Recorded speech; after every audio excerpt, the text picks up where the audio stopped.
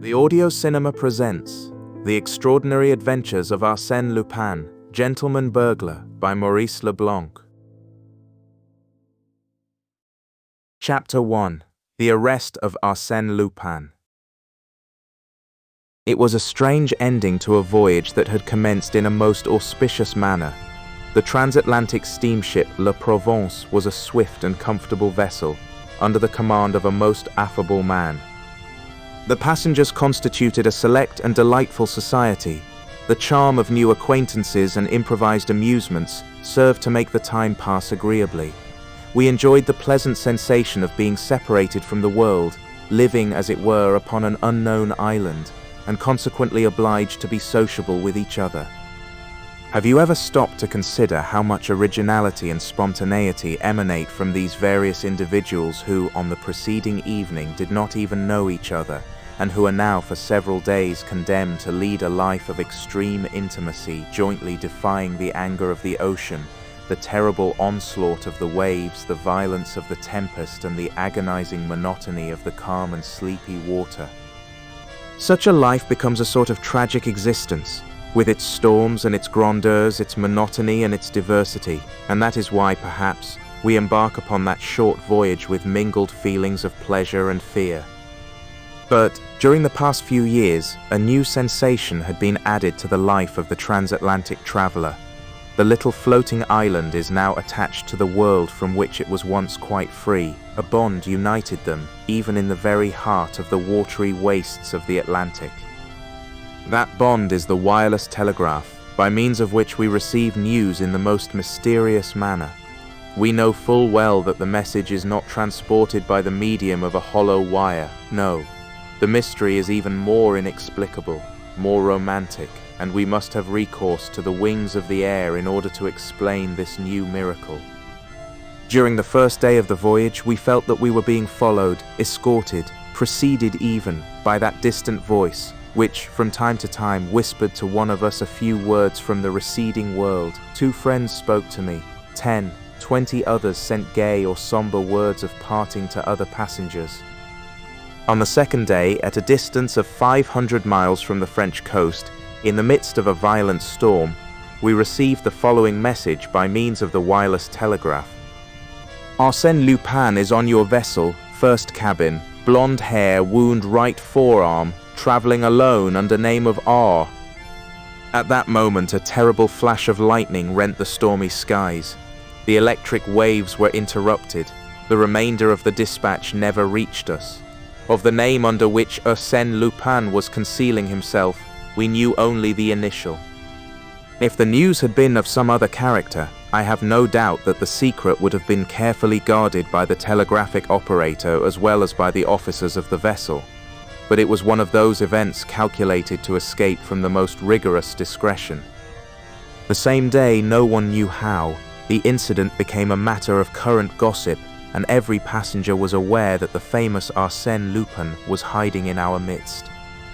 Arsène Lupin in our midst, the irresponsible burglar whose exploits had been narrated in all the newspapers during the past few months. The mysterious individual with whom Ganimard, our shrewdest detective, had been engaged in an implacable conflict amidst interesting and picturesque surroundings.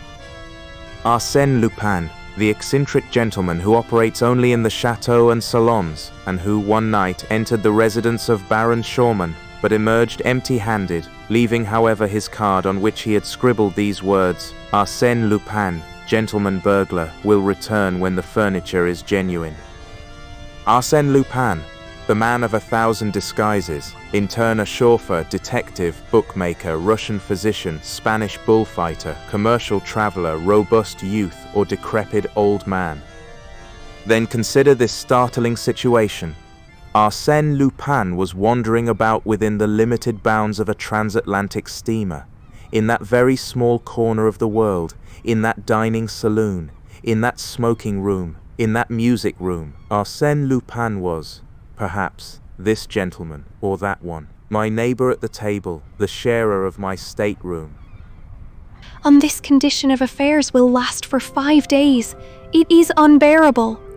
I hope you will be arrested.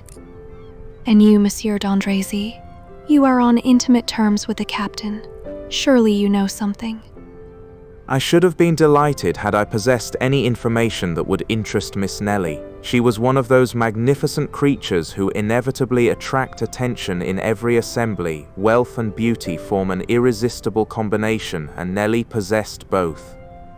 Educated in Paris under the care of a French mother, she was now going to visit her father, the millionaire underdown of Chicago. She was accompanied by one of her friends, Lady Gerland.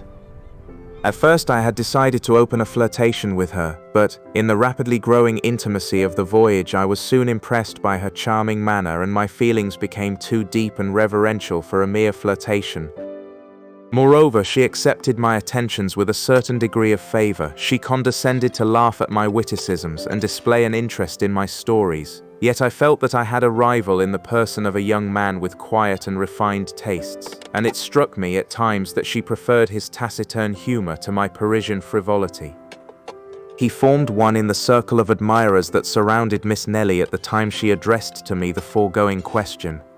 We were all comfortably seated in our deck chairs. The storm of the preceding evening had cleared the sky. The weather was now delightful. "I have no definite knowledge, mademoiselle, but cannot we ourselves investigate the mystery quite as well as the detective Ganimard, the personal enemy of Arsène Lupin?" You are progressing very fast, monsieur. "Not at all, mademoiselle. In the first place, let me ask, do you find the problem a complicated one?" Far complicated. "Have you forgotten the key we hold for the solution to the problem?" What key? In the first place, Lupin calls himself Monsieur R. Rather vague information. Secondly, he is traveling alone. Does that help you? Thirdly, he is blonde. Well? Then we have only to peruse the passenger list and proceed by process of elimination. I had that list in my pocket. I took it out and glanced through it. Then I remarked, "I find that there are only 13 men on the passenger list whose names begin with the letter R." Only 13? Yes, in the first cabin. And of those 13, I find that 9 of them are accompanied by women, children, or servants. That leaves only 4 who are traveling alone. First, the Marquis de Raverdan. Secretary to the American ambassador. I know him. Major Rawson. He is my uncle. Mon, Revolter. Here.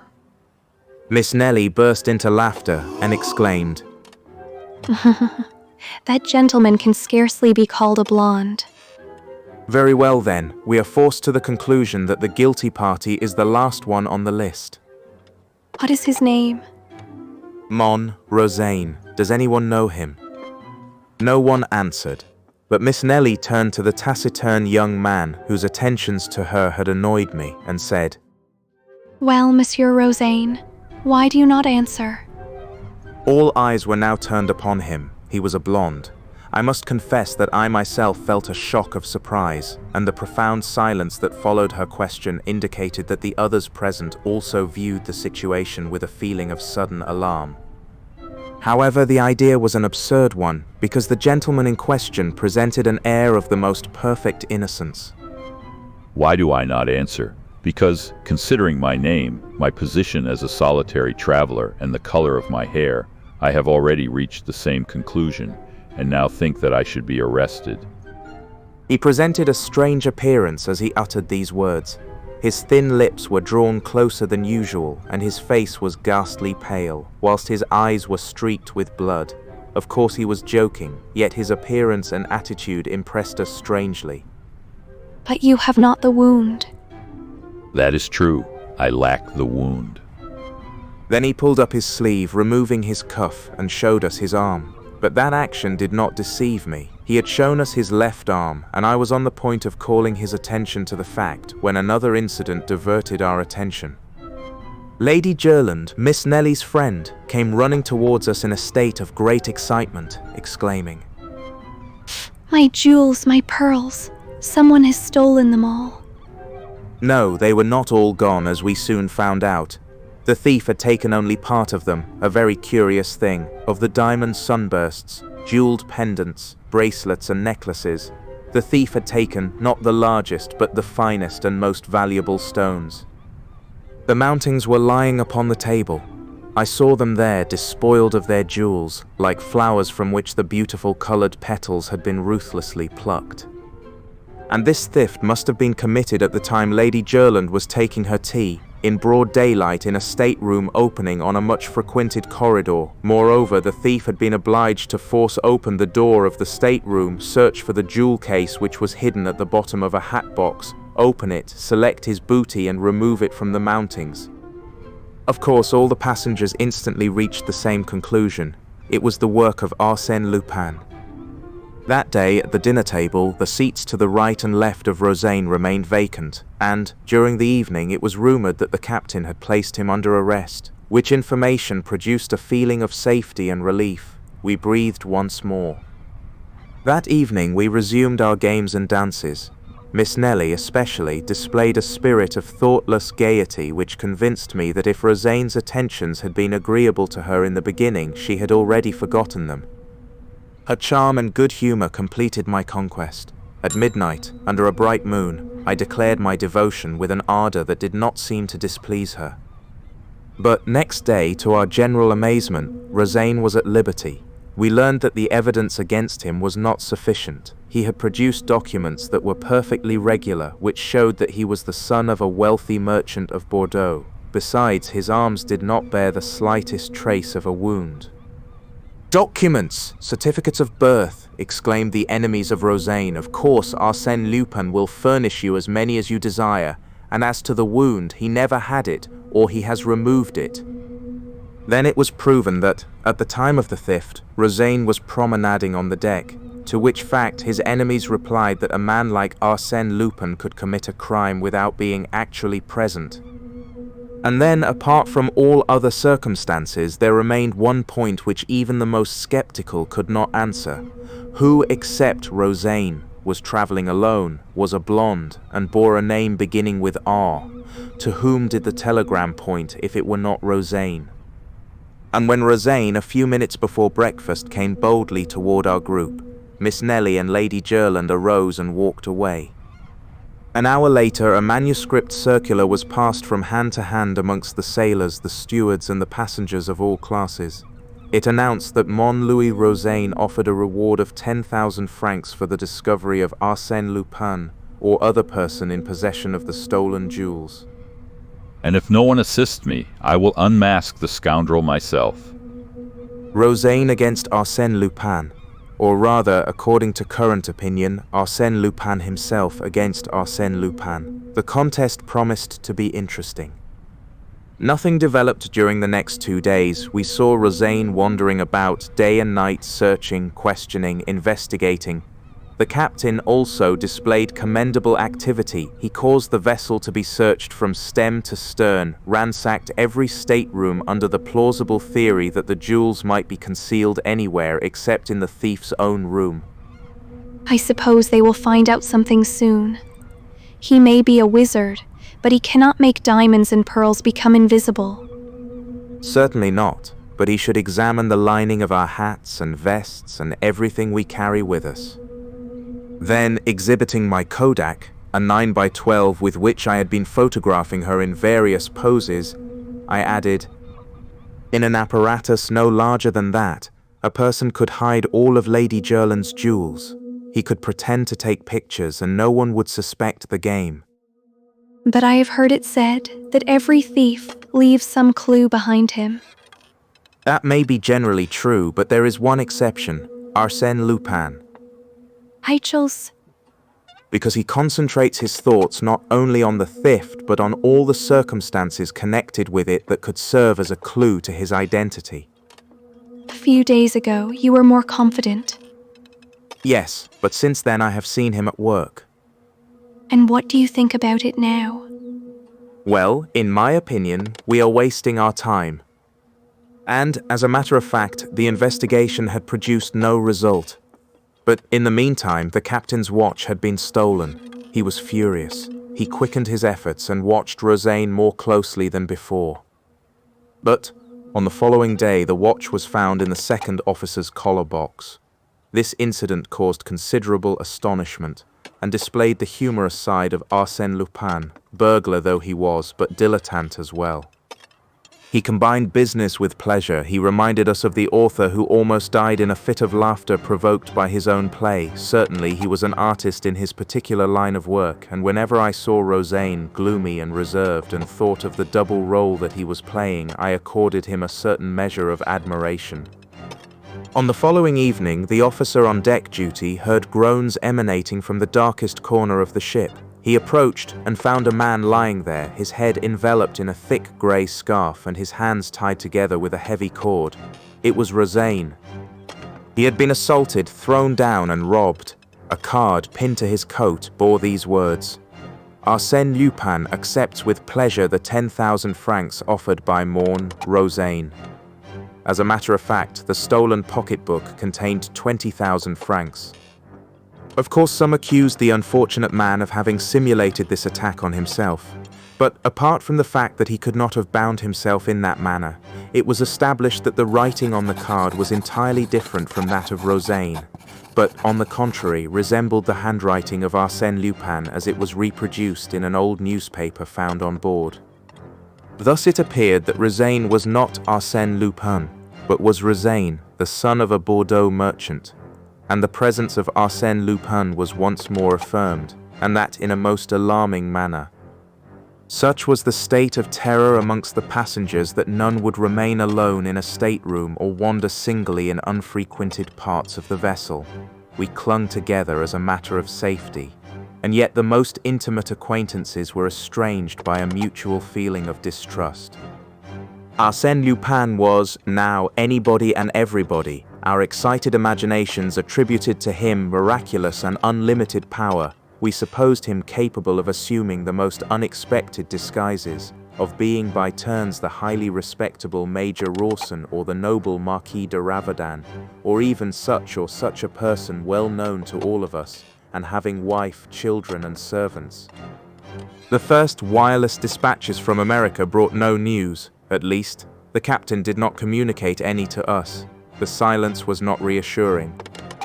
Our last day on the steamer seemed interminable. We lived in constant fear of some disaster. This time it would not be a simple theft or a comparatively harmless assault. It would be a crime, a murder. No one imagined that Arsène Lupin would confine himself to those two trifling offenses. Absolute master of the ship, the authorities powerless. He could do whatever he pleased. Our property and lives were at his mercy.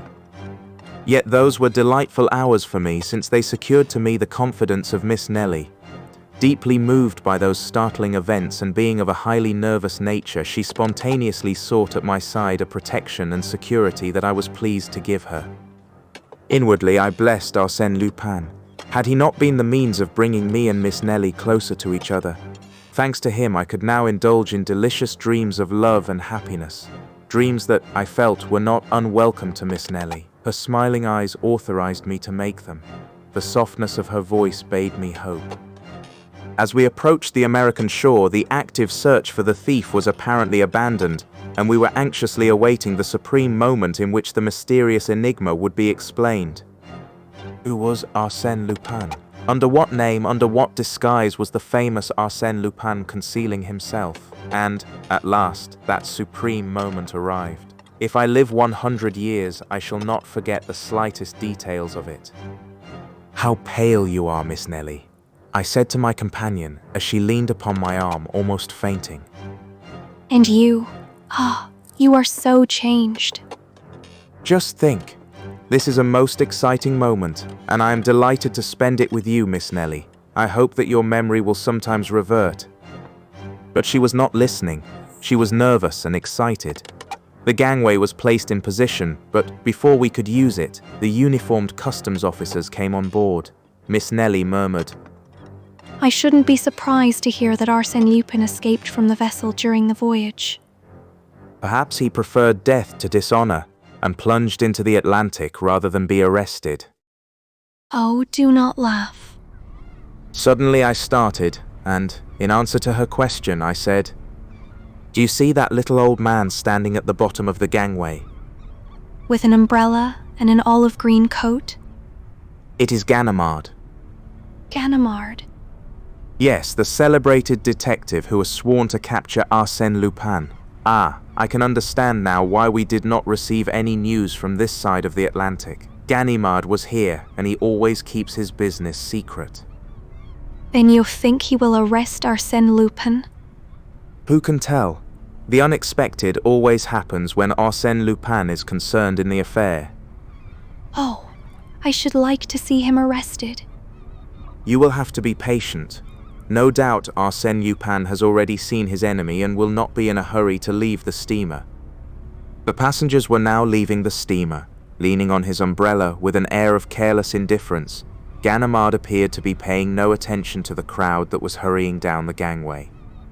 The Marquis de Raverdan, Major Rawson, the Italian revolter, and many others had already left the vessel before Rosaine appeared.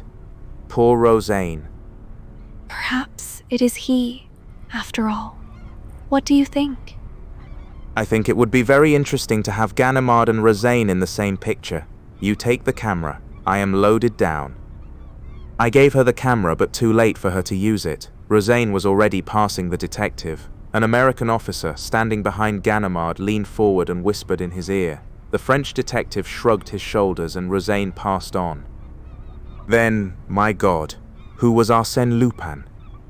Yes, who can it be?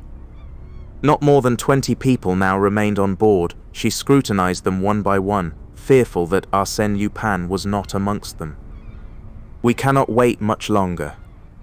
She started toward the gangway. I followed, but we had not taken 10 steps when Ganimard barred our passage. Well, what is it? One moment, monsieur. What's your hurry? I am escorting Mademoiselle. One moment. Arsène Lupin, is it not? I laughed and replied, no, simply Bernard d'Andrézy. Bernard d'Andrézy died in Macedonia 3 years ago. If Bernard d'Andrézy were dead, I should not be here. But you are mistaken. Here are my papers. They are his, and I can tell you exactly how they came into your possession. You are a fool. Arsène Lupin sailed under the name of Yes, another of your tricks. A false scent that deceived them at Havre. You play a good game, my boy, but this time luck is against you. I hesitated a moment. Then he hit me a sharp blow on the right arm, which caused me to utter a cry of pain. He had struck the wound, yet unhealed, referred to in the telegram.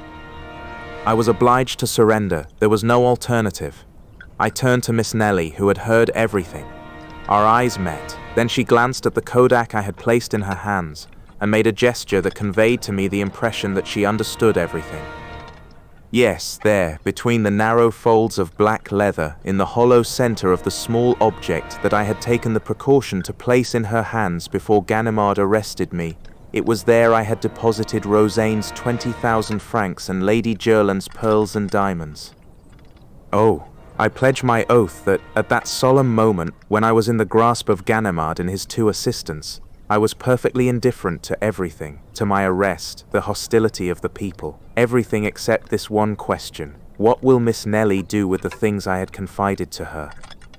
In the absence of that material and conclusive proof, I had nothing to fear. But would Miss Nellie decide to furnish that proof? Would she betray me? Would she act the part of an enemy who cannot forgive, or that of a woman whose scorn is softened by feelings of indulgence and involuntary sympathy? She passed in front of me. I said nothing, but bowed very low. Mingled with the other passengers, she advanced to the gangway with my kodak in her hand. It occurred to me that she would not dare to expose me publicly, but she might do so when she reached a more private place. However, when she had passed only a few feet down the gangway, with a movement of simulated awkwardness, she let the camera fall into the water between the vessel and the pier. Then she walked down the gangway and was quickly lost to sight in the crowd. She had passed out of my life forever. For a moment I stood motionless. Then, to Ganimard's great astonishment, I muttered, What a pity that I am not an honest man. Such was the story of his arrest as narrated to me by Arsène Lupin himself. The various incidents, which I shall record in writing at a later day, have established between us certain ties, shall I say, of friendship. Yes, I venture to believe that Arsène Lupin honors me with his friendship, and that it is through friendship that he occasionally calls on me and brings into the silence of my library his youthful exuberance of spirits, the contagion of his enthusiasm, and the mirth of a man for whom destiny has naught but favors and smiles. His portrait? How can I describe him? I have seen him 20 times, and each time he was a different person. Even he himself said to me on one occasion, I no longer know who I am. I cannot recognize myself in the mirror. Certainly he was a great actor and possessed a marvelous faculty for disguising himself. Without the slightest effort, he could adopt the voice, gestures, and mannerisms of another person. Why should I retain a definite form and feature? Why not avoid the danger of a personality that is ever the same? My actions will serve to identify me. Then he added, with a touch of pride, So much the better, if no one can ever say with absolute certainty, there is Arsène Lupin. The essential point is that the public may be able to refer to my work and say, without fear of mistake, Arsène Lupin did that.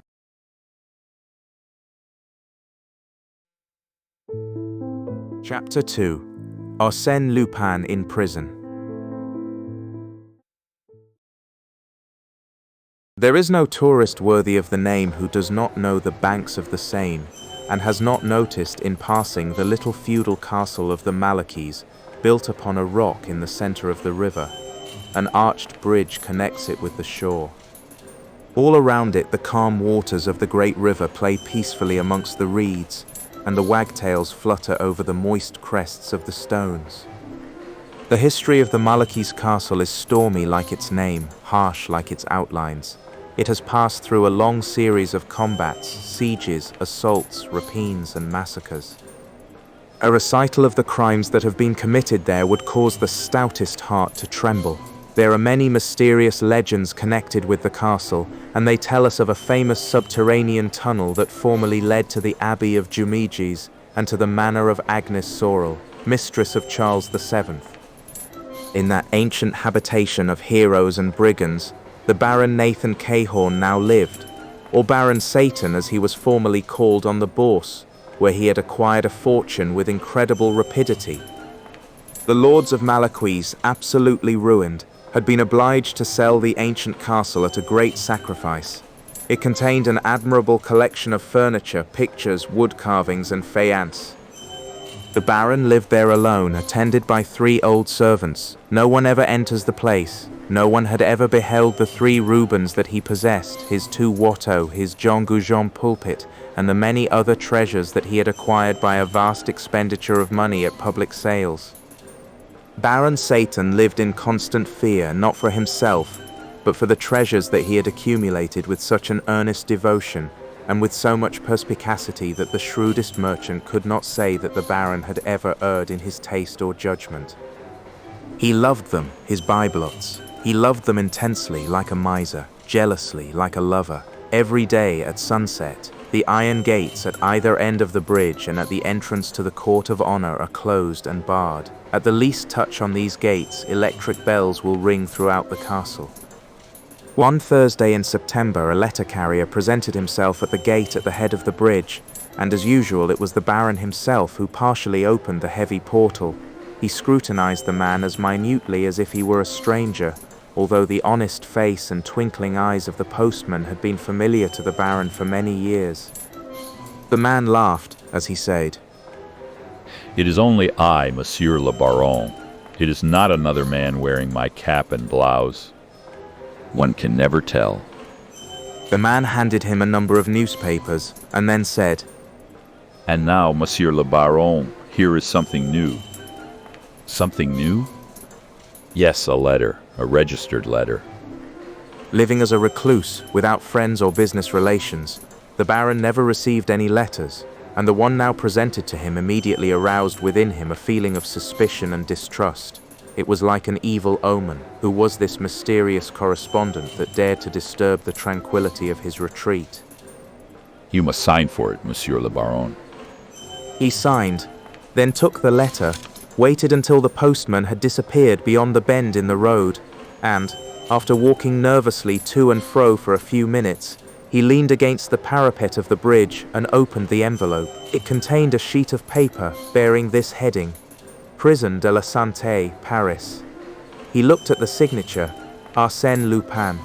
Then he read, Monsieur le Baron, there is, in the gallery in your castle, a picture of Philippe de Champagne, of exquisite finish, which pleases me beyond measure. Your Rubens are also to my taste, as well as your smallest Watteau. In the salon to the right, I have noticed the Louis XIII cadence table, the tapestries of Beauvais, the Empire Guéridon Saint-Jacob, and the Renaissance chest. In the salon to the left, all the cabinet full of jewels and miniatures. For the present, I will content myself with those articles that can be conveniently removed. I will therefore ask you to pack them carefully and ship them to me, charges prepaid, to the station at Batignolles, within 8 days, otherwise I shall be obliged to remove them myself during the night of 27 September. But, under those circumstances, I shall not content myself with the articles above mentioned. Accept my apologies for any inconvenience I may cause you, and believe me to be your humble servant, Arsène Lupin. P.S. Please do not send the largest Watteau. Although you paid 30,000 francs for it, it is only a copy, the original having been burned, under the Directoire by Barras, during a night of debauchery. Consult the memoirs of Garat. I do not care for the Louis XIII chatelaine, as I doubt its authenticity. That letter completely upset the Baron. Had it borne any other signature, he would have been greatly alarmed, but signed by Arsène Lupin. As an habitual reader of the newspapers, he was versed in the history of recent crimes, and was therefore well acquainted with the exploits of the mysterious burglar. Of course, he knew that Lupin had been arrested in America by his enemy Ganimard and was at present incarcerated in the Prison de la Santé. But he knew also that any miracle might be expected from Arsène Lupin. Moreover, that exact knowledge of the castle, the location of the pictures and furniture, gave the affair an alarming aspect. How could he have acquired that information concerning things that no one had ever seen? The Baron raised his eyes and contemplated the stern outlines of the castle, its steep rocky pedestal, the depth of the surrounding water, and shrugged his shoulders. Certainly there was no danger. No one in the world could force an entrance to the sanctuary that contained his priceless treasures. No one, perhaps, but Arsène Lupin. For him, gates, walls, and drawbridges did not exist. What use were the most formidable obstacles or the most careful precautions if Arsène Lupin had decided to effect an entrance? That evening, he wrote to the Procurer of the Republic at Rouen. He enclosed the threatening letter and solicited aid and protection. The reply came at once to the effect that Arsène Lupin was in custody in the Prison de la Santé under close surveillance, with no opportunity to write such a letter, which was, no doubt, the work of some impostor. But, as an act of precaution, the procurer had submitted the letter to an expert in handwriting, who declared that, in spite of certain resemblances, the writing was not that of the prisoner. But the words "in spite of certain resemblances" caught the attention of the Baron. In them he read the possibility of a doubt which appeared to him quite sufficient to warrant the intervention of the law. His fears increased. He read Lupin's letter over and over again. I shall be obliged to remove them myself. And then there was the fixed date, the night of 27 September. To confide in his servants was a proceeding repugnant to his nature, but now, for the first time in many years, he experienced the necessity of seeking counsel with someone. Abandoned by the legal official of his own district, and feeling unable to defend himself with his own resources, he was on the point of going to Paris to engage the services of a detective. 2 days passed. On the third day, he was filled with hope and joy as he read the following item in the Revue de Caudebec, a newspaper published in a neighboring town. We have the pleasure of entertaining in our city, at the present time, the veteran detective Monsieur Ganimard, who acquired a worldwide reputation by his clever capture of Arsène Lupin. He has come here for rest and recreation, and, being an enthusiastic fisherman, he threatens to capture all the fish in our river. Ganimard. Ah, here is the assistance desired by Baron Cahorn.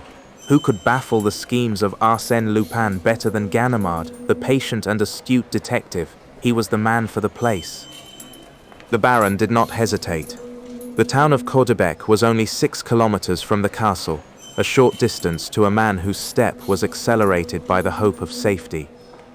After several fruitless attempts to ascertain the detective's address, the Baron visited the office of the Reveil, situated on the quay. There he found the writer of the article who, approaching the window, exclaimed, Ganimard.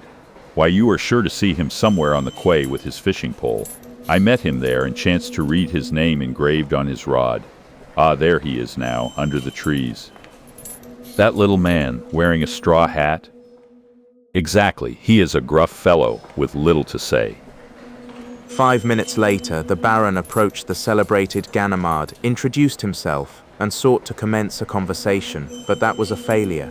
Then he broached the real object of his interview and briefly stated his case. The other listened, motionless, with his attention riveted on his fishing rod. When the Baron had finished his story, the fisherman turned, with an air of profound pity, and said, Monsieur, it is not customary for thieves to warn people they are about to rob.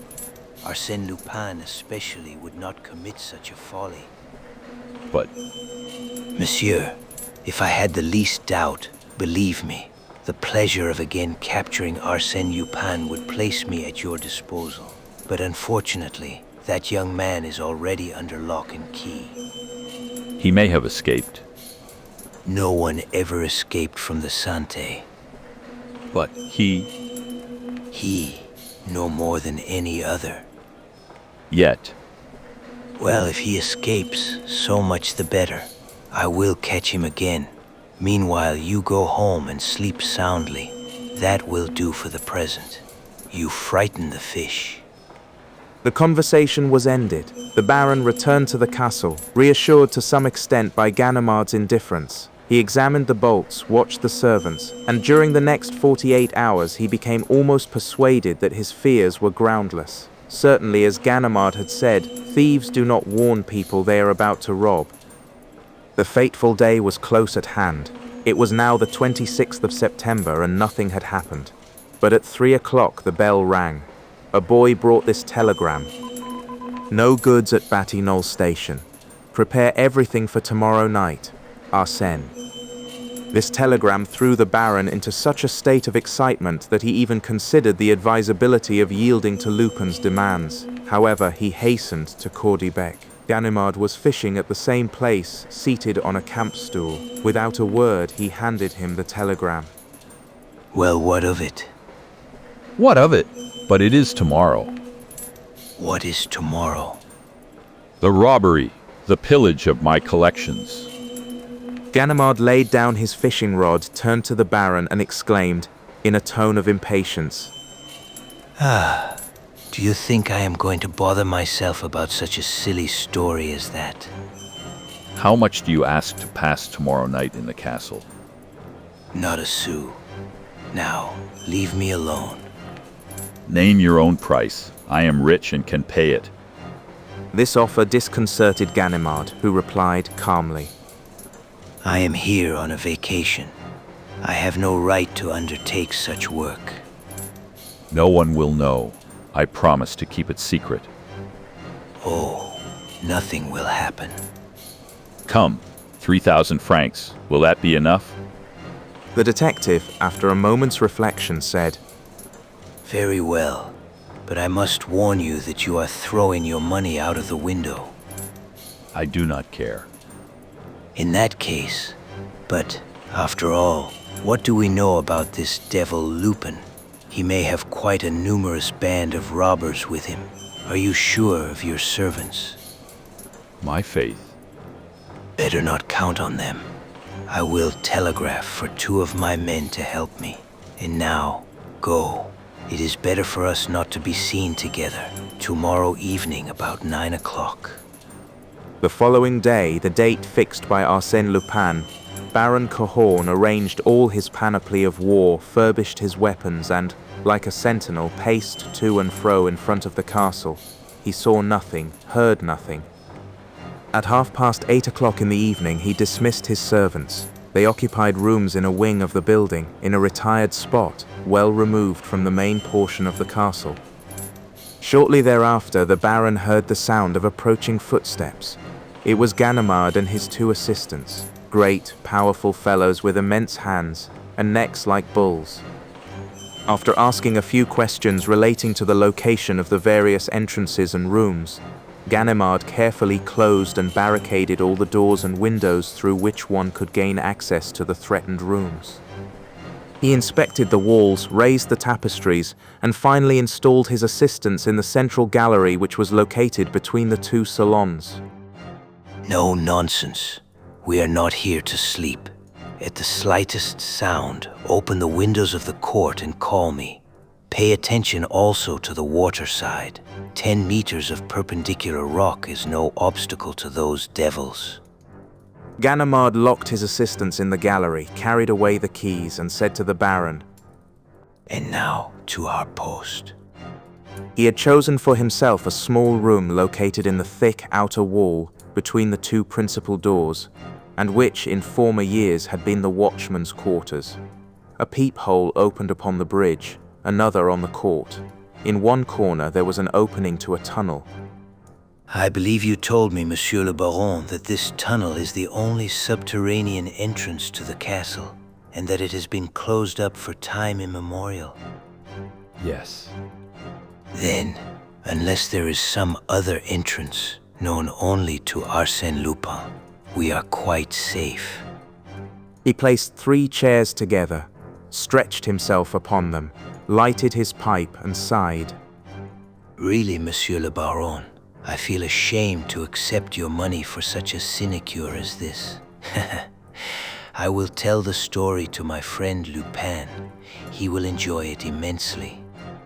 The Baron did not laugh. He was anxiously listening, but heard nothing save the beating of his own heart. From time to time, he leaned over the tunnel and cast a fearful eye into its depths. He heard the clock strike 11, 12, 1. Suddenly, he seized Ganimard's arm. The latter leaped up, awakened from his sleep. Do you hear? Yes, What is it? I was snoring, I suppose.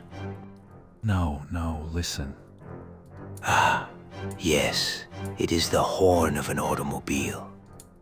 Well? Well, it is very improbable that Lupin would use an automobile like a battering ram to demolish your castle. Come, Monsieur le Baron, return to your post. I am going to sleep. Good night. That was the only alarm. Ganimard resumed his interrupted slumbers, and the Baron heard nothing except the regular snoring of his companion. At break of day they left the room. The castle was enveloped in a profound calm. It was a peaceful dawn on the bosom of a tranquil river. They mounted the stairs, Cahorn radiant with joy, Ganimard calm as usual. They heard no sound, they saw nothing to arouse suspicion. What did I tell you, Monsieur le Baron? Really, I should not have accepted your offer. I am ashamed. He unlocked the door and entered the gallery. Upon 2 chairs with drooping heads and pendant arms, the detective's 2 assistants were asleep. Tonnerre de nom d'un chien. At the same moment, the Baron cried out. The pictures! The credence! He stammered, choked, with arms outstretched toward the empty places, toward the denuded walls where naught remained but the useless nails and cords. The Watteau disappeared, the Rubens carried away, the tapestries taken down, the cabinets despoiled of their jewels. And my Louis XVI candelabra, and the Regent chandelier, and my 12th century Virgin. He ran from one spot to another in wildest despair. He recalled the purchase price of each article, added up the figures, counted his losses pell-mell in confused words and unfinished phrases. He stamped with rage, he groaned with grief. he acted like a ruined man whose only hope is suicide. If anything could have consoled him, it would have been the stupefaction displayed by Ganimard. The famous detective did not move. He appeared to be petrified. He examined the room in a listless manner. The windows? Closed. The locks on the doors? Intact. Not a break in the ceiling, not a hole in the floor. Everything was in perfect order. The theft had been carried out methodically, according to a logical and inexorable plan. Arsène Lupin. Arsène Lupin. Suddenly, as if moved by anger, he rushed upon his two assistants and shook them violently. They did not awaken. The devil. Can it be possible? He leaned over them and, in turn, examined them closely. They were asleep, but their response was unnatural. They have been drugged. By whom? By him, of course, or his men under his discretion. That work bears his stamp. In that case, I am lost. Nothing can be done. Nothing. It is dreadful. It is monstrous. Lodge a complaint. What good will that do? Oh, it is well to try it. The law has some resources. The law! Bah! It is useless. You represent the law, and at this moment, when you should be looking for a clue and trying to discover something, you do not even stir. Discover something with Arsène Lupin. Why, my dear monsieur, Arsène Lupin never leaves any clue behind him. He leaves nothing to chance. Sometimes I think he put himself in my way and simply allowed me to arrest him in America. Then I must renounce my pictures. He has taken the gems of my collection. I would give a fortune to recover them. If there is no other way, let him name his own price. Ganimard regarded the Baron attentively as he said, Now, that is sensible. Will you stick to it? Yes, yes. But why? An idea that I have. What is it? We will discuss it later, if the official examination does not succeed. But not one word about me if you wish my assistance. he added between his teeth. It is true I have nothing to boast of in this affair. The assistants were gradually regaining consciousness with the bewildered air of people who come out of an hypnotic sleep. They opened their eyes and looked about them in astonishment. Ganimard questioned them. They remembered nothing. But you must have seen someone. No. Can't you remember? No. Did you drink anything? They considered a moment, and then one of them replied, Yes, I drank a little water. Out of that carafe. Yes. So did I.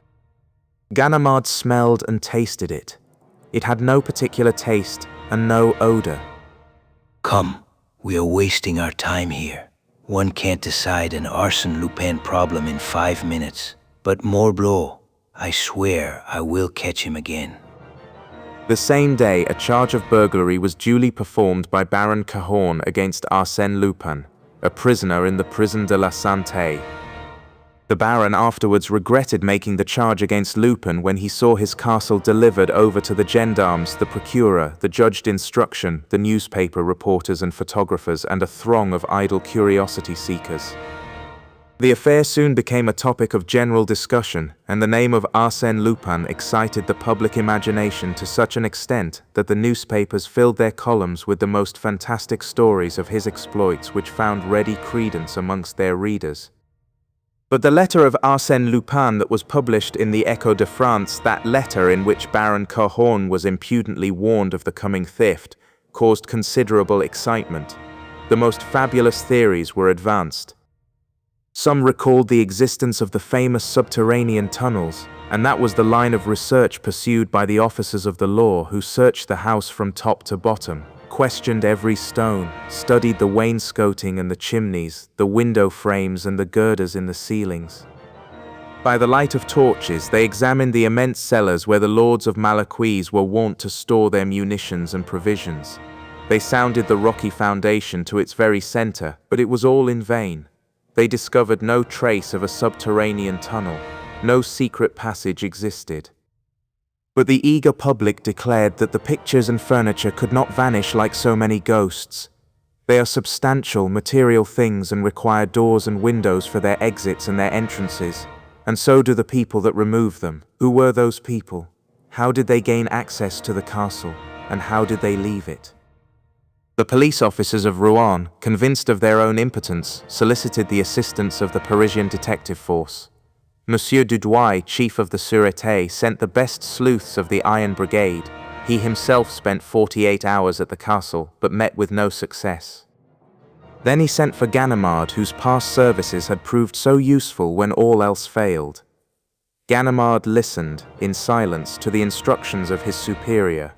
Then, shaking his head, he said, "In my opinion, it is useless to ransack the castle. The solution of the problem lies elsewhere. Where then? With Arsène Lupin." With Arsène Lupin. To support that theory, we must admit his intervention. I do admit it. In fact, I consider it quite certain. Come, Ganimard, that is absurd. Arsène Lupin is in prison.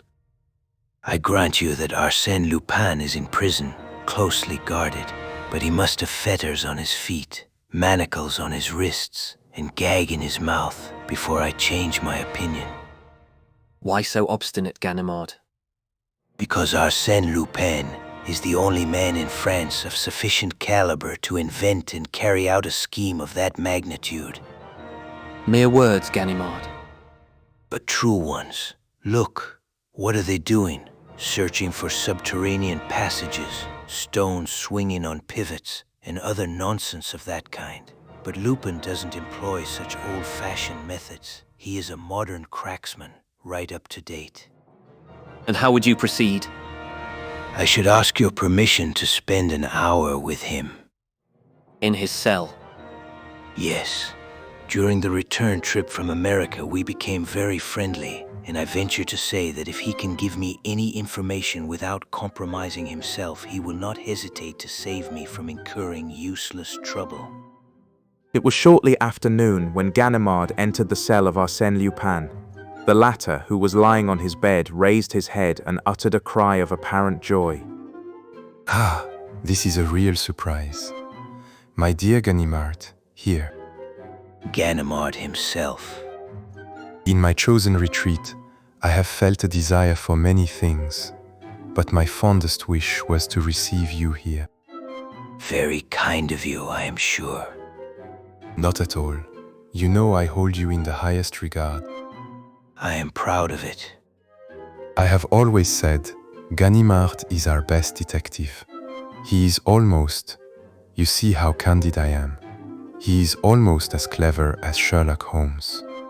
But I am sorry that I cannot offer you anything better than this hard stool and no refreshments, not even a glass of beer. Of course you will excuse me, as I am here only temporarily. Ganimard smiled and accepted the proffered seat. Then the prisoner continued. Mon Dieu, how pleased I am to see the face of an honest man.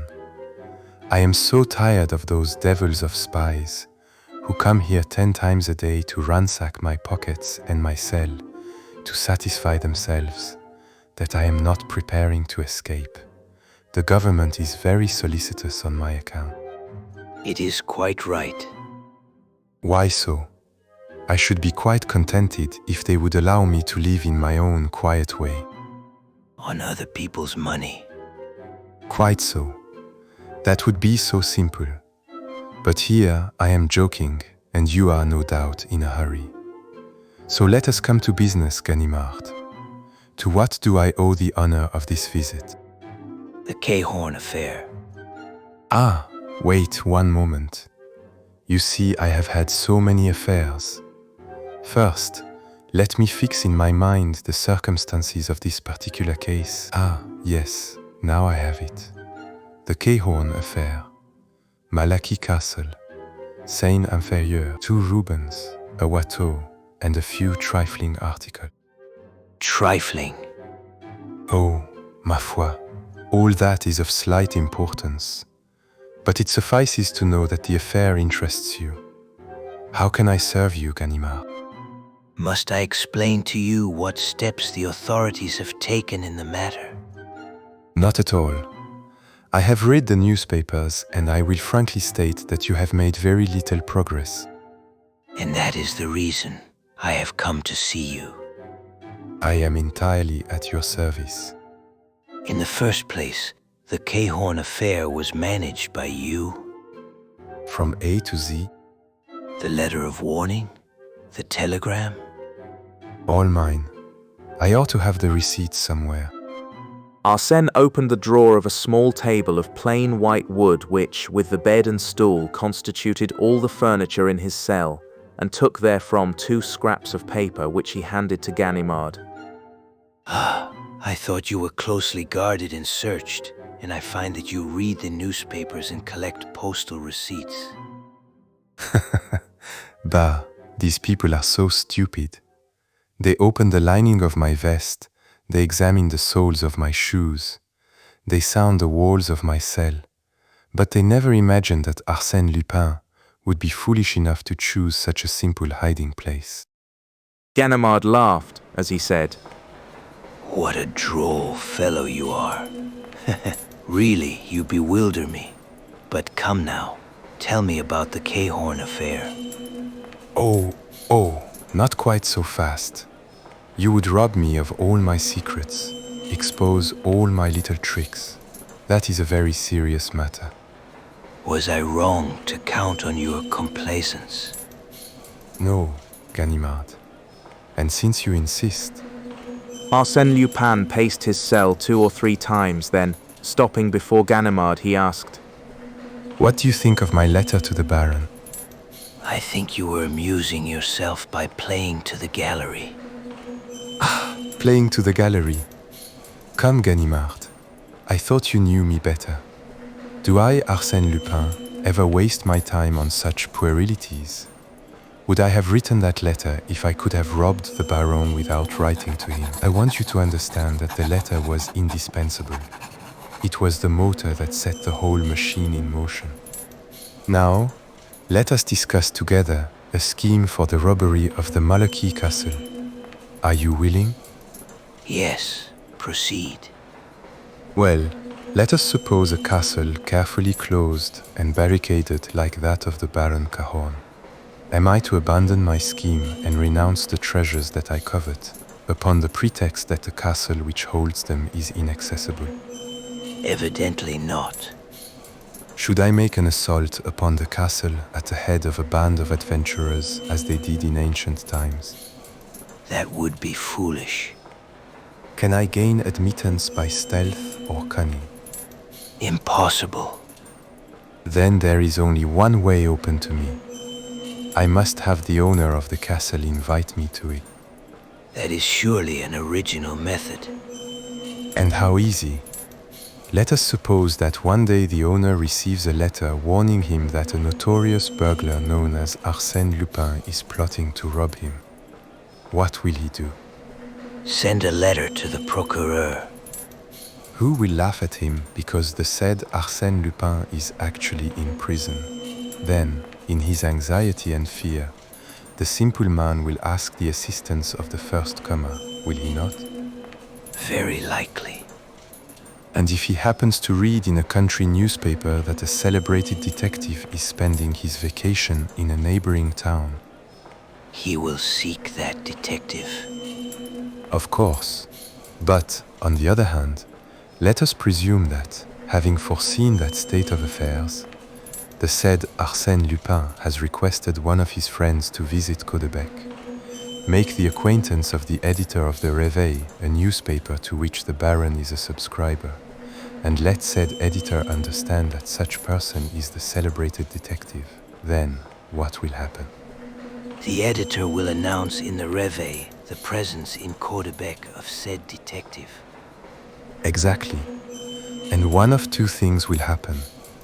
Either the fish, Cajon, will not bite, and nothing will happen. Or, what is more likely, he will run and greedily swallow the bait. Thus, behold my Baron Cajon, imploring the assistance of one of my friends against me. Original, indeed. Of course, the pseudo-detective at first refuses to give any assistance. On top of that comes the telegram from Arsène Lupin. The frightened Baron rushes once more to my friend and offers him a definite sum of money for his services. My friend accepts and summons 2 members of our band, who during the night, whilst Cahorn is under the watchful eye of his protector, removes certain articles by way of the window and lowers them with ropes into a nice little launch chartered for the occasion. Simple, isn't it? Marvelous. Marvelous. The boldness of the scheme and the ingenuity of all its details are beyond criticism. But who is the detective whose name and fame served as a magnet to attract the Baron and draw him into your net? There is only one name could do it. Only one. And that is? Arsène Lupin's personal enemy, the most illustrious Ganimard. I?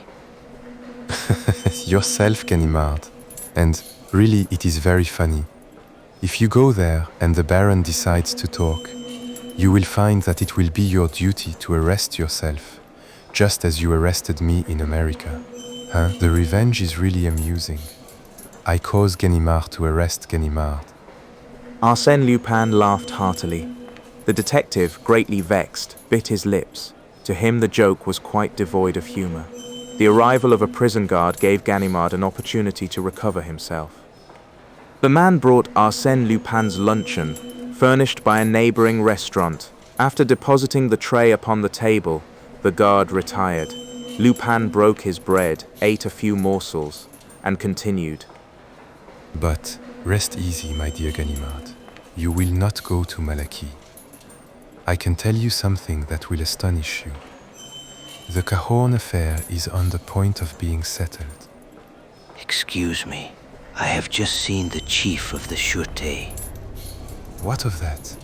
Does Monsieur Dudouis know my business better than I do myself?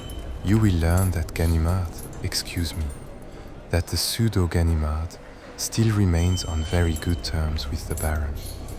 The latter has authorized him to negotiate a very delicate transaction with me, and, at the present moment, in consideration of a certain sum, it is probable that the Baron has recovered possession of his pictures and other treasures, and on their return, he will withdraw his complaint. Thus, there is no longer any theft, and the law must abandon the case. And how do you know all that? I have just received the telegram I was expecting. You have just received a telegram. This very moment, my dear friend. Out of politeness, I did not wish to read it in your presence. But if you will permit me... You are joking, Lupin. My dear friend, if you will be so kind as to break that egg, you will learn for yourself that I am not joking. Mechanically, Ganimard obeyed and cracked the eggshell with the blade of a knife. He uttered a cry of surprise. The shell contained nothing but a small piece of blue paper. At the request of Arsène, he unfolded it. It was a telegram, or rather a portion of a telegram from which the postmarks had been removed. It read as follows. Contract closed. 100,000 balls delivered. All well. 100,000 balls. Yes, 100,000 francs. Very little. But then, you know, these are hard times and I have some heavy bills to meet. If you only knew my budget, living in the city comes very high. Ganimard arose. His ill humour had disappeared. He reflected for a moment, glancing over the whole affair in an effort to discover a weak point. Then, in a tone and manner that betrayed his admiration of the prisoner, he said, Fortunately, we do not have a dozen such as you to deal with. If we did, we would have to close up shop. Arsène Lupin assumed a modest air as he replied, Bah, a person must have some diversion to occupy his leisure hours, especially when he is in prison. What? Your trial, your defense, the examination, isn't that sufficient to occupy your mind? No, because I have decided not to be present at my trial. Oh. Arsène Lupin repeated positively. I shall not be present at my trial. Really? Ah, my dear monsieur, do you suppose I am going to rot upon the wet straw? You insult me. Arsène Lupin remains in prison just as long as it pleases him, and not 1 minute more. Perhaps it would have been more prudent if you had avoided getting there. Ah, Monsieur est? Monsieur must remember that he had the honor to effect my arrest. Know then, my worthy friend, that no one, not even you, could have placed a hand upon me if a much more important event had not occupied my attention at that critical moment. You astonish me. A woman was looking at me, Ganimard, and I loved her. Do you fully understand what that means, to be under the eyes of a woman that one loves? I cared for nothing in the world but that, and that is why I am here. Permit me to say, you have been here a long time. In the first place, I wished to forget. Do not laugh. It was a delightful adventure, and it is still a tender memory. Besides, I have been suffering from neurasthenia. Life is so feverish these days that it is necessary to take the rest cure occasionally, and I find this spot a sovereign remedy for my tired nerve. Arsène Lupin, you are not a bad fellow after all. Thank you. Ganimard, this is Friday. On Wednesday next, at 4 o'clock in the afternoon, I will smoke my cigar at your house in the Rue Pergolese. Arsène Lupin, I will expect you. They shook hands like two old friends who valued each other at their true worth. Then the detective stepped to the door. Ganimard, What is it? you have forgotten your watch. My watch? Yes, it strayed into my pocket. He returned the watch, excusing himself. Pardon me, a bad habit. Because they have taken mine is no reason why I should take yours.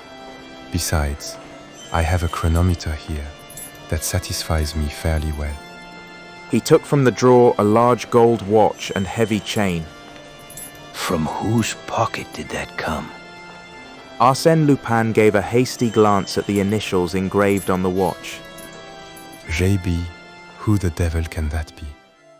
Ah, yes, I remember. Jules Bouvier, the judge who conducted my examination. A charming fellow.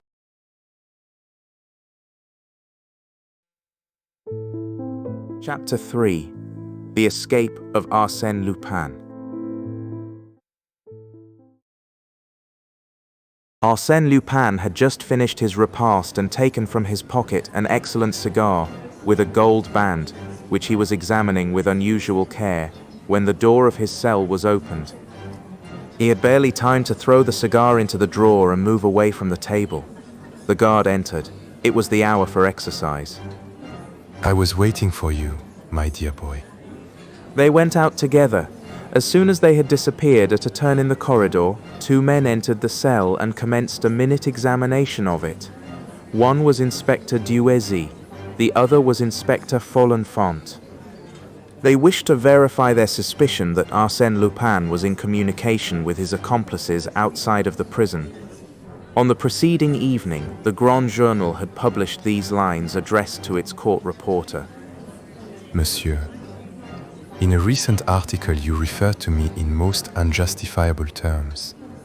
Some days before the opening of my trial, I will call you to account. Arsène Lupin. The handwriting was certainly that of Arsène Lupin. Consequently, he sent letters, and, no doubt, received letters. It was certain that he was preparing for that escape thus arrogantly announced by him. The situation had become intolerable. Acting in conjunction with the examining judge, the chief of the Sûreté, Monsieur Dudouis, had visited the prison and instructed the gaoler in regard to the precautions necessary to ensure Lupin's safety. At the same time, he sent the two men to examine the prisoner's cell. They raised every stone, ransacked the bed, did everything customary in such a case, but they discovered nothing and were about to abandon their investigation when the guard entered hastily and said, The drawer, look in the table drawer. When I entered just now, he was closing it. They opened the drawer and Giusy exclaimed. Ah, we have him this time. Folenfant stopped him. Wait a moment. The chief will want to make an inventory. This is a very choice cigar. Leave it there and notify the chief.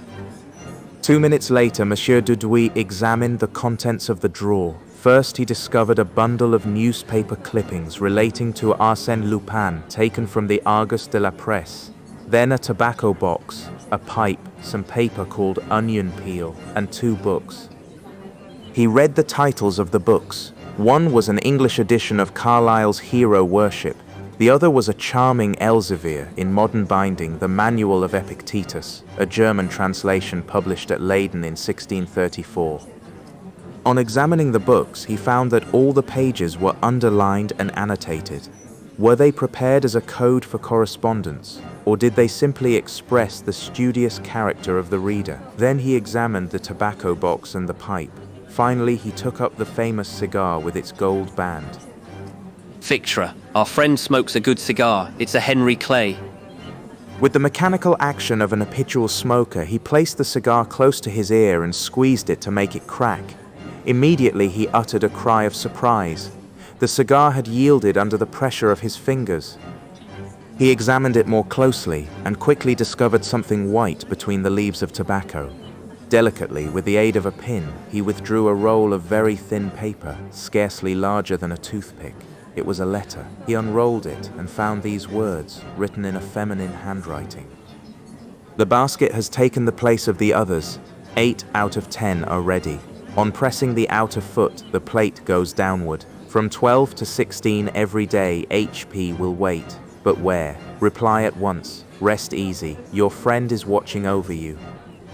Monsieur Dudouis reflected a moment, then said, It is quite clear. The basket, the 8 compartments, from 12 to 16 means from 12 to 4 o'clock. That this HP that will wait.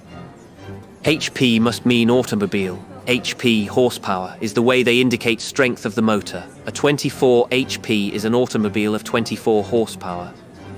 Then he rose and asked, Had the prisoner finished his breakfast? Yes.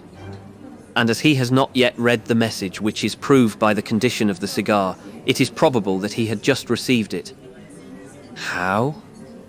In his food, concealed in his bread, or in a potato, perhaps. Impossible. His food was allowed to be brought in simply to trap him, but we have never found anything in it. We will look for Lupin's reply this evening. Detain him outside for a few minutes. I shall take this to the examining judge, and if he agrees with me, we will have the letter photographed at once, and in an hour you can replace the letter in the drawer in a cigar similar to this. The prisoner must have no cause for suspicion. It was not without a certain curiosity that Monsieur Dudouis returned to the prison in the evening, accompanied by Inspector Giusy. 3 empty plates were sitting on the stove in the corner. He has eaten. Yes. Giusy, please cut that macaroni into very small pieces and open that bread roll. Nothing. No, Chief. Monsieur Dudouis examined the plates, the fork, the spoon, and the knife. An ordinary knife with a rounded blade. He turned the handle to the left, then to the right. It yielded and unscrewed. The knife was hollow and served as a hiding place for a sheet of paper. Puh, that is not very clever for a man like Arsène. But we mustn't lose any time. You, Giusy, go and search the restaurant. Then he read the note. I trust to you. HP will follow at a distance every day. I will go ahead. Au revoir, dear friend. At last, I think we have the affair in our own hands. A little strategy on our part, and the escape will be a success insofar as the arrest of his confederates are concerned. But if Arsène Lupin slips through your fingers, we will have a sufficient number of men to prevent that. If, however, he displays too much cleverness, ma foi, so much the worse for him. As to his band of robbers, since the chief refuses to speak, the others must. And, as a matter of fact, Arsène Lupin had very little to say. For several months, Monsieur Jules Bouvier, the examining judge, had exerted himself in vain.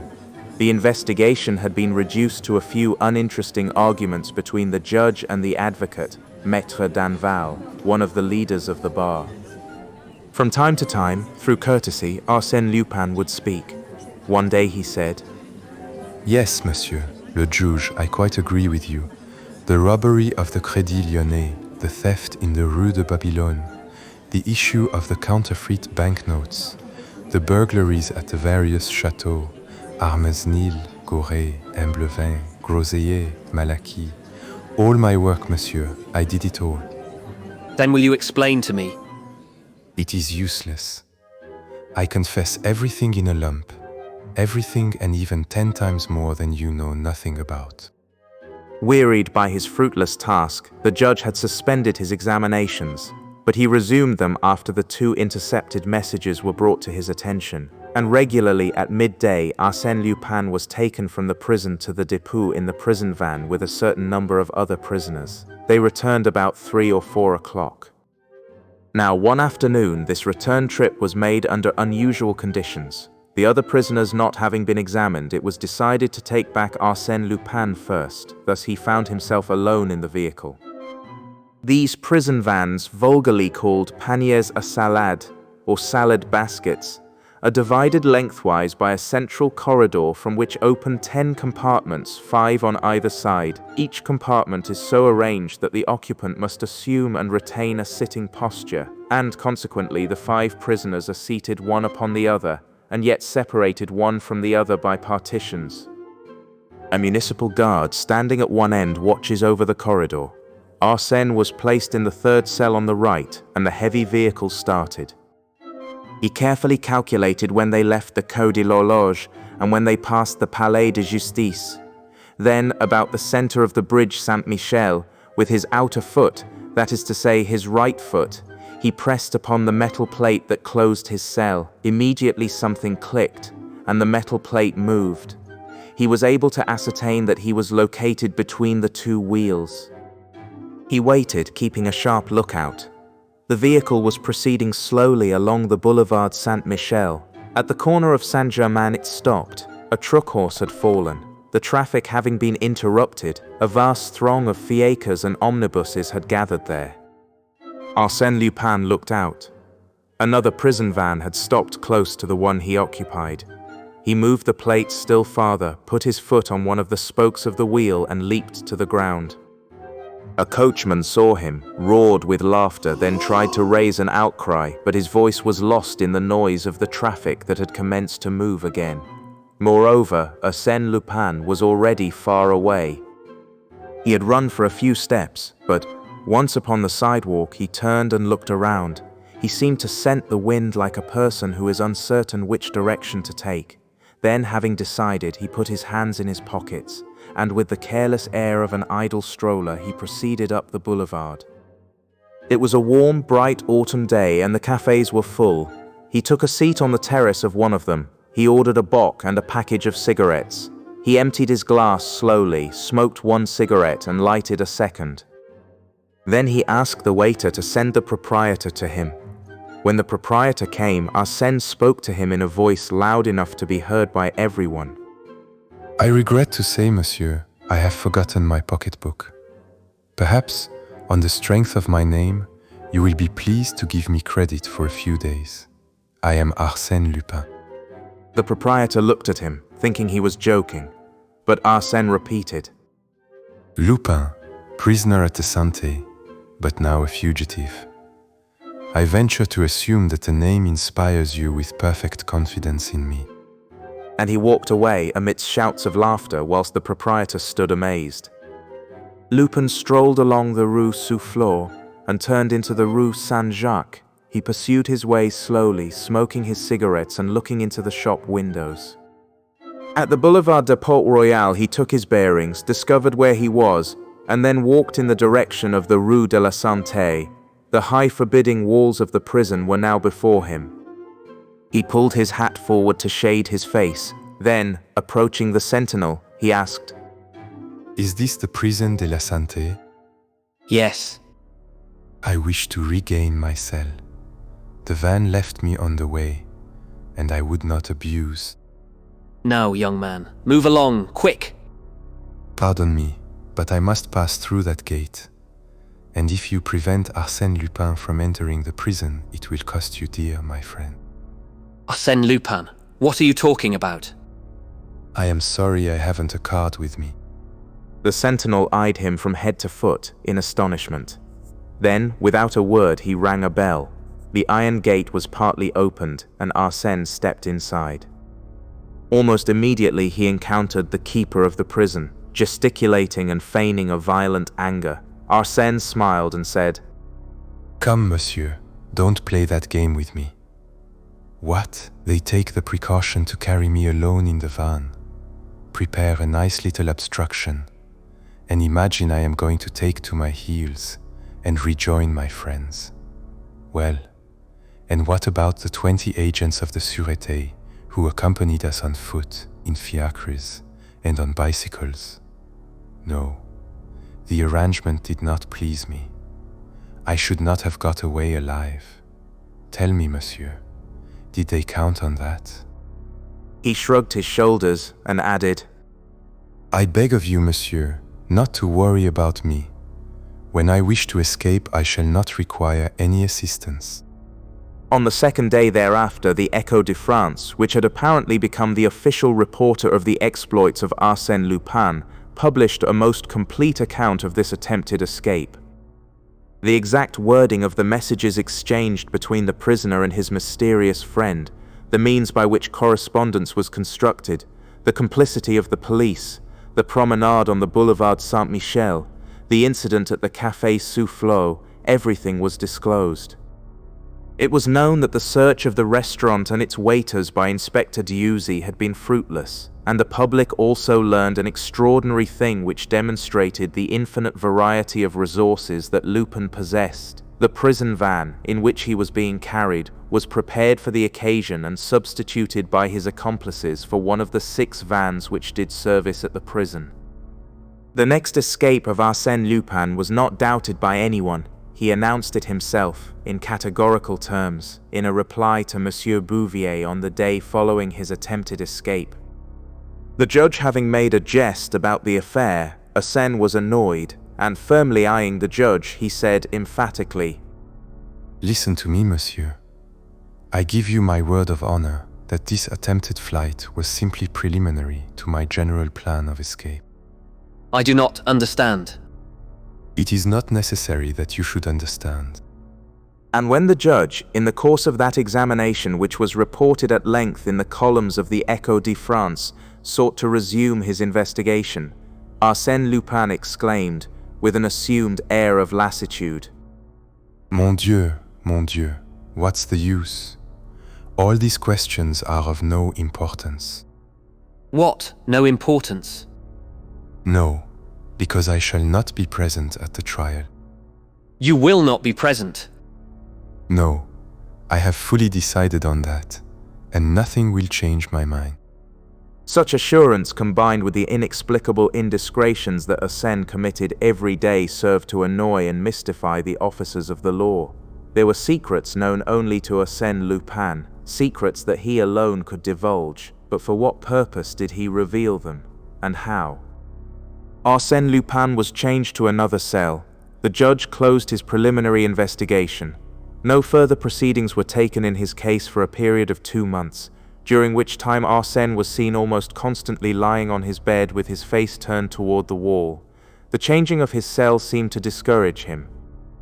He refused to see his advocate. He exchanged only a few necessary words with his keepers. During the fortnight preceding his trial, he resumed his vigorous life. He complained of want of air. Consequently, early every morning he was allowed to exercise in the courtyard, guarded by 2 men. Public curiosity had not died out. Every day it expected to be regaled with news of his escape, and, it is true, he had gained a considerable amount of public sympathy by reason of his verve, his gaiety, his diversity, his inventive genius, and the mystery of his life. Arsène Lupin must escape. It was his inevitable fate. The public expected it, and was surprised that the event had been delayed so long. Every morning the prefect of police asked his secretary, Well, has he escaped yet? No, Monsieur le Préfect. Tomorrow, probably. And, on the day before the trial, a gentleman called at the office of the Grand Journal, asked to see the court reporter, threw his card in the reporter's face, and walked rapidly away. These words were written on the card: "Arsène Lupin always keeps his promises." It was under these conditions that the trial commenced. An enormous crowd gathered at the court. Everybody wished to see the famous Arsène Lupin. They had a gleeful anticipation that the prisoner would play some audacious pranks upon the judge. Advocates and magistrates, reporters and men of the world, actresses and society women were crowded together on the benches provided for the public. It was a dark, somber day with a steady downpour of rain. Only a dim light pervaded the courtroom, and the spectators caught a very indistinct view of the prisoner when the guards brought him in.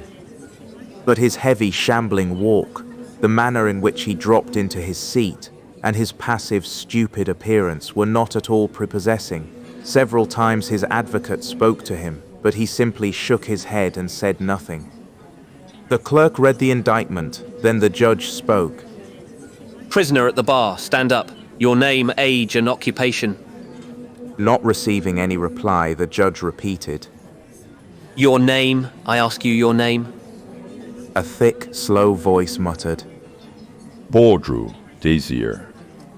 A murmur of surprise pervaded the courtroom, but the judge proceeded. Baudru, Désiré. Ah, a new alias. Well, as you have already assumed a dozen different names, and this one is no doubt as imaginary as the others, we will adhere to the name of Arsène Lupin, by which you are more generally known. The judge referred to his notes and continued.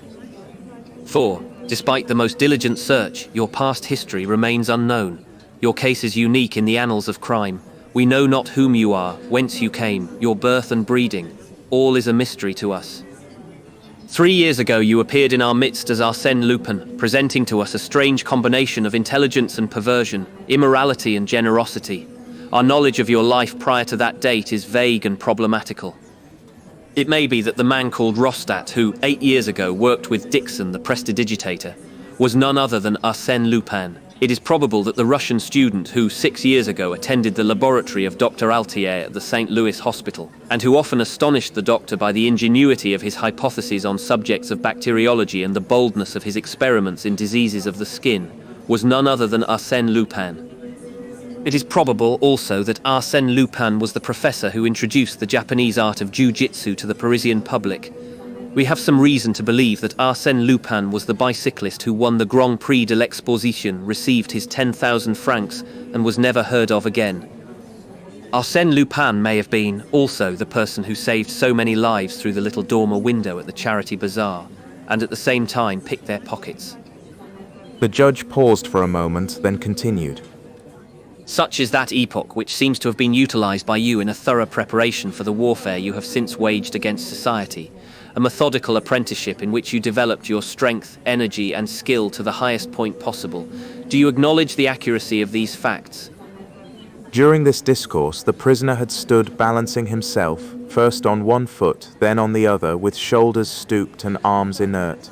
Under the strongest light, one could observe his extreme thinness, his hollow cheeks, his projecting cheekbones, his earthen-colored face dotted with small red spots and framed in a rough, straggling beard. Prison life had caused him to age and wither. He had lost the youthful face and elegant figure we had seen portrayed so often in the newspapers. It appeared as if he had not heard the question propounded by the judge. Twice it was repeated to him. Then he raised his eyes, seemed to reflect, then, making a desperate effort, he murmured, Baudru, Désiré. The judge smiled as he said, I do not understand the theory of your defense, Arsène Lupin. If you are seeking to avoid responsibility for your crimes on the ground of imbecility, such a line of defense is open to you. But I shall proceed with the trial and pay no heed to your vagaries. He then narrated at length the various thefts, swindles and forgeries charged against Lupin. Sometimes he questioned the prisoner, but the latter simply grunted or remained silent. The examination of witnesses commenced. Some of the evidence given was immaterial. Other portions of it seemed more important, but through all of it there ran a vein of contradictions and inconsistencies. A wearisome obscurity enveloped the proceedings, until Detective Ganimard was called as a witness. Then interest was revived. From the beginning, the actions of the veteran detective appeared strange and unaccountable. He was nervous and ill at ease. Several times he looked at the prisoner with obvious doubt and anxiety. Then, with his hands resting on the rail in front of him, he recounted the events in which he had participated, including his pursuit of the prisoner across Europe and his arrival in America. He was listened to with great avidity, as his capture of Arsène Lupin was well known to everyone through the medium of the press. Toward the close of his testimony, after referring to his conversations with Arsène Lupin, he stopped twice, embarrassed and undecided. It was apparent that he was possessed of some thought which he feared to utter. The judge said to him sympathetically, If you are ill, you may retire for the present. No, but He stopped, looked sharply at the prisoner and said, I ask permission to scrutinize the prisoner at closer range. There is some mystery about him that I must solve. He approached the accused man, examined him attentively for several minutes, then returned to the witness stand, and in an almost solemn voice he said, I declare, on oath, that the prisoner now before me is not Arsène Lupin. A profound silence followed the statement. The judge, nonplussed for a moment, exclaimed, Ah, what do you mean? That is absurd. The detective continued, At first sight there is a certain resemblance, but if you carefully consider the nose, the mouth, the hair, the color of skin, you will see that it is not Arsène Lupin. And the eyes, did he ever have those alcoholic eyes? Come, witness. What do you mean? Do you pretend to say that we are trying the wrong man? In my opinion, yes. Arsène Lupin has in some manner contrived to put this poor devil in his place, unless this man is a willing accomplice. This dramatic denouement caused much laughter and excitement amongst the spectators. The judge adjourned the trial and sent for Monsieur Bouvier, the gaoler, and guards employed in the prison. When the trial was resumed, Monsieur Bouvier and the gaoler examined the accused and declared that there was only a very slight resemblance between the prisoner and Arsène Lupin. Well then, who is this man? Where does he come from? What is he in prison for? Two of the prison guards were called, and both of them declared that the prisoner was Arsène Lupin. The judge breathed once more. But one of the guards then said, Yes, I think it is he. What? You think it is he? What do you mean by that? Well, I saw very little of the prisoner. He was placed in my charge in the evening, and for 2 months he seldom stirred, but laid on his bed with his face to the wall. What about the time prior to those 2 months? Before that, he occupied a cell in another part of the prison. He was not in cell 24. Here the head gaoler interrupted and said, We changed him to another cell after his attempted escape. But you, monsieur, you have seen him during those 2 months. I had no occasion to see him. He was always quiet and orderly. And this prisoner is not Arsène Lupin. No. Then who is he? I do not know. Then we have before us a man who was substituted for Arsène Lupin 2 months ago. How do you explain that? I cannot. In absolute despair, the judge turned to the accused and addressed him in a conciliatory tone. Prisoner, can you tell me how and since when you became an inmate of the prison de la Santé? The engaging manner of the judge was calculated to disarm the mistrust and awaken the understanding of the accused man. He tried to reply. Finally, under clever and gentle questioning, he succeeded in framing a few phrases from which the following story was gleaned. 2 months ago, he had been taken to the dépôt, examined and released. As he was leaving the building, a free man, he was seized by 2 guards and placed in the prison van. Since then, he had occupied cell 24. He was contented there, plenty to eat, and he slept well, so he did not complain. All that seemed probable, and, amidst the mirth and excitement of the spectators, the judge adjourned the trial until the story could be investigated and verified. The following facts were at once established by an examination of the prison records. 8 weeks before a man named Baudru Désiré had slept at the dépôt. He was released the next day and left the dépôt at 2 o'clock in the afternoon. On the same day at 2 o'clock, having been examined for the last time, Arsène Lupin left the dépôt in a prison van. Had the guards made a mistake? Had they been deceived by the resemblance and carelessly substituted this man for their prisoner? Another question suggested itself. Had the substitution been arranged in advance? In that event, Baudru must have been an accomplice and must have caused his own arrest for the express purpose of taking Lupin's place. But then, by what miracle had such a plan, based on a series of improbable chances, been carried to success? Baudru Désiré was turned over to the anthropological service. They had never seen anything like him.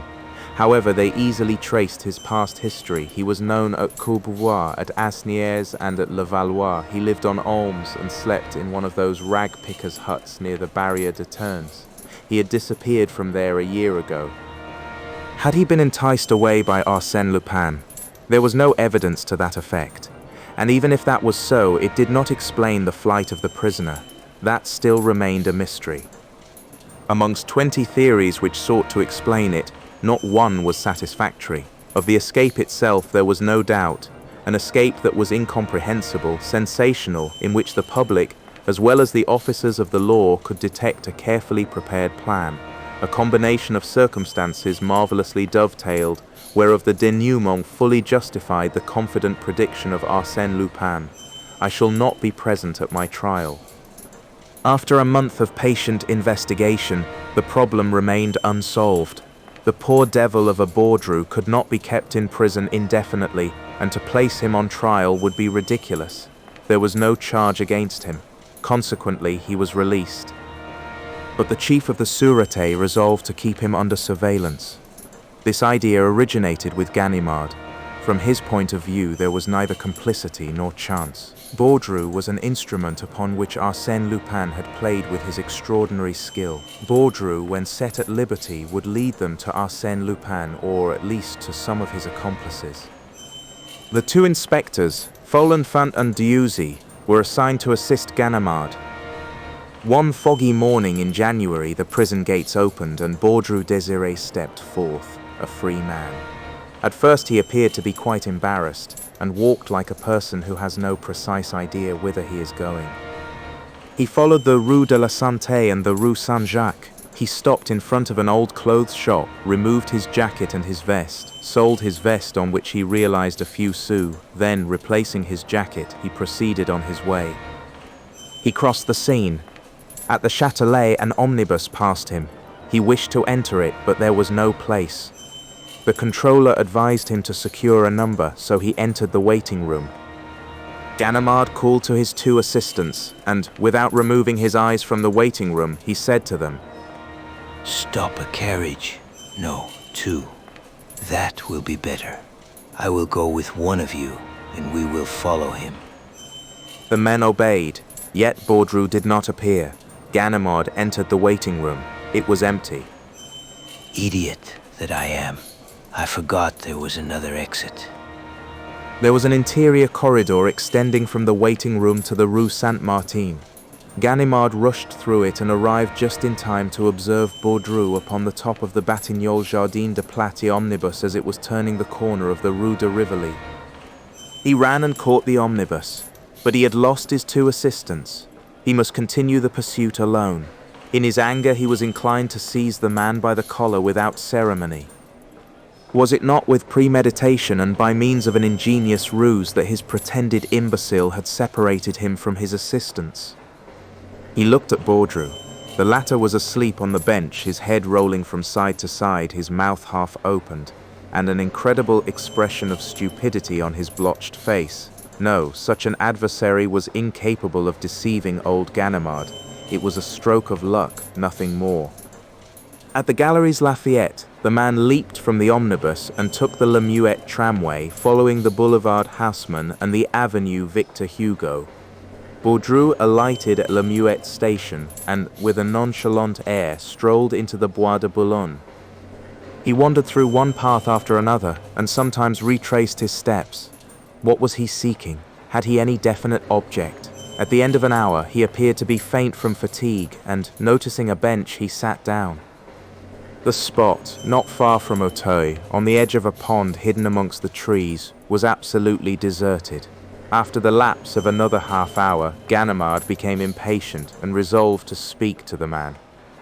He approached and took a seat beside Baudru, lighted a cigarette, traced some figures in the sand with the end of his cane, and said, "It's a pleasant day." No response. But suddenly the man burst into laughter, a happy, mirthful laugh, spontaneous and irresistible. Ganimard felt his hair stand on end in horror and surprise. It was that laugh, that infernal laugh he knew so well. With a sudden movement, he seized the man by the collar and looked at him with a keen, penetrating gaze, and found that he no longer saw the man Baudru. To be sure, he saw Baudru, but at the same time he saw the other, the real man, Lupin. He discovered the intense life in the eyes, he filled up the shrunken features, he perceived the real flesh beneath the flabby skin, the real mouth through the grimaces that deformed it. Those were the eyes and mouth of the other, and especially his keen, alert, mocking expression, so clear and youthful. Arsène Lupin. Arsène Lupin. Then, in a sudden fit of rage, he seized Lupin by the throat and tried to hold him down. In spite of his 50 years, he still possessed unusual strength, whilst his adversary was apparently in a weak condition. But the struggle was a brief one. Arsène Lupin made only a slight movement, and, as suddenly as he had made the attack, Ganimard released his hold. His right arm fell inert, useless.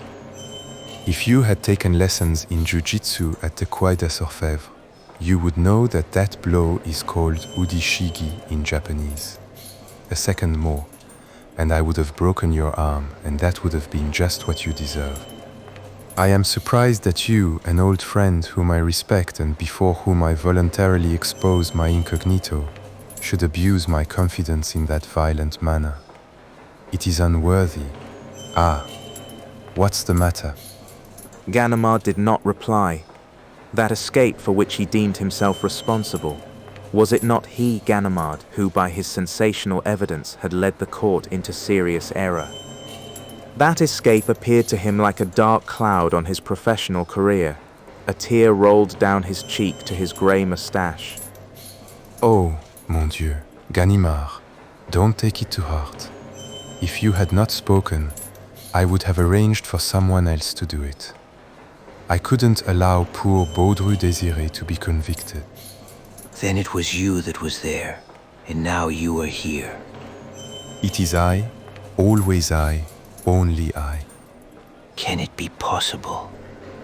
Oh, it is not the work of a sorcerer. Simply, as the judge remarked at the trial, the apprenticeship of a dozen years that equips a man to cope successfully with all the obstacles in life. But your face, your eyes? You can understand that if I worked 18 months with Dr. Altier at the St. Louis Hospital, it was not out of love for the work. I considered that he who would one day have the honor of calling himself Arsène Lupin ought to be exempt from the ordinary laws governing appearance and identity. Appearance? That can be modified at will. For instance, a hypodermic injection of paraffin will puff up the skin at the desired spot. Pyrogallic acid will change your skin to that of an Indian. The juice of the greater celandine will adorn you with the most beautiful eruptions and tumors. Another chemical affects the growth of your beard and hair. Another changes the tone of your voice. Add to that 2 months of dieting in cell 24. Exercise is repeated 1,000 times to enable me to hold my features in a certain grimace, to carry my head at a certain inclination, and adapt my back and shoulders to a stooping posture. Then 5 drops of atropine in the eyes to make them haggard and wild, and the trick is done. I do not understand how you deceived the guards. The change was progressive. The evolution was so gradual that they failed to notice it. But Baudru Désiré... Baudru exists. He is a poor, harmless fellow whom I met last year, and, really, he bears a certain resemblance to me. Considering my arrest as a possible event, I took charge of Baudru and studied the points wherein we differed in appearance, with a view to correct them in my own person. My friends caused him to remain at the depot overnight, and to leave there next day about the same hour as I did. A coincidence easily arranged. Of course, it was necessary to have a record of his detention at the depot in order to establish the fact that such a person was a reality. Otherwise, the police would have sought elsewhere to find out my identity. But in offering to them this excellent Baudru, it was inevitable, you understand. Inevitable that they would seize upon him, and despite the insurmountable difficulties of a substitution, they would prefer to believe in a substitution than confess their ignorance.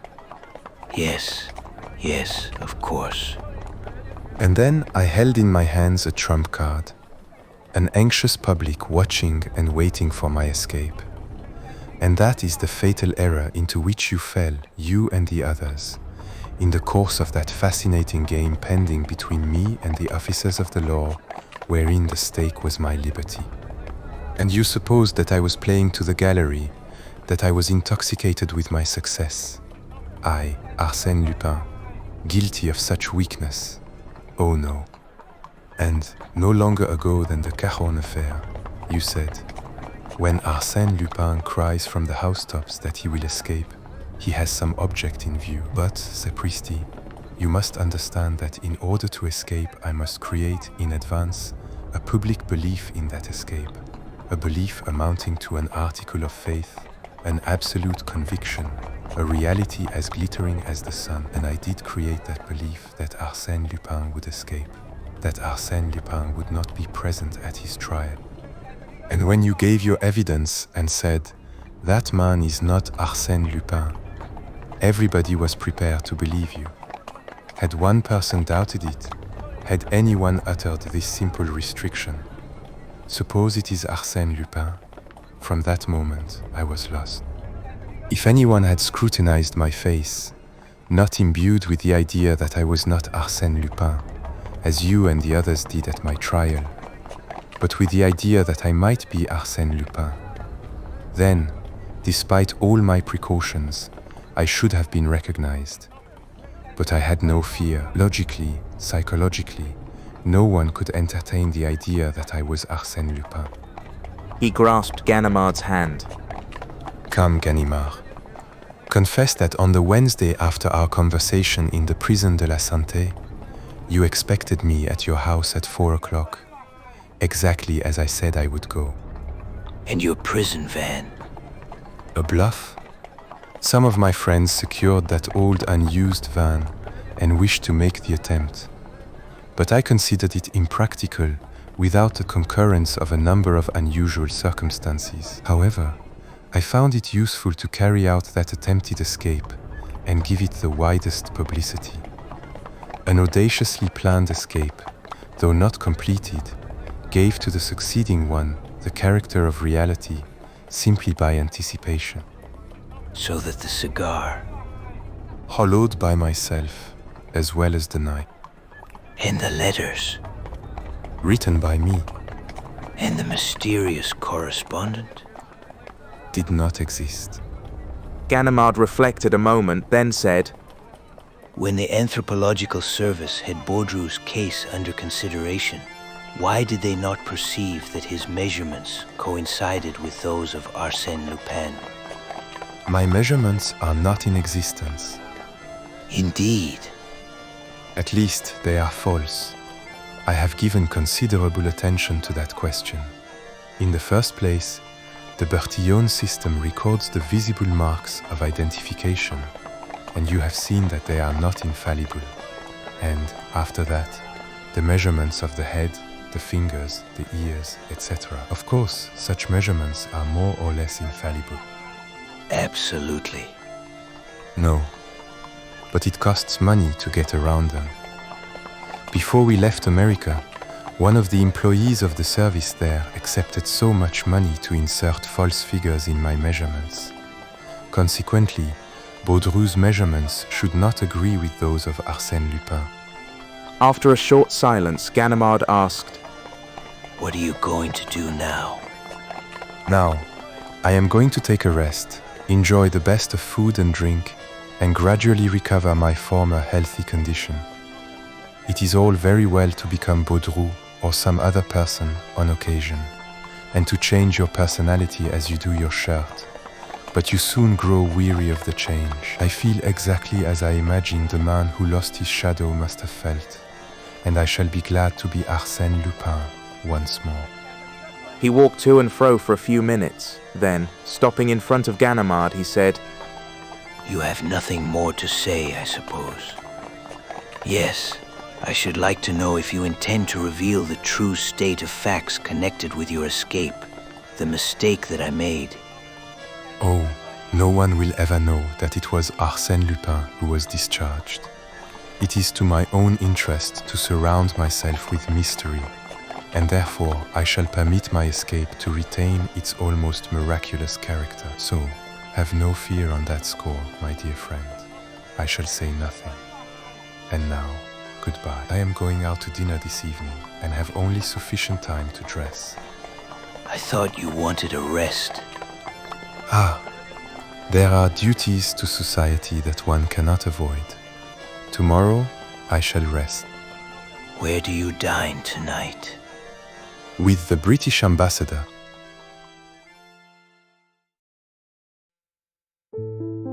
Chapter 4. The Mysterious Traveller.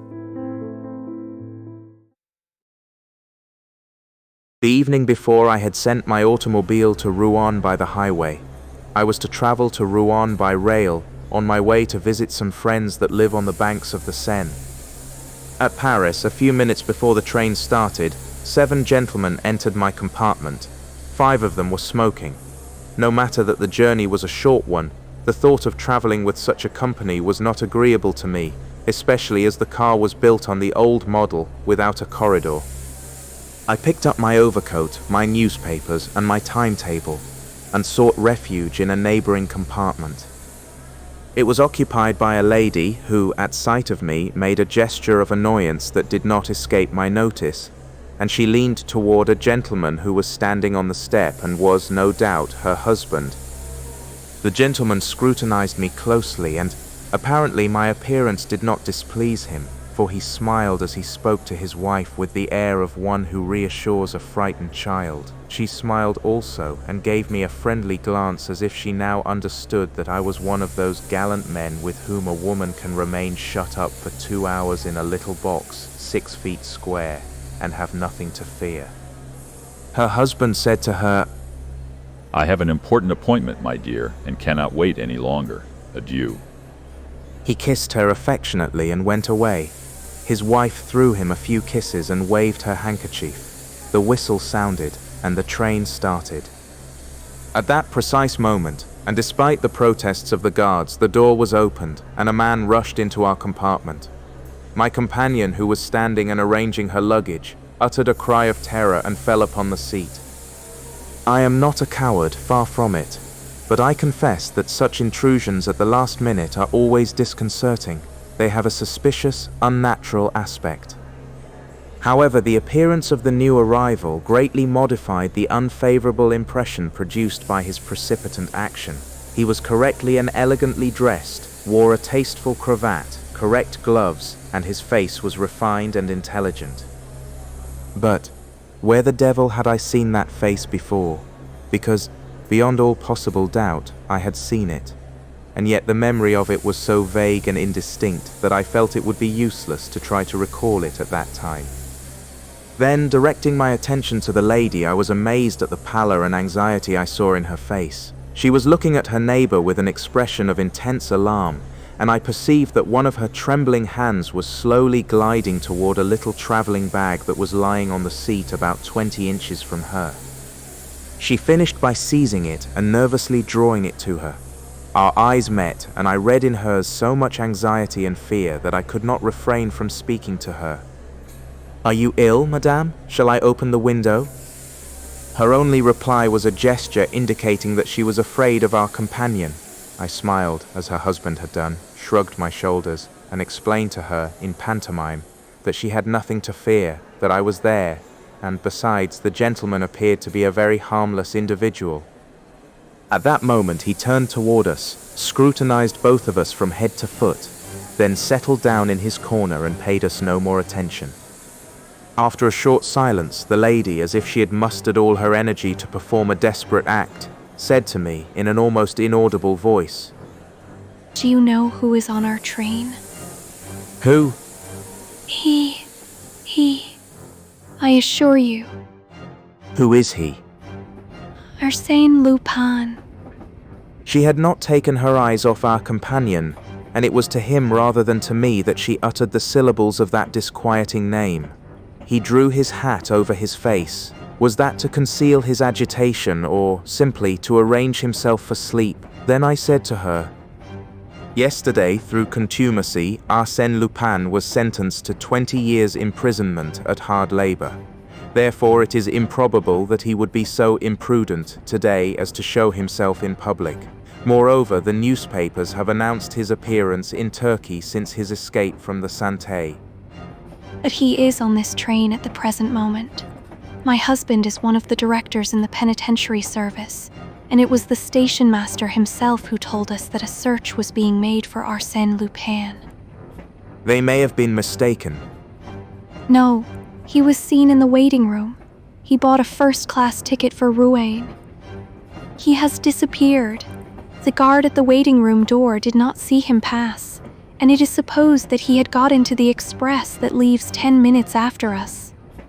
In that case, they will be sure to catch him. Unless, at the last moment, he leaped from that train to come here into our train, which is quite probable, which is almost certain. If so, he will be arrested just the same, for the employees and guards would no doubt observe his passage from one train to the other, and, when we arrive at Rouen, they will arrest him there. Him? Never. He will find some means of escape. In that case, I wish him bon voyage. But, in the meantime, think what he may do. What? I don't know. He may do anything. She was greatly agitated, and truly the situation justified to some extent her nervous excitement. I was impelled to say to her, "Of course there are many strange coincidences, but you need have no fear. Admitting that Arsène Lupin is on this train, he will not commit any indiscretion. He will be only too happy to escape the peril that already threatens him." My words did not reassure her, but she remained silent for a time. I unfolded my newspapers and read reports of Arsène Lupin's trial, but as they contained nothing that was new to me, I was not greatly interested. Moreover, I was tired and sleepy. I felt my eyelids close and my head drop. But, monsieur, you are not going to sleep. She seized my newspaper and looked at me with indignation. "Certainly not." That would be very imprudent. "Of course." I struggled to keep awake. I looked through the window at the landscape and the fleeting clouds, but in a short time all that became confused and indistinct. The image of the nervous lady and the drowsy gentleman were effaced from my memory, and I was buried in the soothing depths of a profound sleep. The tranquility of my response was soon disturbed by disquieting dreams, wherein a creature that had played the part and bore the name of Arsène Lupin held an important place. He appeared to me with his back laden with articles of value. He leaped over walls and plundered castles. But the outlines of that creature, who was no longer Arsène Lupin, assumed a more definite form. He came toward me, growing larger and larger, leaped into the compartment with incredible agility, and landed squarely on my chest. With a cry of fright and pain, I awoke. The man, the traveler, our companion, with his knee on my breast, held me by the throat. My sight was very indistinct, for my eyes were suffused with blood. I could see the lady in a corner of the compartment, convulsed with fright. I tried even not to resist. Besides, I did not have the strength. My temples throbbed. I was almost strangled. 1 minute more, and I would have breathed my last. The man must have realized it, for he relaxed his grip, but did not remove his hand. Then he took a cord in which he had prepared a slip knot and tied my wrists together. In an instant, I was bound, gagged, and helpless.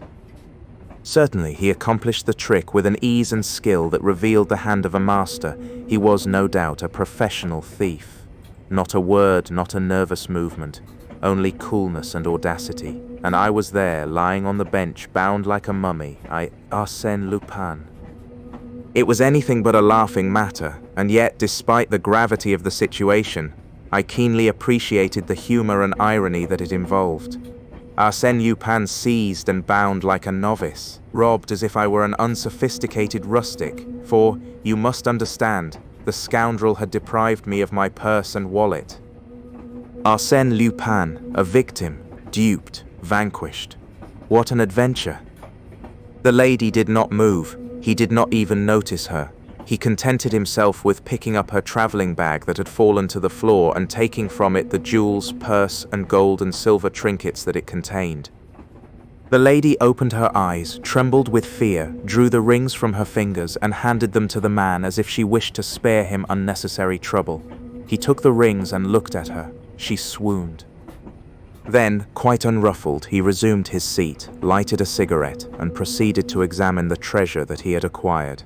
The examination appeared to give him perfect satisfaction. But I was not so well satisfied. I do not speak of the 12,000 francs of which I had been unduly deprived. That was only a temporary loss, because I was certain that I would recover possession of that money after a very brief delay, together with the important papers contained in my wallet. Plans, specifications, addresses, lists of correspondence, and compromising letters.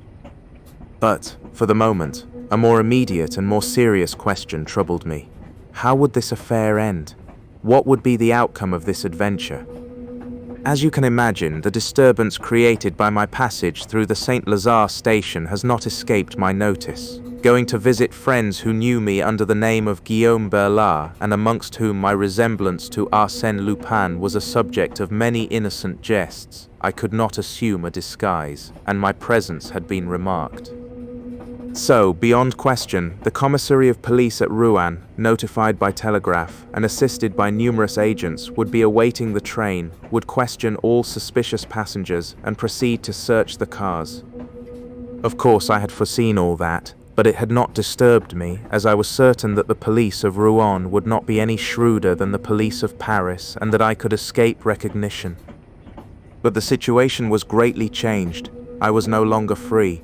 It was impossible to attempt one of my usual tricks. In one of the compartments, the commissary of police would find Monsieur Arsène Lupin, bound hand and foot, as docile as a lamb, packed up, all ready to be dumped into a prison van.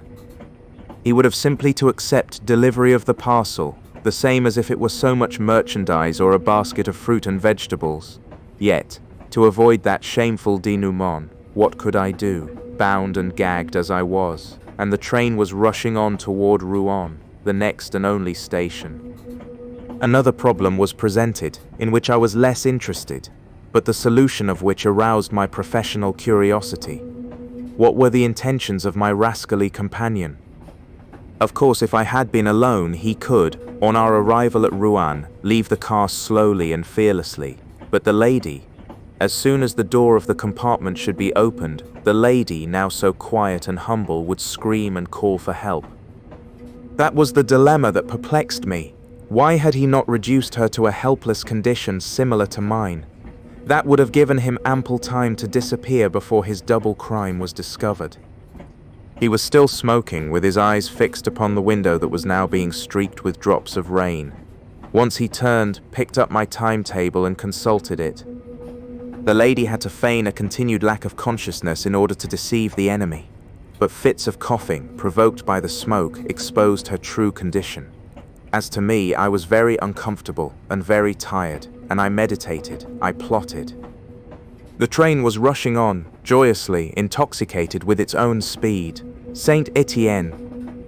At that moment, the man arose and took 2 steps toward us, which caused the lady to utter a cry of alarm and fall into a genuine swoon. What was the man about to do? He lowered the window on our side.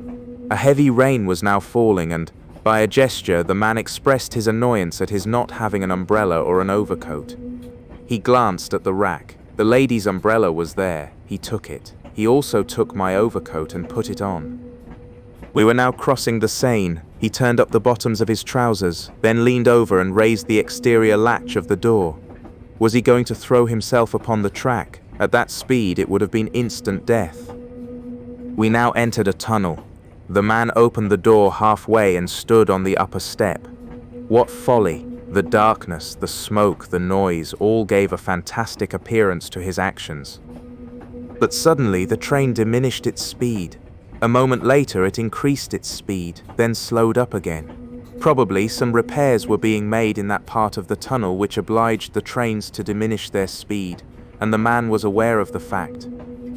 He immediately stepped down to the lower step, closed the door behind him, and leaped to the ground. He was gone. The lady immediately recovered her wits, and her first act was to lament the loss of her jewels. I gave her an imploring look. She understood and quickly removed the gag that stifled me. She wished to untie the cords that bound me, but I prevented her. No, the police must see everything exactly as it stands. I want them to see what the rascal did to us. Suppose I pull the alarm bell. Too late. You should have done that when he made the attack on me. But he would have killed me. Ah, monsieur, didn't I tell you that he was on this train? I recognized him from his portrait, and now he has gone off with my jewels. Don't worry, the police will catch him. Catch Arsène Lupin? Never. That depends on you, madame. Listen, when we arrive at Rouen, be at the door and call.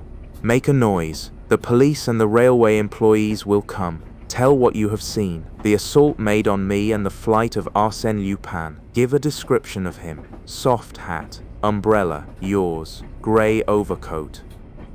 Errors. What? Mine? Not at all. It was his. I didn't have any. It seems to me Fulwain, when he came in. Yes. Unless the coat was one that someone had forgotten and left in the rack. At all events, he had it when he went away, and that is the essential point. A grey overcoat, remember. Ah, I forgot. You must tell your name first thing you do. Your husband's official position will stimulate the zeal of the police. We arrived at the station. I gave her some further instructions in a rather imperious tone. Tell them my name, Gentleman-Burglar. If necessary, say that you know me. That will save time. We must expedite the preliminary investigation. The important thing is the pursuit of Arsène Lupin. Your jewels, remember. Let there be no mistake. Gentleman-Burglar, a friend of your husband. I understand. Gentleman-Burglar. She was already calling and gesticulating. As soon as the train stopped, several men entered the compartment. The critical moment had come. Panting for breath, the lady exclaimed, Arsène Lupin, he attacked us. He stole my jewels. I am Madame Renaud. My husband is a director of the penitentiary service. Ah, here is my brother, Georges Ardel, director of the Crédit Rouennais. You must know. She embraced a young man who had just joined us, and whom the commissary saluted. Then she continued, weeping. Yes, Arsène Lupin. While Monsieur was sleeping, he seized him by the throat. Monsieur Burglar, a friend of my husband. The commissary asked, But where is Arsène Lupin? He leaped from the train when passing through the tunnel. Are you sure that it was he? Am I sure? I recognized him perfectly. Besides, he was seen at the Saint Lazare station. He wore a soft hat. No, a hard felt, like that. He had a soft hat, I am sure, and a grey overcoat. Yes, that is right. The telegram says he wore a grey overcoat with a black velvet collar. Exactly, a black velvet collar. I breathed freely. Ah, the excellent friend I had in that little woman. The police agents had now released me. I bit my lips until they ran blood, stooping over, with my handkerchief over my mouth, an attitude quite natural in a person who has remained for a long time in an uncomfortable position and whose mouth shows the bloody marks of the gag. I addressed the commissary in a weak voice. Monsieur, it was Arsène Lupin. There is no doubt about that. If we make haste, he can be caught yet. I think I may be of some service to you." The railway car in which the crime occurred was detached from the train to serve as a mute witness at the official investigation. The train continued on its way to Havre. We were then conducted to the station master's office through a crowd of curious spectators. Then I had a sudden access of doubt and discretion. Under some pretext or other, I must gain my automobile and escape. To remain there was dangerous. Something might happen, for instance, a telegram from Paris, and I would be lost. Yes, but what about my thief? Abandoned to my own resources, in an unfamiliar country, I could not hope to catch him. Bah, I must make the attempt, I said to myself. It may be a difficult game, but an amusing one, and the stake is well worth the trouble. And when the commissary asked us to repeat the story of the robbery, I exclaimed, "Monsieur, really, Arsène Lupin is getting the start of us. My automobile is waiting in the courtyard.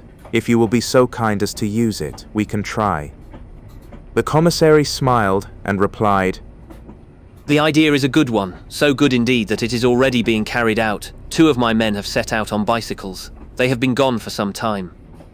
"Where did they go?" To the entrance of the tunnel. There they will gather evidence, secure witnesses, and follow on the track of Arsène Lupin. I could not refrain from shrugging my shoulders as I replied, "Your men will not secure any evidence or any witnesses. Really? Arsène Lupin will not allow anyone to see him emerge from the tunnel.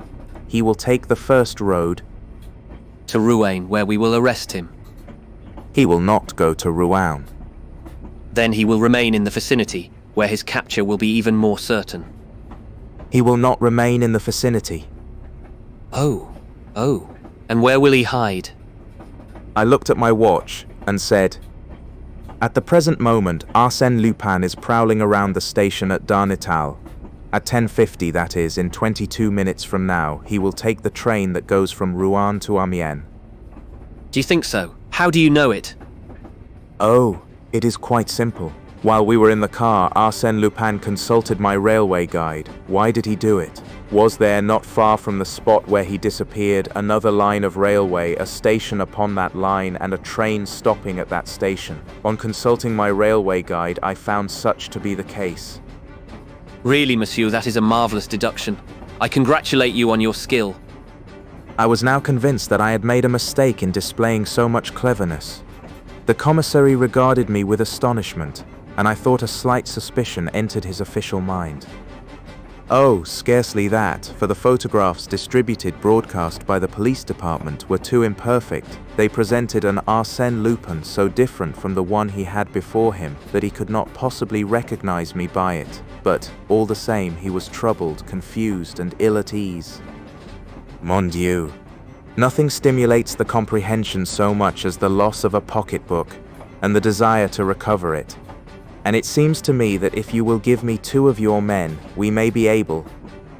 Oh, I beg of you, Monsieur le Commissaire. Listen to Monsieur Burglar. The intervention of my excellent friend was decisive. Pronounced by her, the wife of an influential official, the name of Burglar became really my own, and gave me an identity that no mere suspicion could affect. The commissary arose and said, Believe me, Monsieur Burglar, I shall be delighted to see you succeed. I am as much interested as you are in the arrest of Arsène Lupin. He accompanied me to the automobile and introduced 2 of his men, Honoré Massol and Gaston de Livet, who were assigned to assist me. My chauffeur cranked up the car and I took my place at the wheel. A few seconds later, we left the station. I was saved. I must confess that in rolling over the boulevards that surrounded the old Norman city in my swift 35 horsepower Moreau Lepton, I experienced a deep feeling of pride, and the motor responded sympathetically to my desires. At right and left, the trees flew past us with startling rapidity, and I, free, out of danger, had simply to arrange my little personal affairs with the 2 honest representatives of the Rouen police who were sitting behind me. Arsène Lupin was going in search of Arsène Lupin. Modest guardians of social order, Gaston de Livet and Honoré Massol, how valuable was your assistance? What would I have done without you? Without you, many times at the crossroads, I might have taken the wrong route. Without you, Arsène Lupin would have made a mistake and the other would have escaped. But the end was not yet, far from it. I had yet to capture the thief and recover the stolen papers. Under no circumstances must my two acolytes be permitted to see those papers, much less to seize them. That was a point that might give me some difficulty. We arrived at Darnétal 3 minutes after the departure of the train. True, I had the consolation of learning that a man wearing a grey overcoat with a black velvet collar had taken the train at the station. He had bought a second-class ticket for Amiens. Certainly my debut as detective was a promising one. Delivet said to me, The train is express, and the next stop is Montereau-Bouchy in 19 minutes. If we do not reach there before Arsène Lupin, he can proceed to Amiens, or change for the train going to Clare, and from that point reach Dieppe or Paris. How far to Montereau? 23 kilometers. 23 kilometers in 19 minutes. We will be there ahead of him. We were off again. Never had my faithful Moreau Repton responded to my impatience with such ardor and regularity. It participated in my anxiety. It endorsed my determination. It comprehended my animosity against that rascally Arsène Lupin, the knave, the traitor. Turn to the right, then to the left. We fairly flew, scarcely touching the ground. The milestones looked like little timid beasts that vanished at our approach. Suddenly, at a turn of the road, we saw a vortex of smoke. It was the Northern Express. For a kilometer, it was a struggle, side by side, but an unequal struggle in which the issue was certain. We won the race by 20 lengths. In 3 seconds, we were on the platform, standing before the second-class carriages. The doors were opened, and some passengers alighted, but not my thief. We made a search through the compartments. No sign of Arsène Lupin. Sapristi! He must have recognized me in the automobile as we were racing side by side, and he leaped from the train.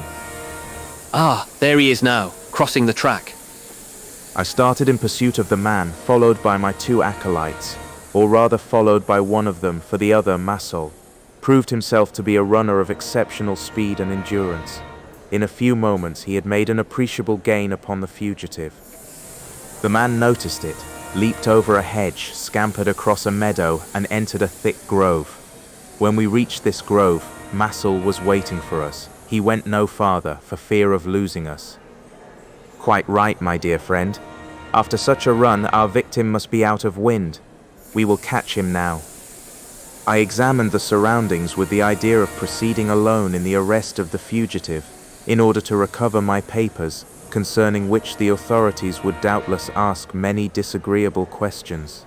Then I returned to my companions and said, It is all quite easy. You, Massol, take your place at the left. You, Delivet, at the right. From there you can observe the entire posterior line of the bush, and he cannot escape without you seeing him, except by that ravine, and I shall watch it. If he does not come out voluntarily, I will enter and drive him out toward one or the other of you. You have simply to wait. Ah, I forgot. In case I need you, a pistol shot. Massol and Delivet walked away to their respective posts. As soon as they had disappeared, I entered the grove with the greatest precaution so as to be neither seen nor heard. I encountered dense thickets, through which narrow paths had been cut, but the overhanging boughs compelled me to adopt a stooping posture. One of these paths led to a clearing in which I found footsteps upon the wet grass. I followed them. They led me to the foot of a mound which was surmounted by a deserted, dilapidated hovel. He must be there, I said to myself. It is a well-chosen retreat. I crept cautiously to the side of the building. A slight noise informed me that he was there, and then, through an opening, I saw him. His back was turned toward me. In 2 bounds I was upon him. He tried to fire a revolver that he held in his hand, but he had no time. I threw him to the ground, in such a manner that his arms were beneath him, twisted and helpless, whilst I held him down with my knee on his breast. Listen, my boy, I am Arsène Lupin. You are to deliver over to me, immediately and gracefully, my pocketbook and the lady's jewels, and, in return therefore, I will save you from the police and enroll you amongst my friends. One word, yes or no. Yes. Very good. Your escape this morning was well planned. I congratulate you. I arose. He fumbled in his pocket, drew out a large knife and tried to strike me with it. Imbecile. With one hand I parried the attack. With the other I gave him a sharp blow on the carotid artery. He fell, stunned. In my pocketbook I recovered my papers and banknotes. Out of curiosity I took his. Upon an envelope addressed to him, I read his name, Pierre Onfray. It startled me. Pierre Onfray, the assassin of the Rue La Fontaine at Auteuil. Pierre Onfray, he who had cut the throats of Madame Delbois and her 2 daughters. I leaned over him. Yes, those were the features which in the compartment had evoked in me the memory of a face I could not then recall. But time was passing. I placed in an envelope 2 banknotes of 100 francs each, with a card bearing these words: Arsène Lupin to his worthy colleagues Honoré Massol and Gaston Delevitte. As a slight token of his gratitude, I placed it in a prominent spot in the room where they would be sure to find it. Beside it, I placed Madame Renaud's handbag. Why could I not return it to the lady who had befriended me? I must confess that I had taken from it everything that possessed any interest or value, leaving there only a shell comb, a stick of rouge d'orine for the lips, and an empty purse. But, you know, business is business. And then, really, her husband is engaged in such a dishonorable vocation. The man was becoming conscious. What was I to do? I was unable to save him or condemn him. So I took his revolver and fired a shot in the air. My 2 acolytes will come and attend to his case, I said to myself, as I hastened away by the road through the ravine. 20 minutes later, I was seated in my automobile.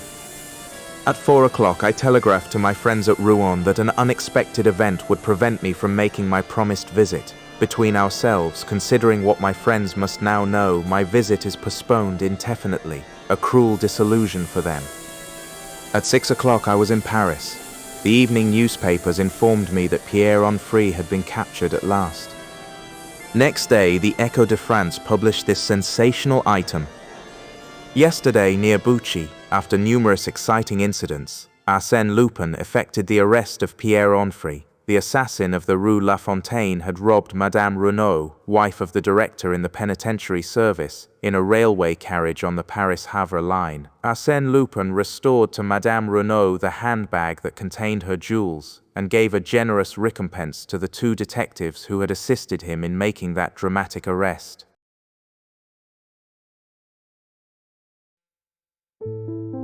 Chapter 5. The Queen's Necklace. 2 or 3 times each year, on occasions of unusual importance, such as the balls at the Austrian embassy or the soirees of Lady Billingstone, the Countess de Dreux-Soubise wore upon her white shoulders the Queen's necklace. It was indeed the famous necklace, the legendary necklace that Baume and Bassenji court jewelers had made for Madame du Barry, the veritable necklace that the Cardinal de Rohan-Soubise intended to give to Marie Antoinette, Queen of France, and the same that the adventurous Jeanne de Valois, Countess de la Motte, had pulled to pieces one evening in February 1785 with the aid of her husband and their accomplice Retour de Villette. To tell the truth, the mounting alone was genuine. Retour de Villette had kept it, whilst the Count de la Motte and his wife scattered to the 4 winds of heaven the beautiful stones so carefully chosen by Baume. Later, he sold the mounting to Gaston de Dreux-Soubise, nephew and heir of the Cardinal, who repurchased the few diamonds that remained in the possession of the English jeweller Jeffreys, supplemented them with other stones of the same size but of much inferior quality, and thus restored the marvellous necklace to the form in which it had come from the hands of Baume and Bassenji.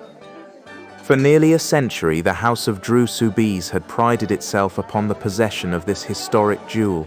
Although adverse circumstances had greatly reduced their fortune, they preferred to curtail their household expenses rather than part with this relic of royalty.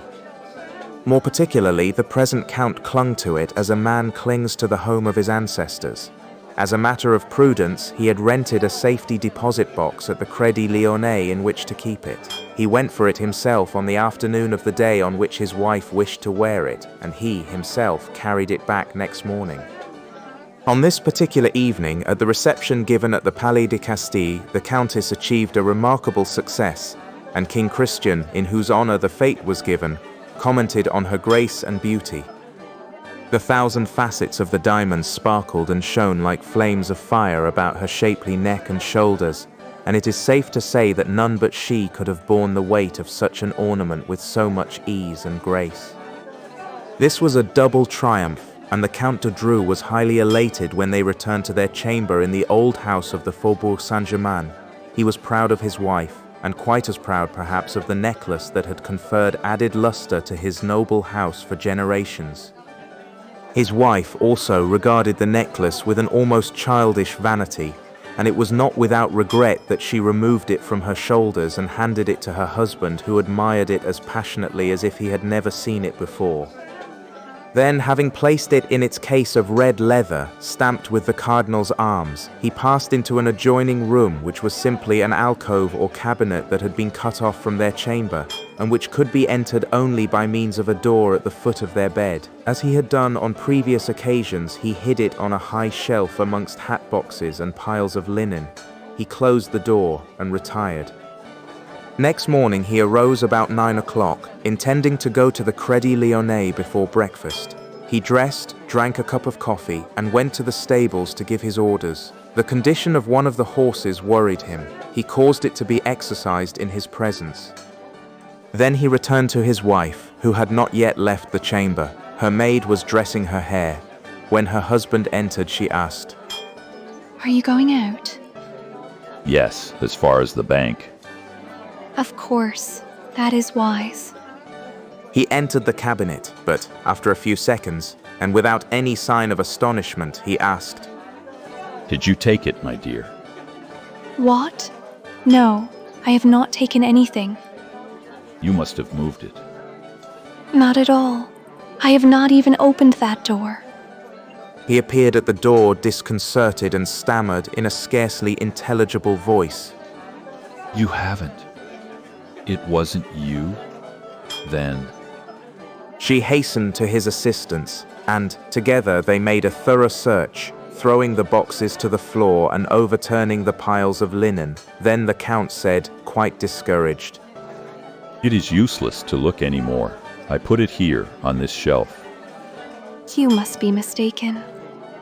No, it was on this shelf, nowhere else. They lighted a candle, as the room was quite dark, and then carried out all the linen and other articles that the room contained. And, when the room was emptied, they confessed, in despair, that the famous necklace had disappeared. Without losing time in vain lamentations, the Countess notified the commissary of police, Monsieur Valorbe, who came at once, and, after hearing their story, inquired of the Count. Are you sure that no one passed through your chamber during the night? Absolutely sure, as I am a very light sleeper. Besides, the chamber door was bolted, and I remember unbolting it this morning when my wife rang for her maid. And there is no other entrance to the cabinet? None. No windows? Yes, but it is closed up. I will look at it. Candles were lighted, and Monsieur Valorbe observed at once that the lower half of the window was covered by a large press, which was, however, so narrow that it did not touch the casement on either side. On what does this window open? A small inner court. And you have a floor above this? 2. But, on a level with the servants' floor, there is a close grating over the court. That is why this room is so dark. When the press was moved, they found that the window was fastened, which would not have been the case if anyone had entered that way. Unless they went out through our chamber. In that case, you would have found the door unbolted. The commissary considered the situation for a moment, then asked the Countess. Did any of your servants know that you wore the necklace last evening? Certainly, I didn't conceal the fact, but nobody knew that it was hidden in that cabinet. No one. No one. Cease. Be quite sure, madam, as it is a very important point. She turned to her husband and said, I was thinking of Henriette. Henriette? She didn't know where we kept it. Are you sure? Who is this woman Henriette? A schoolmate who was disowned by her family for marrying beneath her. After her husband's death, I furnished an apartment in this house for her and her son. She is clever with her needle and has done some work for me. What floor is she on? Same as ours, at the end of the corridor, and I think the window of her kitchen. Opens on this little court, does it not? Yes, just opposite ours. Monsieur Valorbe then asked to see Henriette. They went to her apartment. She was sewing, whilst her son Raoul, about 6 years old, was sitting beside her reading. The commissary was surprised to see the wretched apartment that had been provided for the woman. It consisted of one room without a fireplace and a very small room that served as a kitchen. The commissary proceeded to question her. She appeared to be overwhelmed on learning of the theft. Last evening she had herself dressed the countess and placed the necklace upon her shoulders. Good God, it can't be possible. And you have no idea, not the least suspicion. Is it possible that the thief may have passed through your room? She laughed heartily, never supposing that she could be an object of suspicion. But I have not left my room. I never go out. And perhaps you have not seen? She opened the kitchen window and said, See, it is at least 3 meters to the ledge of the opposite window. Who told you that we supposed the theft might have been committed in that way? But the necklace was in the cabinet, wasn't it? How do you know that? Why, I have always known that it was kept there at night. It had been mentioned in my presence. Her face, though still young, bore unmistakable traces of sorrow and resignation, and it now assumed an expression of anxiety as if some danger threatened her. She drew her son toward her. The child took her hand and kissed it affectionately. When they were alone again, the Count said to the commissary, I do not suppose you suspect Henriette. I can answer for her. She is honesty itself. I quite agree with you. At most, I thought there might have been an unconscious complicity, but I confess that even that theory must be abandoned, as it does not help solve the problem now before us. The commissary of police abandoned the investigation, which was now taken up and completed by the examining judge. He questioned the servants, examined the condition of the bolt, experimented with the opening and closing of the cabinet window, and explored the little court from top to bottom. All was in vain. The bolt was intact. The window could not be opened or closed from the outside. The inquiries especially concerned Henriette, for, in spite of everything, they always turned in her direction. They made a thorough investigation of her past life and ascertained that, during the last 3 years, she had left the house only 4 times, and her business, on those occasions, was satisfactorily explained. As a matter of fact, she acted as chambermaid and seamstress to the Countess, who treated her with great strictness and even severity. At the end of a week, the examining judge had secured no more definite information than the commissary of police. The judge said, Admitting that we know the guilty party, which we do not, we are confronted by the fact that we do not know how the theft was committed. We are brought face to face with 2 obstacles, a door and a window, both closed and fastened. It is thus a double mystery. How could anyone enter, and moreover, how could anyone escape, leaving behind him a bolted door and a fastened window? At the end of 4 months, the secret opinion of the judge was that the Count and Countess, being hard-pressed for money, which was their normal condition, had sold the Queen's necklace. He closed the investigation. The loss of the famous jewel was a severe blow to the Dreux-Soubise, their credit being no longer propped up by the reserve fund that such a treasure constituted. They found themselves confronted by more exacting creditors and moneylenders. They were obliged to cut down to the quick, to sell or mortgage every article that possessed any commercial value. In brief, it would have been their ruin if 2 large legacies from some distant relatives had not saved them. Their pride also suffered a downfall, as if they had lost a quartering from their escutcheon, and, strange to relate, it was upon her former schoolmate Henriette, that the Countess vented her spleen. Toward her, the Countess displayed the most spiteful feelings, and even openly accused her. First, Henriette was relegated to the servants' quarters, and, next day, discharged. For some time, the Count and Countess passed an uneventful life. They traveled a great deal. Only one incident of record occurred during that period. Some months after the departure of Henriette, the Countess was surprised when she received and read the following letter, signed by Henriette. Madame, I do not know how to thank you, for it was you, was it not, who sent me that? It could not have been anyone else. No one but you knows where I live. If I am wrong, excuse me, and accept my sincere thanks for your past favors. What did the letter mean? The present or past favors of the Countess consisted principally of injustice and neglect. Why then this letter of thanks? When asked for an explanation, Henriette replied that she had received a letter through the mails enclosing 2 banknotes of 1,000 francs each. The envelope, which she enclosed with her reply, bore the Paris postmark and was addressed in a handwriting that was obviously disguised. Now, whence came those 2,000 francs? Who had sent them, and why had they sent them? Henriette received a similar letter and a like sum of money 12 months later, and a third time, and a fourth, and each year for a period of 6 years, with this difference, that in the 5th and 6th years the sum was doubled. There was another difference, the post office authorities having seized one of the letters under the pretext that it was not registered. The last 2 letters were duly sent according to the postal regulations. The first dated from Saint-Germain, the other from Suresnes. The writer signed the first one, Anquety, and the other Péchard. The addresses that he gave were false.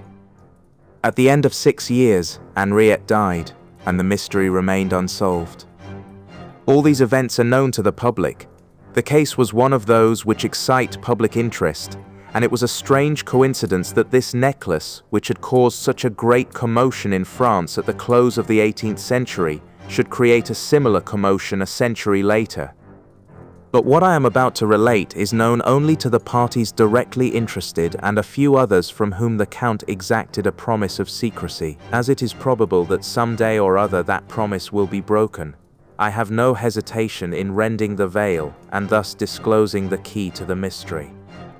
5 days ago, a number of guests were dining with the Count de Dreux-Soubise. There were several ladies present, including his 2 nieces and his cousin, and the following gentlemen: the President of Esseville, the Deputy Bochius, the Chevalier Floriani, whom the Count had known in Sicily, and General Marquis de Rouzières, an old club friend. After the repast, coffee was served by the ladies, who gave the gentlemen permission to smoke their cigarettes, provided they would not desert the salon. The conversation was general, and finally one of the guests chanced to speak of celebrated crimes. And that gave the Marquis de Rouzières, who delighted to tease the Count, an opportunity to mention the affair of the Queen's necklace, a subject that the Count detested. Each one expressed his own opinion of the affair, and of course their various theories were not only contradictory but impossible. And you, monsieur, what is your opinion? Oh, I have no opinion, madame. All the guests protested, for the Chevalier had just related in an entertaining manner various adventures in which he had participated with his father, a magistrate at Palermo, and which established his judgment and taste in such matters. I confess I have sometimes succeeded in unraveling mysteries that the cleverest detectives have renounced. Yet I do not claim to be Sherlock Holmes. Moreover, I know very little about the affair of the Queen's necklace. Everybody now turned to the Count, who was thus obliged, quite unwillingly, to narrate all the circumstances connected with the theft. The Chevalier listened, reflected, asked a few questions, and said, It is very strange. At first sight, the problem appears to be a very simple one. The Count shrugged his shoulders. The others drew closer to the Chevalier, who continued, in a dogmatic tone. As a general rule, in order to find the author of a crime or a theft, it is necessary to determine how that crime or theft was committed, or at least how it could have been committed. In the present case, nothing is more simple, because we are face to face, not with several theories, but with one positive fact, that is to say, the thief could only enter by the chamber door or the window of the cabinet. Now, a person cannot open a bolted door from the outside. Therefore, he must have entered through the window. But it was closed and fastened, and we found it fastened afterward. In order to do that, he had simply to construct a bridge, a plank or a ladder, between the balcony of the kitchen and the ledge of the window. And as the jewel case... But I repeat that the window was fastened. This time Floriani was obliged to reply. He did so with the greatest tranquility, as if the objection was the most insignificant affair in the world. I will admit that it was. But is there not a transom in the upper part of the window? How do you know that? In the first place, that was customary in houses of that date, and, in the second place, without such a transom, the theft cannot be explained. Yes, there is one, but it was closed, the same as the window. Consequently, we did not pay attention to it. That was a mistake, for, if you had examined it, you would have found that it had been opened. But how? I presume that, like all others, it opens by means of a wire with a ring on the lower end. Yes, but I do not see. Now, through a hole in the window, a person could, by the aid of some instrument, let us say a poker with a hook at the end, grip the ring, pull down, and open the transom. The Count laughed and said, Excellent, excellent. Your scheme is very cleverly constructed, but you overlook one thing, monsieur. There is no hole in the window. There was a hole. Nonsense. We would have seen it. In order to see it, you must look for it, and no one has looked. The hole is there. It must be there, at the side of the window, in the putty. In a vertical direction, of course. The Count arose. He was greatly excited. He paced up and down the room 2 or 3 times in a nervous manner, then, approaching Floriani, said, Nobody has been in that room since. Nothing has been changed. Very well, monsieur. You can easily satisfy yourself that my explanation is correct. It does not agree with the facts established by the examining judge. You have seen nothing, and yet you contradict all that we have seen and all that we know. Floriani paid no attention to the Count's petulance. He simply smiled and said, Mon Dieu, monsieur, I submit my theory, that is all. If I am mistaken, you can easily prove it. I will do so at once. I confess that your assurance. The Count muttered a few more words, then suddenly rushed to the door and passed out. Not a word was uttered in his absence, and this profound silence gave the situation an air of almost tragic importance. Finally, the Count returned. He was pale and nervous. He said to his friends, in a trembling voice, I beg your pardon. The revelations of the Chevalier were so unexpected. I should never have thought. His wife questioned him eagerly. Speak. What is it? The hole is there, at the very spot, at the side of the window. He seized the Chevalier's arm and said to him in an imperious tone, Now, monsieur, proceed. I admit that you are right so far, but now, that is not all. Go on, tell us the rest of it. Floriani disengaged his arm gently and, after a moment, continued. Well, in my opinion, this is what happened. The thief, knowing that the Countess was going to wear the necklace that evening, had prepared his gangway or bridge during your absence. He watched you through the window and saw you hide the necklace. Afterward, he cut the glass and pulled the ring. Ah, but the distance was so great that it would be impossible for him to reach the window fastening through the transom.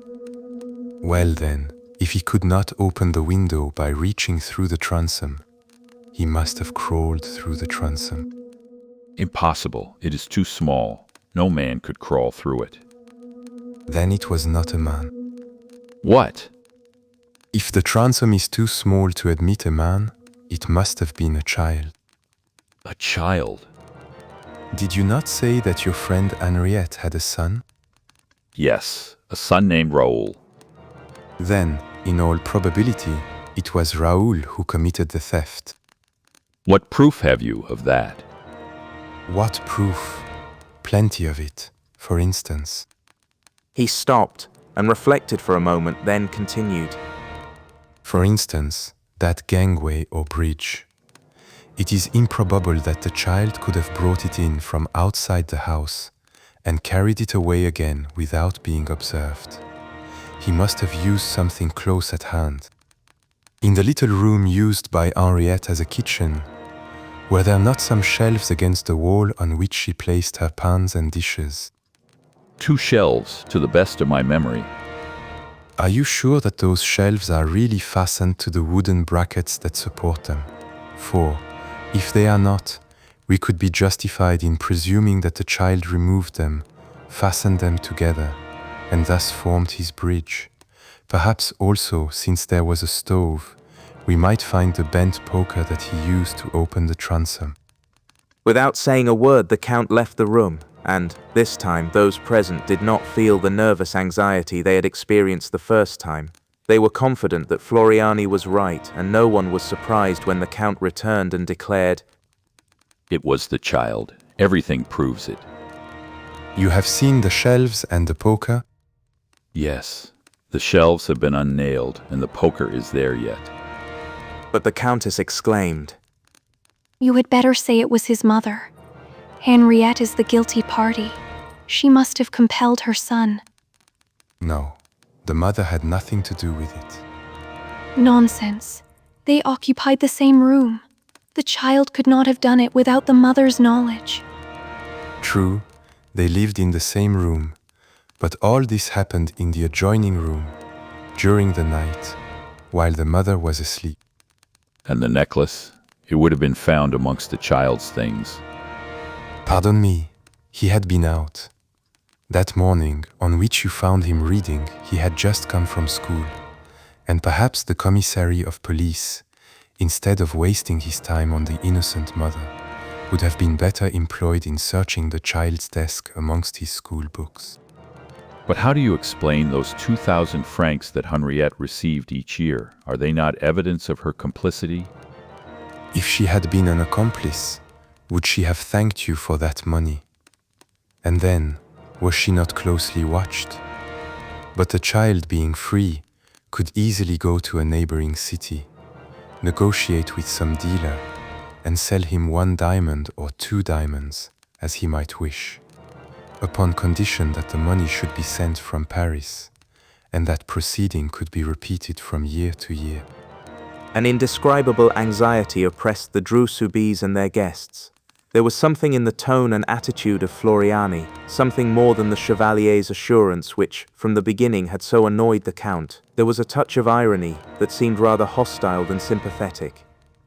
But the Count affected to laugh, as he said, All that is very ingenious and interesting, and I congratulate you upon your vivid imagination. No, not at all. I imagine nothing. I simply describe the events as they must have occurred. But what do you know about them? What you yourself have told me.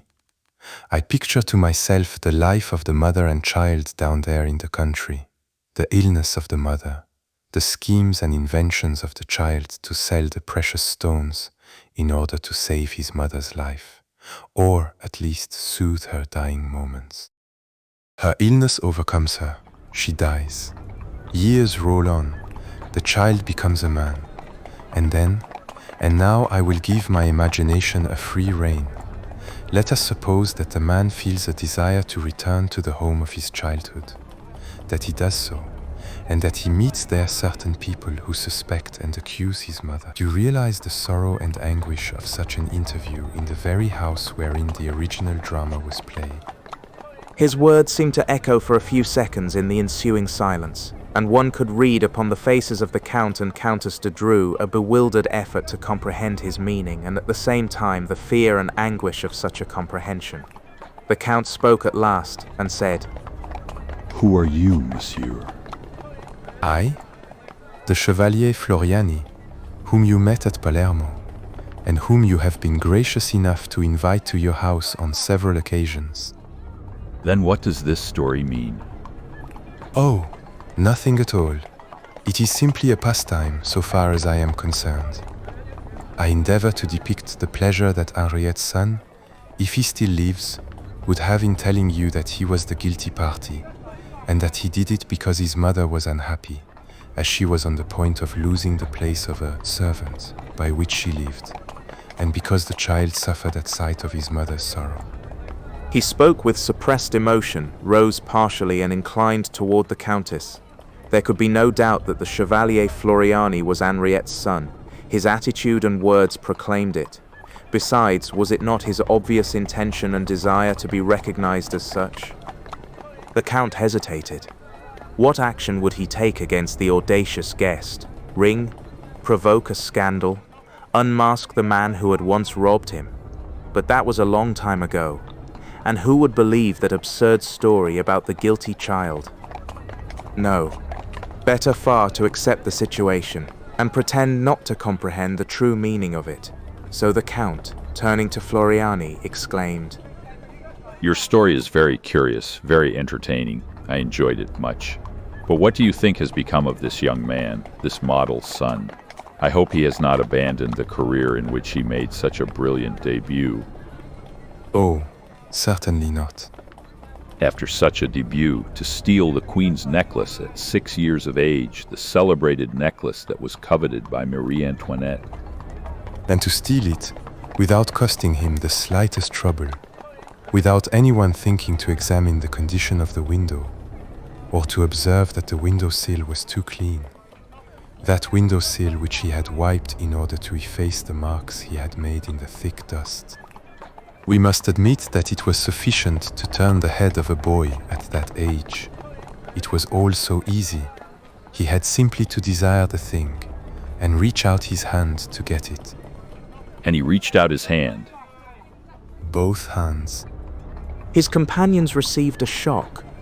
What mystery surrounded the life of the so-called Floriani? How wonderful must have been the life of that adventurer, a thief at 6 years of age, and who today, in search of excitement or at most to gratify a feeling of resentment, had come to brave his victim in her own house, audaciously, foolishly, and yet with all the grace and delicacy of a courteous guest. He arose and approached the Countess to bid her adieu. She recoiled unconsciously. He smiled. Oh, Madame, you are afraid of me.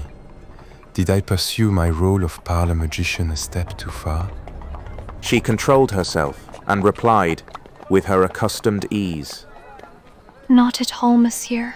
The legend of that dutiful son interested me very much, and I am pleased to know that my necklace had such a brilliant destiny. But do you not think that the son of that woman, that Henriette, was the victim of hereditary influence in the choice of his vocation? He shuddered, feeling the point, and replied, I am sure of it, and, moreover, his natural tendency to crime must have been very strong, or he would have been discouraged. Why so? Because, as you must know, the majority of the diamonds were false. The only genuine stones were the few purchased from the English jeweler, the others having been sold, one by one, to meet the cruel necessities of life.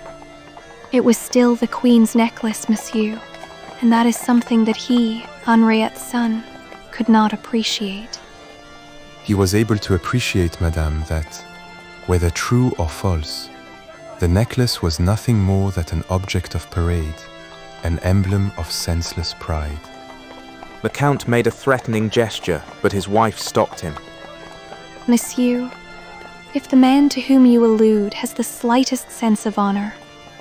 She stopped, intimidated by Floriani's cool manner. If that man has the slightest sense of honor. She felt that she would not gain anything by speaking to him in that manner, and in spite of her anger and indignation, trembling as she was from humiliated pride, she said to him, almost politely, Monsieur, the legend says that Rétaux de Villette, when in possession of the Queen's necklace, did not disfigure the mounting. He understood that the diamonds were simply the ornament, the accessory, and that the mounting was the essential work, the creation of the artist, and he respected it accordingly. Do you think that this man had the same feeling? I have no doubt that the mounting still exists. The child respected it. Well, monsieur, if you should happen to meet him, will you tell him that he unjustly keeps possession of a relic that is the property and pride of a certain family, and that, although the stones have been removed, the Queen's necklace still belongs to the house of Dreux-Soubise. It belongs to us as much as our name or our honor. The Chevalier replied simply. I shall tell him, madame. He bowed to her, saluted the Count and the other guests, and departed. 4 days later, the Countess de Dreux found upon the table in her chamber a red leather case bearing the Cardinal's arms. She opened it and found the Queen's necklace. But as all things must, in the life of a man who strives for unity and logic, converge toward the same goal, and as a little advertising never does any harm, on the following day the Echo de France published these sensational lines.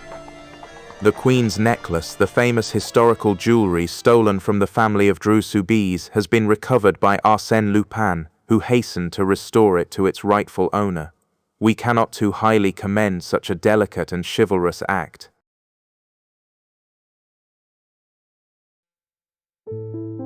Chapter 6. The Seven of Hearts. I am frequently asked this question. How did you make the acquaintance of Arsène Lupin? My connection with Arsène Lupin was well known. The details that I gather concerning that mysterious man, the irrefutable facts that I present, the new evidence that I produce, the interpretation that I place on certain acts of which the public has seen only the exterior manifestations without being able to discover the secret reasons or the invisible mechanism, all establish, if not an intimacy, at least amicable relations and regular confidences. But how did I make his acquaintance? Why was I selected to be his historiographer? Why I, and not someone else? The answer is simple. Chance alone presided over my choice. My merit was not considered. It was chance that put me in his way. It was by chance that I was participant in one of his strangest and most mysterious adventures, and by chance that I was an actor in a drama of which he was the marvelous stage director. The first act takes place during that memorable night of 22 June, of which so much has already been said, and, for my part, I attribute the anomalous conduct of which I was guilty on that occasion to the unusual frame of mind in which I found myself on my return home.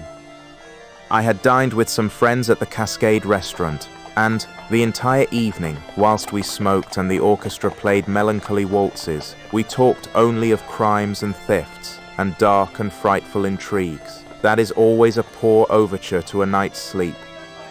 The St. Martins went away in an automobile. Jean d'Aspry, that delightful, heedless d'Aspry who 6 months later was killed in such a tragic manner on the frontier of Morocco, Jean d'Aspry and I returned on foot through the dark, warm night. When we arrived in front of the little house in which I had lived for a year at Neuilly, on the boulevard Maillot, he said to me, Are you afraid? What an idea! But this house is so isolated. No neighbors, vacant lots. Really, I am not a coward, and yet... Well, you are very cheering, I must say. Oh, I say that as I would say anything else. The Saint Martins have impressed me with their stories of brigands and thieves. We shook hands and said good night. I took out my key and opened the door. Well, that is good, I murmured. Antoine has forgotten to light a candle. Then I recalled the fact that Antoine was away. I had given him a short leave of absence. Forthwith, I was disagreeably oppressed by the darkness and silence of the night.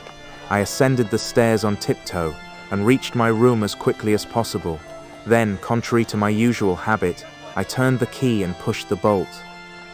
The light of my candle restored my courage, yet I was careful to take my revolver from its case, a large, powerful weapon, and place it beside my bed. That precaution completed my reassurance. I laid down and, as usual, took a book from my night table to read myself to sleep. Then I received a great surprise. Instead of the paper knife with which I had marked my place on the preceding, I found an envelope, closed with 5 seals of red wax. I seized it eagerly. It was addressed to me and marked urgent. A letter addressed to me. Who could have put it in that place? Nervously, I tore open the envelope and read, "From the moment you open this letter, whatever happens, whatever you may hear, do not move, do not utter one cry, otherwise you are doomed. I am not a coward, and, quite as well as another, I can face real danger or smile at the visionary perils of imagination. But let me repeat, I was in an anomalous condition of mind, with my nerves set on edge by the events of the evening. Besides, was there not, in my present situation, something startling and mysterious, calculated to disturb the most courageous spirit? My feverish fingers clutched the sheet of paper, and I read and reread those threatening words. Do not move, do not utter one cry, otherwise you are doomed. Nonsense, I thought. It is a joke, the work of some cheerful idiot. I was about to laugh, a good loud laugh. Who prevented me? What haunting fear compressed my throat? At least I would blow out the candle. No, I could not do it. Do not move, or you are doomed, were the words he had written. These auto-suggestions are frequently more imperious than the most positive realities, but why should I struggle against them? I had simply to close my eyes. I did so. At that moment I heard a slight noise, followed by crackling sounds, proceeding from a large room used by me as a library. A small room or antechamber was situated between the library and my bedchamber. The approach of an actual danger greatly excited me, and I felt a desire to get up, seize my revolver, and rush into the library. I did not rise. I saw one of the curtains of the left window move. There was no doubt about it. The curtain had moved. It was still moving. And I saw quite distinctly, in the narrow space between the curtains and the window, a human form, a bulky mass that prevented the curtains from hanging straight. And it is equally certain that the man saw me through the large meshes of the curtain. Then I understood the situation. His mission was to guard me while the others carried away their booty. Should I rise and seize my revolver? Impossible. He was there, at the least movement. At the least cry, I was doomed. Then came a terrific noise that shook the house. This was followed by lighter sounds, 2 or 3 together, like those of a hammer that rebounded. At least, that was the impression formed in my confused brain. These were mingled with other sounds, thus creating a veritable uproar which proved that the intruders were not only bold, but felt themselves secure from interruption.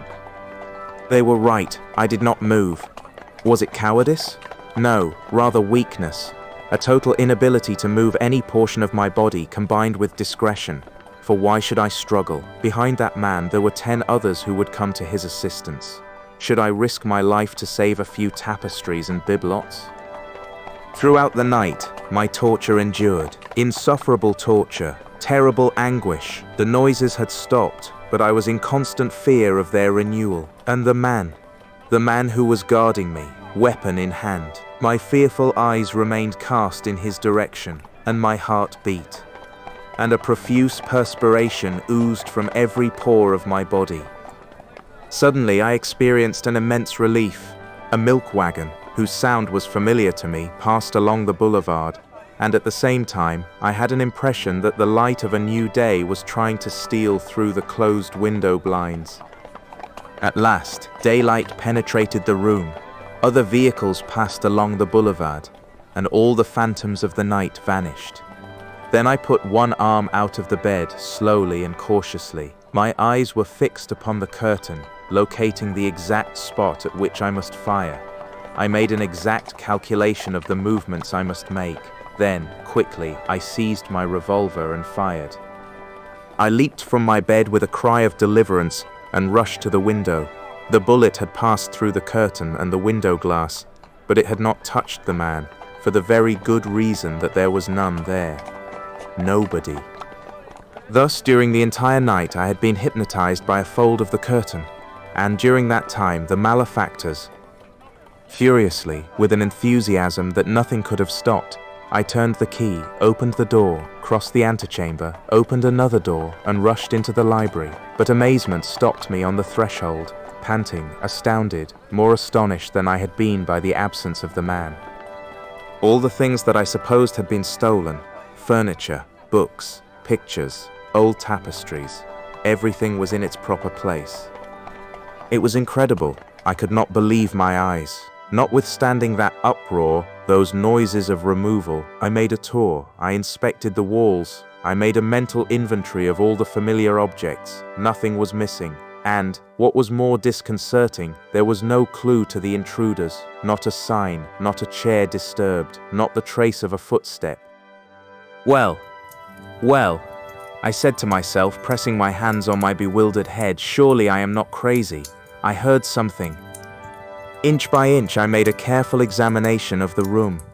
It was in vain. Unless I could consider this as a discovery, under a small Persian rug I found a card, an ordinary playing card. It was the 7 of hearts. It was like any other 7 of hearts in French playing cards, with this slight but curious exception. The extreme point of each of the 7 red spots or hearts was pierced by a hole, round and regular as if made with the point of an awl. Nothing more, a card and a letter found in a book, but was not that sufficient to affirm that I had not been the plaything of a dream? Throughout the day I continued my searches in the library. It was a large room, much too large for the requirements of such a house, and the decoration of which attested the bizarre taste of its founder. The floor was a mosaic of multicolored stones formed into large symmetrical designs. The walls were covered with a similar mosaic arranged in panels, Pompeian allegories, Byzantine compositions, frescoes of the Middle Ages, a Bacchus bestriding a cask, an emperor wearing a gold crown, a flowing beard, and holding a sword in his right hand. Quite high, after the style of an artist's studio, there was a large window, the only one in the room. That window being always open at night, it was probable that the men had entered through it by the aid of a ladder. But, again, there was no evidence. The bottom of the ladder would have left some marks in the soft earth beneath the window, but there were none, nor were there any traces of footsteps in any part of the yard. I had no idea of informing the police, because the facts I had before me were so absurd and inconsistent, they would laugh at me. However, as I was then a reporter on the staff of the Gil Blas, I wrote a lengthy account of my adventure, and it was published in the paper on the second day thereafter. The article attracted some attention, but no one took it seriously. They regarded it as a work of fiction rather than a story of real life. The St. Martins rallied me, but Dasbury, who took an interest in such matters, came to see me, made a study of the affair, but reached no conclusion. A few mornings later, the doorbell rang, and Antoine came to inform me that a gentleman desired to see me. He would not give his name. I directed Antoine to show him up. He was a man of about 40 years of age with a very dark complexion, lively features, and whose correct dress, slightly frayed, proclaimed a taste that contrasted strangely with his rather vulgar manners. Without any preamble, he said to me, in a rough voice that confirmed my suspicion as to his social position, Monsieur, whilst in a cafe, I picked up a copy of the Gil Blas and read your article. It interested me very much. Thank you. And here I am. Yes, to talk to you. Are all the facts related by you quite correct? Absolutely so. Well, in that case, I can perhaps give you some information. Very well. Proceed. No, not yet. First, I must be sure that the facts are exactly as you have related them. I have given you my word. What further proof do you want? I must remain alone in this room. I do not understand, I said with surprise. It's an idea that occurred to me when reading your article. Certain details established an extraordinary coincidence with another case that came under my notice. If I am mistaken, I shall say nothing more, and the only means of ascertaining the truth is by my remaining in the room alone. What was at the bottom of this proposition? Later, I recalled that the man was exceedingly nervous, but, at the same time, although somewhat astonished, I found nothing particularly abnormal about the man or the request he had made. Moreover, my curiosity was aroused, so I replied, "Very well. How much time do you require?" Oh, 3 minutes, not longer. 3 minutes from now, I will rejoin you. I left the room and went downstairs. I took out my watch. 1 minute passed, 2 minutes. Why did I feel so depressed? Why did those moments seem so solemn and weird? 2 minutes and a half, 2 minutes and 3/4. Then I heard a pistol shot. I bounded up the stairs and entered the room. A cry of horror escaped me. In the middle of the room, the man was lying on his left side, motionless. Blood was flowing from a wound in his forehead. Near his hand was a revolver, still smoking. But, in addition to this frightful spectacle, my attention was attracted by another object. At 2 feet from the body, upon the floor, I saw a playing card. It was the 7 of hearts. I picked it up. The lower extremity of each of the 7 spots was pierced with a small round hole. A half-hour later, the commissary of police arrived, then the coroner and the chief of the Sûreté, Monsieur Dudouis. I had been careful not to touch the corpse. The preliminary inquiry was very brief and disclosed nothing. There were no papers in the pockets of the deceased, no name upon his clothes, no initial upon his linen, nothing to give any clue to his identity. The room was in the same perfect order as before. The furniture had not been disturbed, yet this man had not come to my house solely for the purpose of killing himself, or because he considered my place the most convenient one for his suicide. There must have been a motive for his act of despair, and that motive was, no doubt, the result of some new fact ascertained by him during the 3 minutes he was alone. What was that fact? What had he seen? What frightful secret had been revealed to him? There was no answer to these questions. But at the last moment, an incident occurred that appeared to us of considerable importance. As 2 policemen were raising the body to place it on a stretcher, the left hand thus being disturbed, a crumpled card fell from it. The card bore these words: Georges Andermatt, 37 Rue de Berry. What did that mean? Georges Andermatt was a rich banker in Paris, the founder and president of the metal exchange which had given such an impulse to the metallic industries in France. He lived in princely style, was the possessor of numerous automobiles, coaches, and an expensive racing stable. His social affairs were very select, and Madame Andermatt was noted for her grace and beauty. "Can that be the man's name?" I asked. The chief of the Sûreté leaned over him. It is not he. Monsieur Andermatt is a thin man and slightly grey. But why this card? Have you a telephone, monsieur? Yes, in the vestibule. Come with me. He looked in the directory and then asked for number 415.21. Is Monsieur Andermatt at home? Please tell him that Monsieur Dudouis wished him to come at once to 102 Boulevard Maillot. Very important. 20 minutes later, Monsieur Andermatt arrived in his automobile. After the circumstances had been explained to him, he was taken in to see the corpse. He displayed considerable emotion and spoke in a low tone and apparently unwillingly. Etienne Varun. You know him? No, or at least yes, by sight only. His brother. Ah, he has a brother. Yes, Alfred Varun. He came to see me once on some matter of business. I forget what it was. Where does he live? The 2 brothers live together. Rue de Provence, I think. Do you know any reason why he should commit suicide? None. He held a card in his hand. It was your card with your address. I do not understand that. It must have been there by some chance that will be disclosed by the investigation. A very strange chance, I thought, and I felt that the others entertained the same impression. I discovered the same impression in the papers next day and amongst all my friends with whom I discussed the affair. Amid the mysteries that enveloped it, after the double discovery of the 7 of hearts pierced with 7 holes, after the 2 inscrutable events that had happened in my house, that visiting card promised to throw some light on the affair. Through it, the truth may be revealed. But Contrary to our expectations, Monsieur Andermatt furnished no explanation, he said. I have told you all I know. What more can I do? I am greatly surprised that my card should be found in such a place, and I sincerely hope the point will be cleared up. It was not. The official investigation established that the Varin brothers were of Swiss origin, had led a shifting life under various names, frequenting gambling resorts, associating with a band of foreigners who had been dispersed by the police after a series of robberies in which their participation was established only by their flight.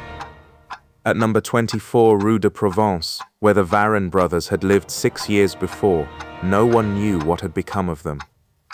I confess that, for my part, the case seemed to me so complicated and so mysterious that I did not think the problem would ever be solved, so I concluded to waste no more time upon it. But Jean Daspry, whom I frequently met at that period, became more and more interested in it each day. It was he who pointed out to me that item from a foreign newspaper which was reproduced and commented upon by the entire press. It was as follows. The first trial of a new model of submarine boat which is expected to revolutionize naval warfare will be given in presence of the former emperor at a place that will be kept secret until the last minute. An indiscretion has revealed its name. It is called the Seven of Hearts. The Seven of Hearts? That presented a new problem. Could a connection be established between the name of the submarine and the incidents which we have related? But a connection of what nature? What had happened here could have no possible relation with the submarine. What do you know about it?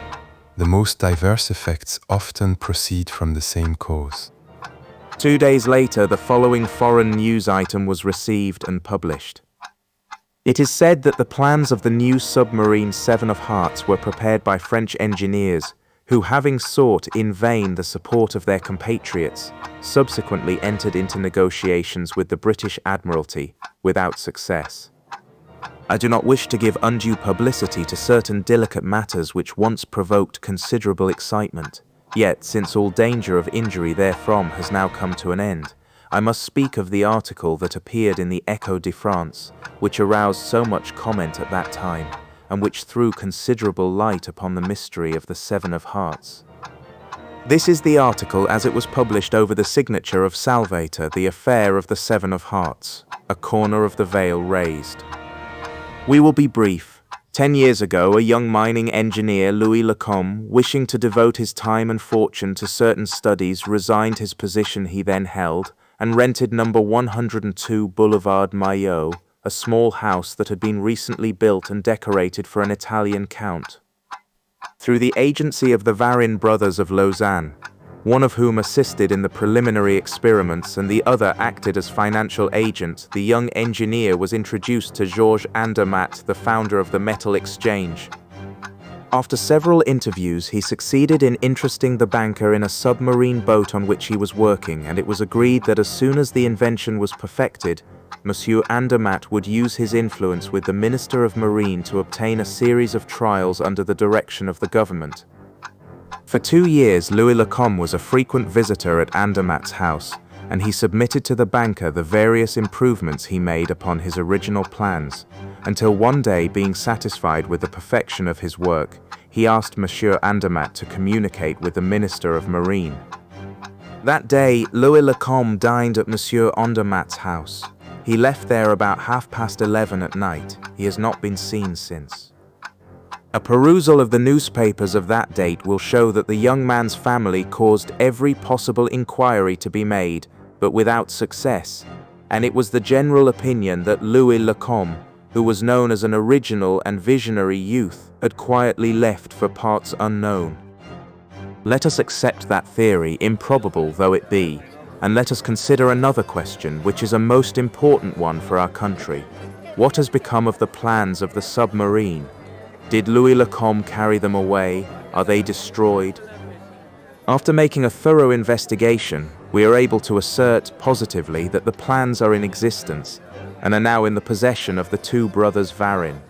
How did they acquire such a possession? That is a question not yet determined, nor do we know why they have not tried to sell them at an earlier date. Did they fear that their title to them would be called in question? If so, they have lost that fear, and we can announce definitely that the plans of Louis Lacombe are now the property of foreign power, and we are in a position to publish the correspondence that passed between the Varin brothers and the representative of that power. The Seven of Hearts invented by Louis Lacombe has been actually constructed by our neighbor. Will the invention fulfill the optimistic expectations of those who were concerned in that treacherous act? And a postscript adds, later, our special correspondent informs us that the preliminary trial of the Seven of Hearts has not been satisfactory. It is quite likely that the plans sold and delivered by the Varin brothers did not include the final document carried by Louis Lacombe to Monsieur Andermatt on the day of his disappearance, a document that was indispensable to a thorough understanding of the invention. It contained a summary of the final conclusions of the inventor, and estimates and figures not contained in the other papers. Without this document, the plans are incomplete. On the other hand, without the plans, the document is worthless. Now is the time to act and recover what belongs to us. It may be a difficult matter, but we rely upon the assistance of Monsieur Andermatt. It will be to his interest to explain his conduct, which has hitherto been so strange and inscrutable. He will explain not only why he concealed these facts at the time of the suicide of Etienne Varan, but also why he has never revealed the disappearance of the paper, a fact well known to him. He will tell why, during the last 6 years, he paid spies to watch the movements of the Varan brothers. We expect from him not only words but acts, and at once. Otherwise, the threat was plainly expressed, but of what did it consist? What whip was Salvator, the anonymous writer of the article, holding over the head of Monsieur Andermatt? An army of reporters attacked the banker, and 10 interviewers announced the scornful manner in which they were treated. Thereupon the Echo de France announced its position in these words: "Whether Monsieur Andermatt is willing or not, he will be, henceforth, our collaborator in the work we have undertaken." Dasbury and I were dining together on the day on which that announcement appeared. That evening, with the newspapers spread over my table, we discussed the affair and examined it from every point of view with that exasperation that a person feels when walking in the dark and finding himself constantly falling over the same obstacles. Suddenly, without any warning whatsoever, the door opened and a lady entered. Her face was hidden behind a thick veil. I rose at once and approached her. Is it you, monsieur, who lives here? "Yes, madame, but I do not understand." The gate was not locked. "But the vestibule door." She did not reply, and it occurred to me that she had used the servants' entrance. How did she know the way? Then there was a silence that was quite embarrassing.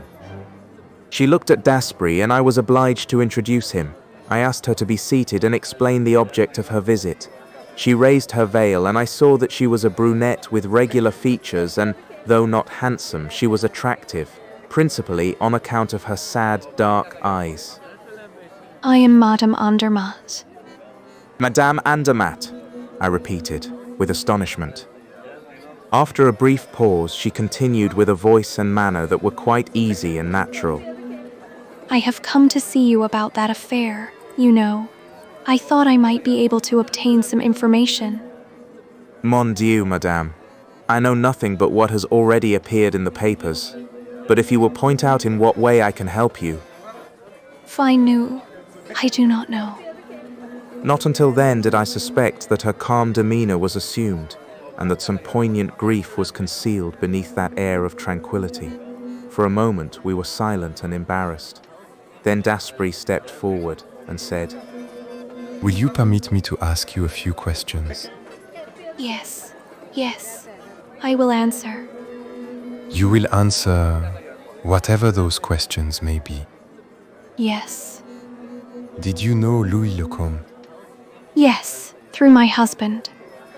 When did you see him for the last time? The evening he dined with us. At that time, was there anything to lead you to believe that you would never see him again? No, but he had spoken of a trip to Russia, in a vague way. Then you expected to see him again? Yes, he was to dine with us 2 days later. How do you explain his disappearance? I cannot explain it. And Monsieur Andermatt? I do not know. Yet the article published in the Echo de France indicates. Yes, that the Varin brothers had something to do with his disappearance. Is that your opinion? Yes. On what do you base your opinion?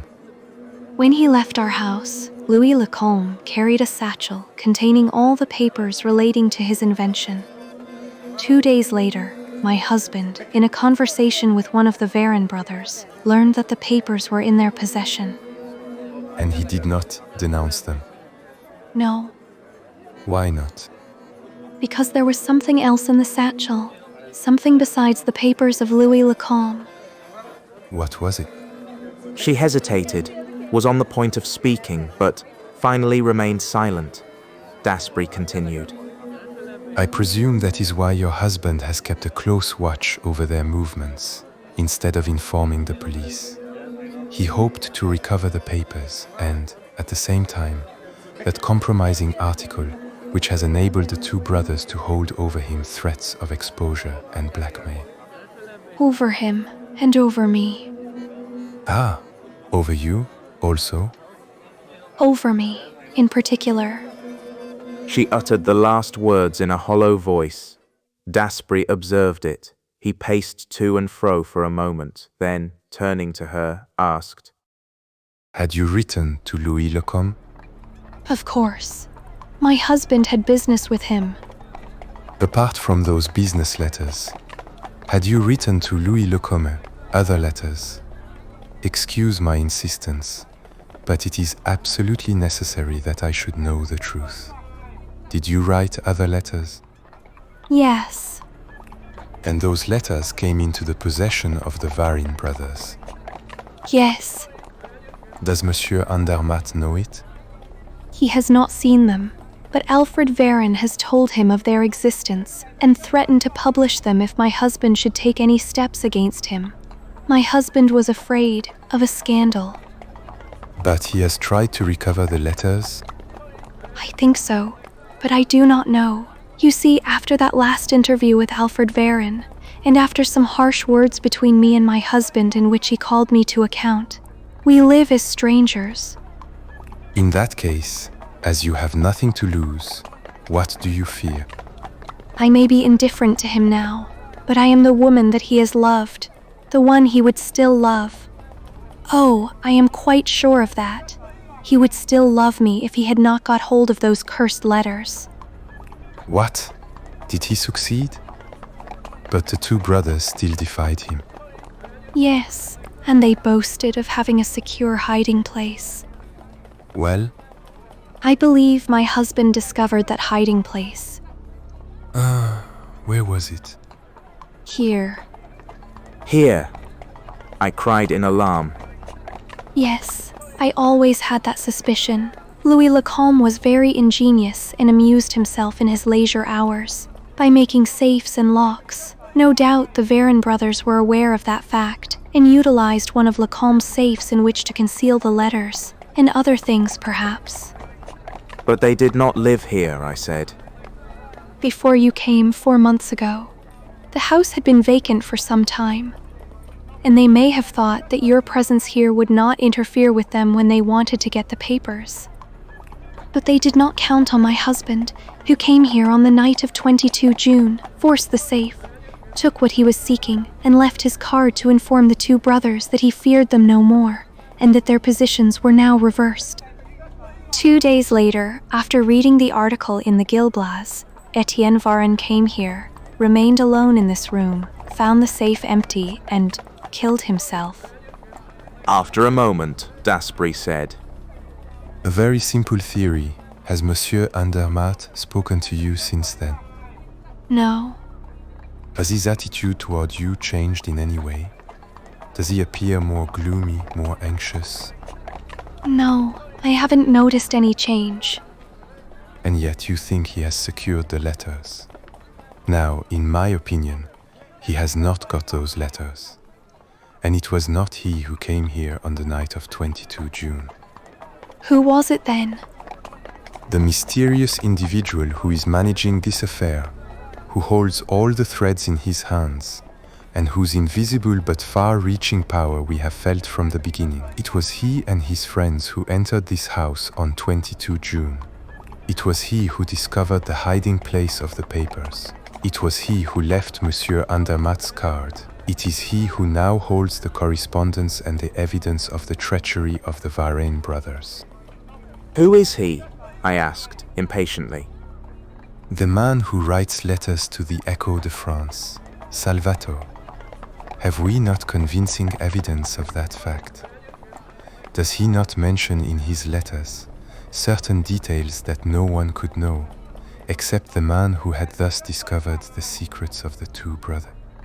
Well then, he has my letters also, and it is he who now threatens my husband.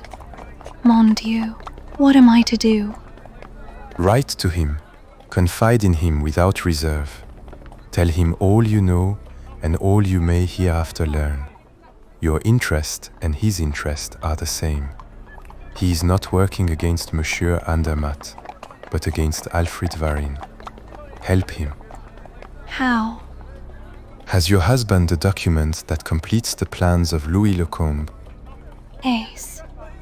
Tell that to Salvator and, if possible, procure the document for him. Write to him at once. You risk nothing. The advice was bold, dangerous even at first sight, but Madame Andermatt had no choice. Besides, as Daspry had said, she ran no risk. If the unknown writer were an enemy, that step would not aggravate the situation. If he were a stranger seeking to accomplish a particular purpose, he would attach to those letters only a secondary importance. Whatever might happen, it was the only solution offered to her, and she, in her anxiety, was only too glad to act on it. She thanked us effusively and promised to keep us informed. In fact, 2 days later she sent us the following letter that she had received from Salvator. Have not found the letters, but I will get them. Rest easy. I am watching everything. S. I looked at the letter. It was in the same handwriting as the note I found in my book on the night of 22 June. Daspry was right. Salvator was indeed the originator of that affair. We were beginning to see a little light coming out of the darkness that surrounded us, and an unexpected light was thrown on certain points, but other points yet remained obscure. For instance, the finding of the 2 7 of hearts. Perhaps I was unnecessarily concerned about those 2 cards whose 7 punctured spots had appeared to me under such startling circumstances. Yet I could not refrain from asking myself, what role will they play in the drama? What importance do they bear? What conclusion must be drawn from the fact that the submarine constructed from the plans of Louis Lecombe bore the name of 7 of Hearts? Daspry gave little thought to the other 2 cards. He devoted all his attention to another problem which he considered more urgent. He was seeking the famous hiding place. And who knows, I may find the letters that Salvator did not find. By inadvertence, perhaps. It is improbable that the Varenne brothers would have removed from a spot which they deemed inaccessible the weapon which was so valuable to them. And he continued to search. In a short time, the large room held no more secrets for him, so he extended his investigations to the other rooms. He examined the interior and the exterior, the stones of the foundation, the bricks in the walls. He raised the slates of the roof. One day he came with a pickaxe and a spade, gave me the spade, kept the pickaxe, pointed to the adjacent vacant lots and said, "Come." I followed him, but I lacked his enthusiasm. He divided the vacant land into several sections which he examined in turn. At last, in a corner, at the angle formed by the walls of 2 neighboring proprietors, a small pile of earth and gravel, covered with briars and grass, attracted his attention. He attacked it. I was obliged to help him. For an hour under a hot sun we labored without success. I was discouraged, but Daspry urged me on. His ardor was as strong as ever. At last, Daspry's pickaxe unearthed some bones, the remains of a skeleton to which some scraps of clothing still hung. Suddenly, I turned pale. I had discovered, sticking in the earth, a small piece of iron cut in the form of a rectangle, on which I thought I could see red spots. I stooped and picked it up. That little iron plate was the exact size of a playing card. and the red spots, made with red lead, were arranged upon it in a manner similar to the 7 of hearts, and each spot was pierced with a round hole similar to the perforations in the 2 playing cards. Listen, Daspry, I have had enough of this. You can stay if it interests you, but I am going. Was that simply the expression of my excited nerves? Or was it the result of a laborious task executed under a burning sun? I know that I trembled as I walked away, and that I went to bed, where I remained 48 hours, restless and feverish, haunted by skeletons that danced around me and threw their bleeding hearts at my head. Daspry was faithful to me. He came to my house every day and remained 3 or 4 hours, which he spent in the large room ferreting, thumping, tapping. The letters are here, in this room. They are here. I will stake my life on it. On the morning of the 3rd day I arose, feeble yet, but cured.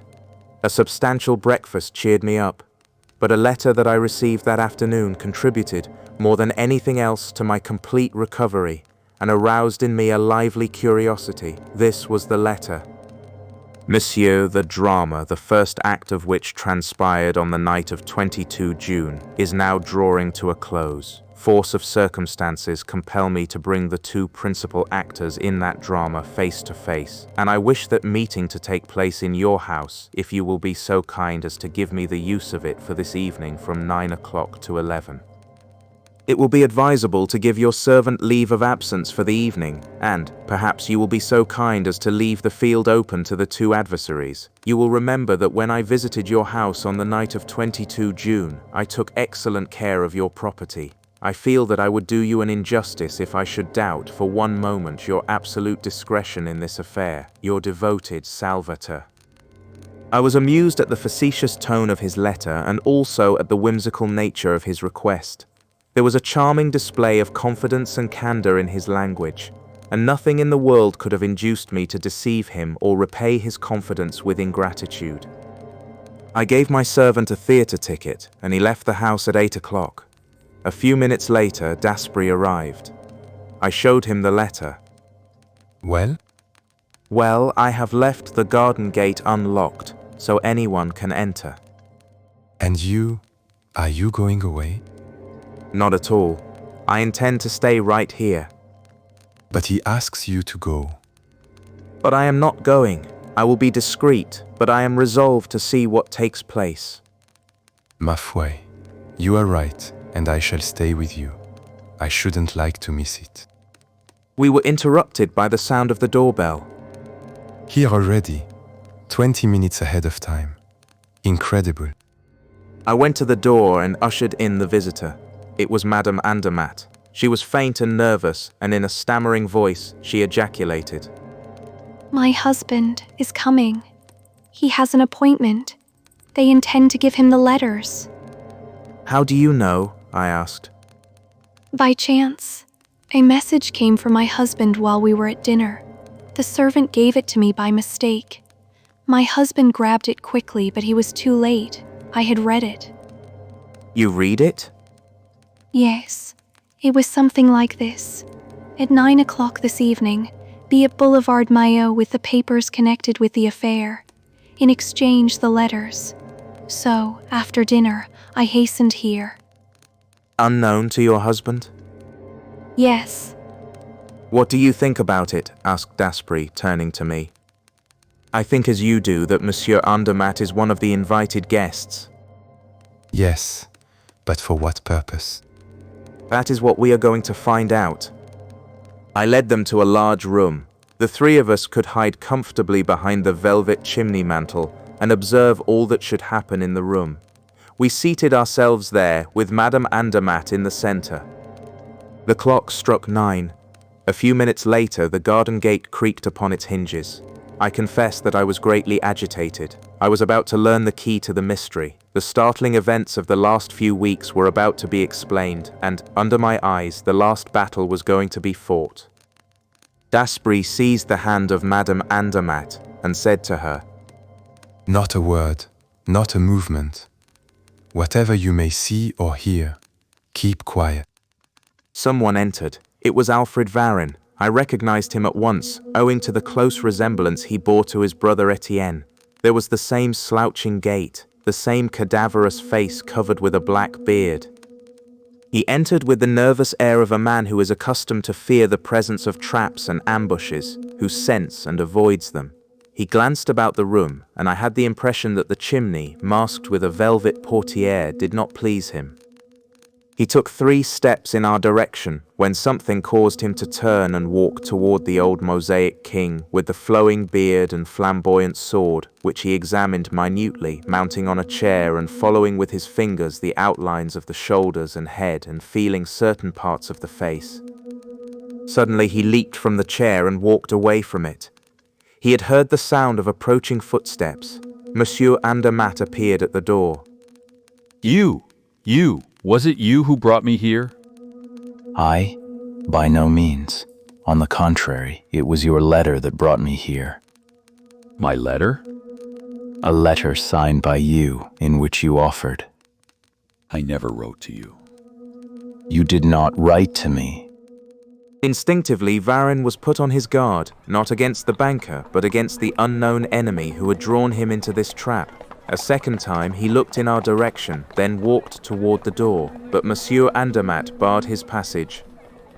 Well, where are you going, Baron? There's something about this affair I don't like. I am going home. Good evening. One moment. No need of that, Monsieur Andermatt. I have nothing to say to you. But I have something to say to you, and this is a good time to say it. Let me pass. No, you will not pass. Varron recoiled before the resolute attitude of the banker as he muttered, Well then, be quick about it. One thing astonished me, and I have no doubt my 2 companions experienced a similar feeling. Why was Salvator not there? Was he not a necessary party at this conference, or was he satisfied to let these 2 adversaries fight it out between themselves? At all events, his absence was a great disappointment, although it did not detract from the dramatic strength of the situation. After a moment, Monsieur Andermatt approached Varron and, face to face, eye to eye, said, Now, after all these years, and when you have nothing more to fear, you can answer me candidly. What have you done with Louis Lacombe? What a question, as if I knew anything about him. You do know. You and your brother were his constant companions, almost lived with him in this very house. You knew all about his plans and his work. And the last night I ever saw Louis Lacombe, when I parted with him at my door, I saw 2 men slinking away in the shadows of the trees. That I am ready to swear to. Well, what has that to do with me? The 2 men were you and your brother. Prove it. The best proof is that 2 days later, you yourself showed me the papers and the plans that belonged to Lacombe and offered to sell them. How did these papers come into your possession? I have already told you, Monsieur Andermatt, that we found them on Louis Lacombe's table the morning after his disappearance. That is a lie. Prove it. The law will prove it. Why did you not appeal to the law? Why? Why? You know very well, Monsieur Andermatt, if you had the least certainty of our guilt, our little threat would not have stopped you. What threat? Those letters. Do you suppose I ever gave those letters a moment's thought? If you did not care for the letters, why did you offer me thousands of francs for their return? And why did you have my brother and me tracked like wild beasts? To recover the plans. Nonsense. You wanted the letters. You knew that as soon as you had the letters in your possession, you could denounce us. Oh, no, I couldn't part with them. He laughed heartily but stopped suddenly and said, But enough of this. We are merely going over old ground. We make no headway. We had better let things stand as they are. We will not let them stand as they are. And since you have referred to the letters, let me tell you that you will not leave this house until you deliver up those letters. I shall go when I please. You will not. Be careful, Monsieur Andermatt. I warn you. I say you shall not go. We will see about that. Varin cried this in such a rage that Madame Andermatt could not suppress a cry of fear. Varin must have heard it, for he now tried to force his way out. Monsieur Andermatt pushed him back. Then I saw him put his hand into his coat pocket. For the last time, let me pass. The letters first. Varin drew a revolver and, pointing it at Monsieur Andermatt, said, Yes or no? The banker stooped quickly. There was the sound of a pistol shot. The weapon fell from Varin's hand. I was amazed. The shot was fired close to me. It was Daspry who had fired it at Varin, causing him to drop the revolver. In a moment, Daspry was standing between the two men, facing Varin. He said to him, with a sneer, You were lucky, my friend. Very lucky. I fired at your hand and struck only the revolver. Both of them looked at him, surprised. Then he turned to the banker and said, I beg your pardon, monsieur, for meddling in your business. But, really, you play a very poor game. Let me hold the cards. Turning again to Varin, Daspry said, It's between us two, comrade, and play fair, if you please. Hearts are trumps, and I play the 7. Then Daspry held up, before Varin's bewildered eyes, the little iron plate marked with the 7 red spots. It was a terrible shock to Varin. With livid features, staring eyes, and an air of intense agony, the man seemed to be hypnotized at the sight of it. Who are you? One who meddles in other people's business, down to the very bottom. What do you want? What you brought here tonight. I brought nothing. Yes, you did, or you wouldn't have come. This morning, you received an invitation to come here at 9 o'clock and bring with you all the papers held by you. You are here. Where are the papers? There was in Daspry's voice and manner a tone of authority that I did not understand. His manner was usually quite mild and conciliatory. Absolutely conquered, Varin placed his hand on one of his pockets and said, The papers are here. All of them? Yes. All that you took from Louis Lecombe and afterwards sold to Major van Lieben? Yes. Are these the copies or the originals? I have the originals. How much do you want for them? 100,000 francs. You are crazy. Why, the Major gave you only 20,000, and that was like money thrown into the sea, as the boat was a failure at the preliminary trials. They didn't understand the plans. The plans are not complete. Then, why do you ask me for them? Because I want them. I offer you 5,000 francs, not a sou more. 10,000, not a so less. Agreed. Daspry now turned to Monsieur Andermatt and said, Monsieur will kindly sign a check for the amount. But I haven't got... Your checkbook. Here it is. Astounded, Monsieur Andermatt examined the checkbook that Daspry handed to him. It is mine. How does that happen? No idle words, monsieur, if you please. You have merely to sign. The banker took out his fountain pen, filled out the check and signed it. Varin held out his hand for it. Put down your hand. There is something more. Then, to the banker, he said, You asked for some letters, did you not? Yes, a package of letters. Where are they, Varin? I haven't got them. Where are they, Varin? I don't know. My brother had charge of them. They are hidden in this room. In that case, you know where they are. How should I know? Was it not you who found the hiding place? You appear to be as well informed as Salvator. The letters are not in the hiding place. They are. Open it. Varin looked at him defiantly. Were not Daspry and Salvator the same person? Everything pointed to that conclusion. If so, Varin risked nothing in disclosing a hiding place already known. Open it. I have not got the 7 of hearts. Yes, here it is. Dustbury handed him the iron plate.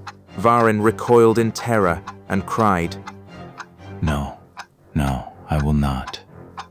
"Never mind," replied Dastbury as he walked toward the bearded king, climbed on a chair and applied the 7 of hearts to the lower part of the sword in such a manner that the edges of the iron plate coincided exactly with the 2 edges of the sword.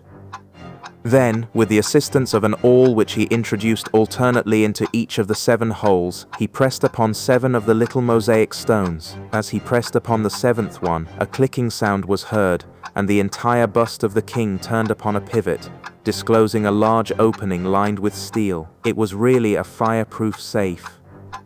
You can see, Varin, the safe is empty. So I see. Then my brother has taken out the letters.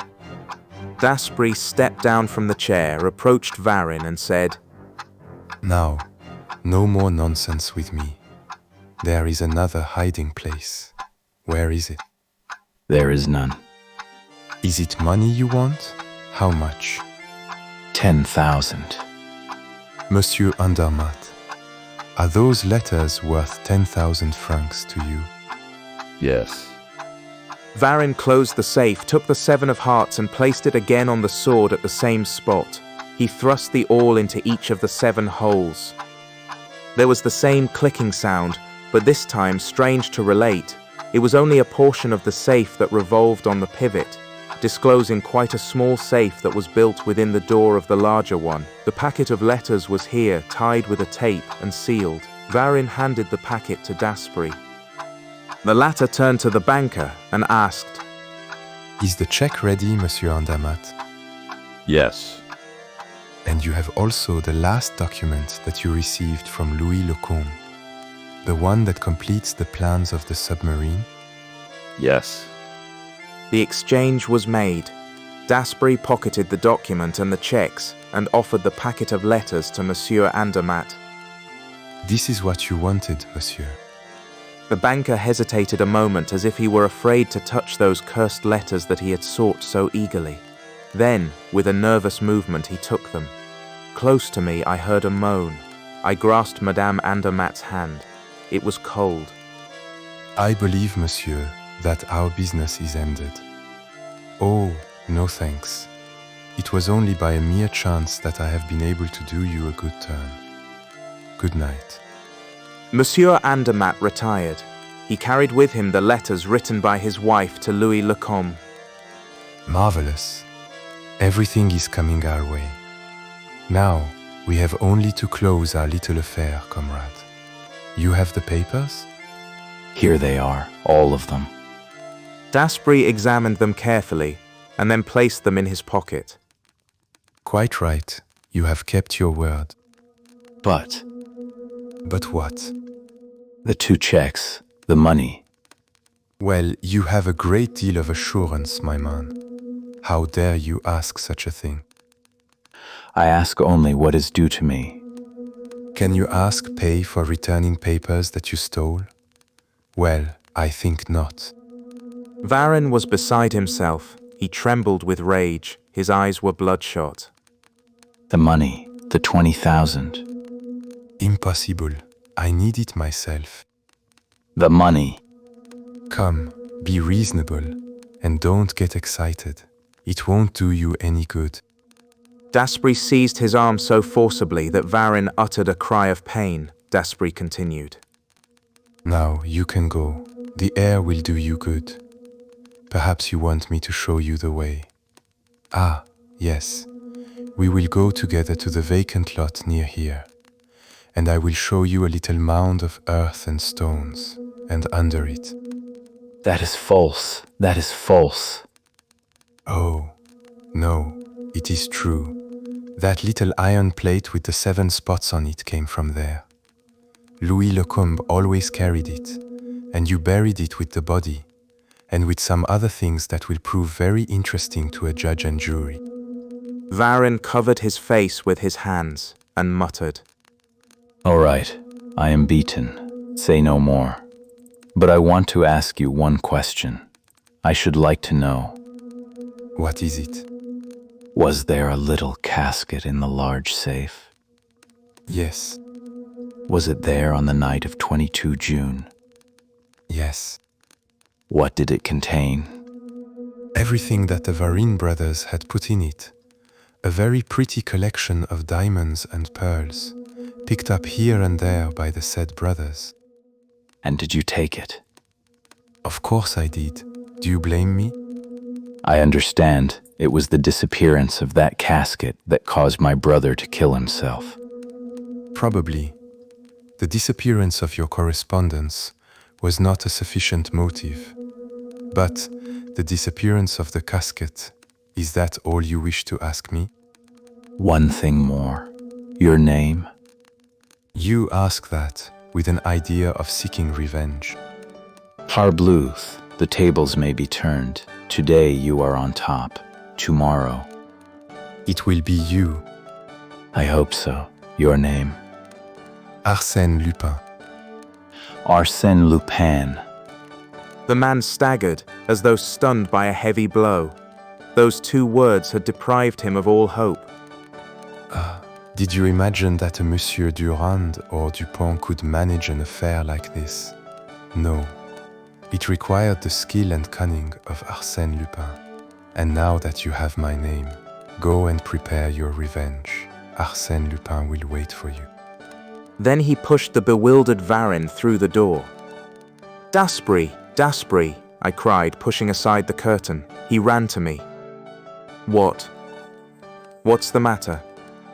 Madame Andermatt is ill. He hastened to her, caused her to inhale some salts, and, while caring for her, questioned me. Well, what did it? The letters of Louis Lecomte that you gave to her husband. He struck his forehead and said, Did she think that I could do such a thing? But, of course she would, imbecile that I am. Madame Andermatt was now revived. Daspry took from his pocket a small package exactly similar to the one that Monsieur Andermatt had carried away. Here are your letters, madame. These are the genuine letters. But the others?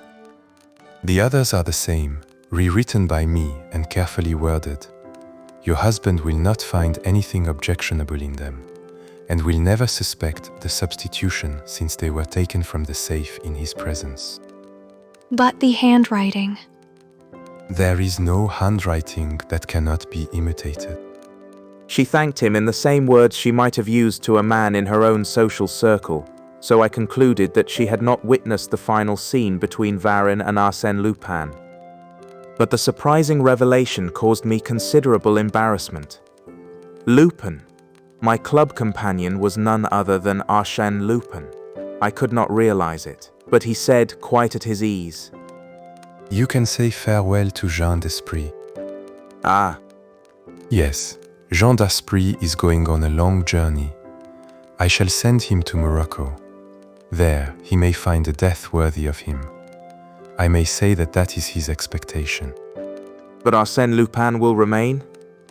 Oh, decidedly. Arsène Lupin is simply at the threshold of his career, and he expects. I was impelled by curiosity to interrupt him, and, leading him away from the hearing of Madame Andermatt, I asked, Did you discover the smaller safe yourself, the one that held the letters? Yes, after a great deal of trouble. I found it yesterday afternoon while you were asleep, and yet, God knows it was simple enough. But the simplest things are the ones that usually escape our notice. Then, showing me the 7 of hearts, he added, Of course I had guessed that. In order to open the larger safe, this card must be placed on the sword of the Mosaic King. How did you guess that? Quite easily.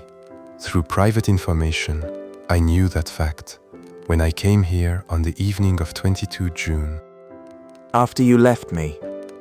Yes, after turning the subject of our conversation to stories of crime and robbery which were sure to reduce you to such a nervous condition that you would not leave your bed, but would allow me to complete my search uninterrupted. The scheme worked perfectly. Well, I knew when I came here that there was a casket concealed in a safe with a secret lock, and that the 7 of hearts was the key to that lock. I had merely to place the card upon the spot that was obviously intended for it. An hour's examination showed me where the spot was. 1 hour.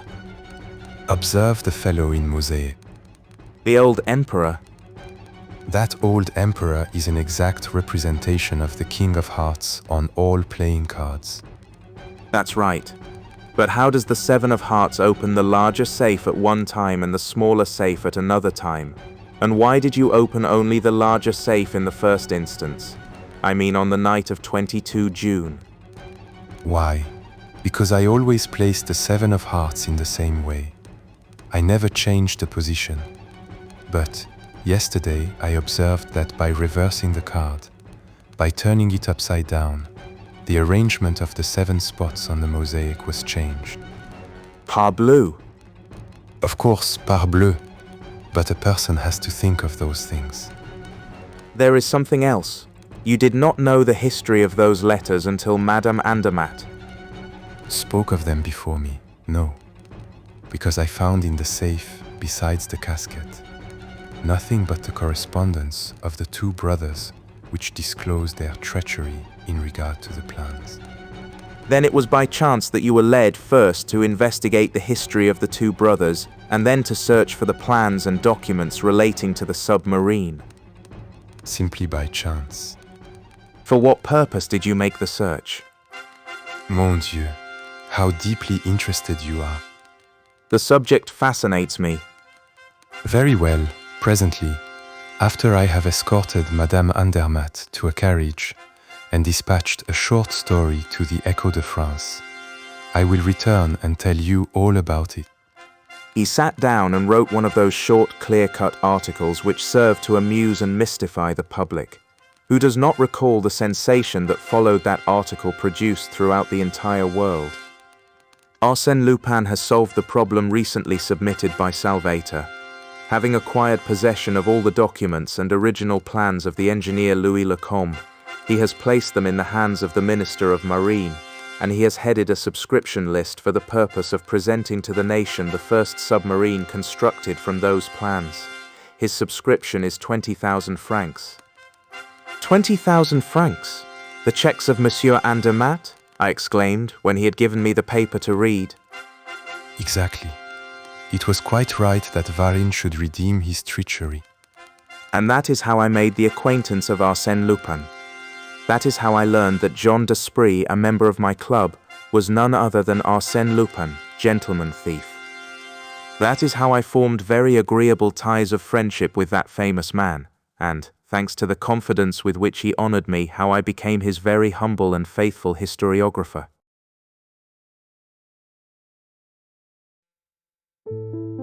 Chapter 7. Madame Imbert's Safe. At 3 o'clock in the morning, there were still half a dozen carriages in front of one of those small houses which form only the side of the Boulevard Berthier. The door of that house opened, and a number of guests, male and female, emerged. The majority of them entered their carriages and were quickly driven away, leaving behind only 2 men who walked down Courcelles where they parted, as one of them lived in that street. The other decided to return on foot as far as the Porte Maillot. It was a beautiful winter's night, clear and cold, a night on which a brisk walk is agreeable and refreshing. But, at the end of a few minutes, he had the disagreeable impression that he was being followed. Turning around, he saw a man skulking amongst the trees. He was not a coward, yet he felt it advisable to increase his speed. Then his pursuer commenced to run, and he deemed it prudent to draw his revolver and face him. But he had no time.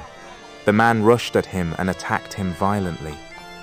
Immediately they were engaged in a desperate struggle, wherein he felt that his unknown assailant had the advantage.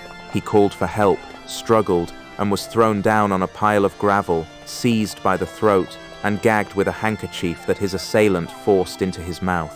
His eyes closed, and the man who was smothering him with his weight arose to defend himself against an unexpected attack.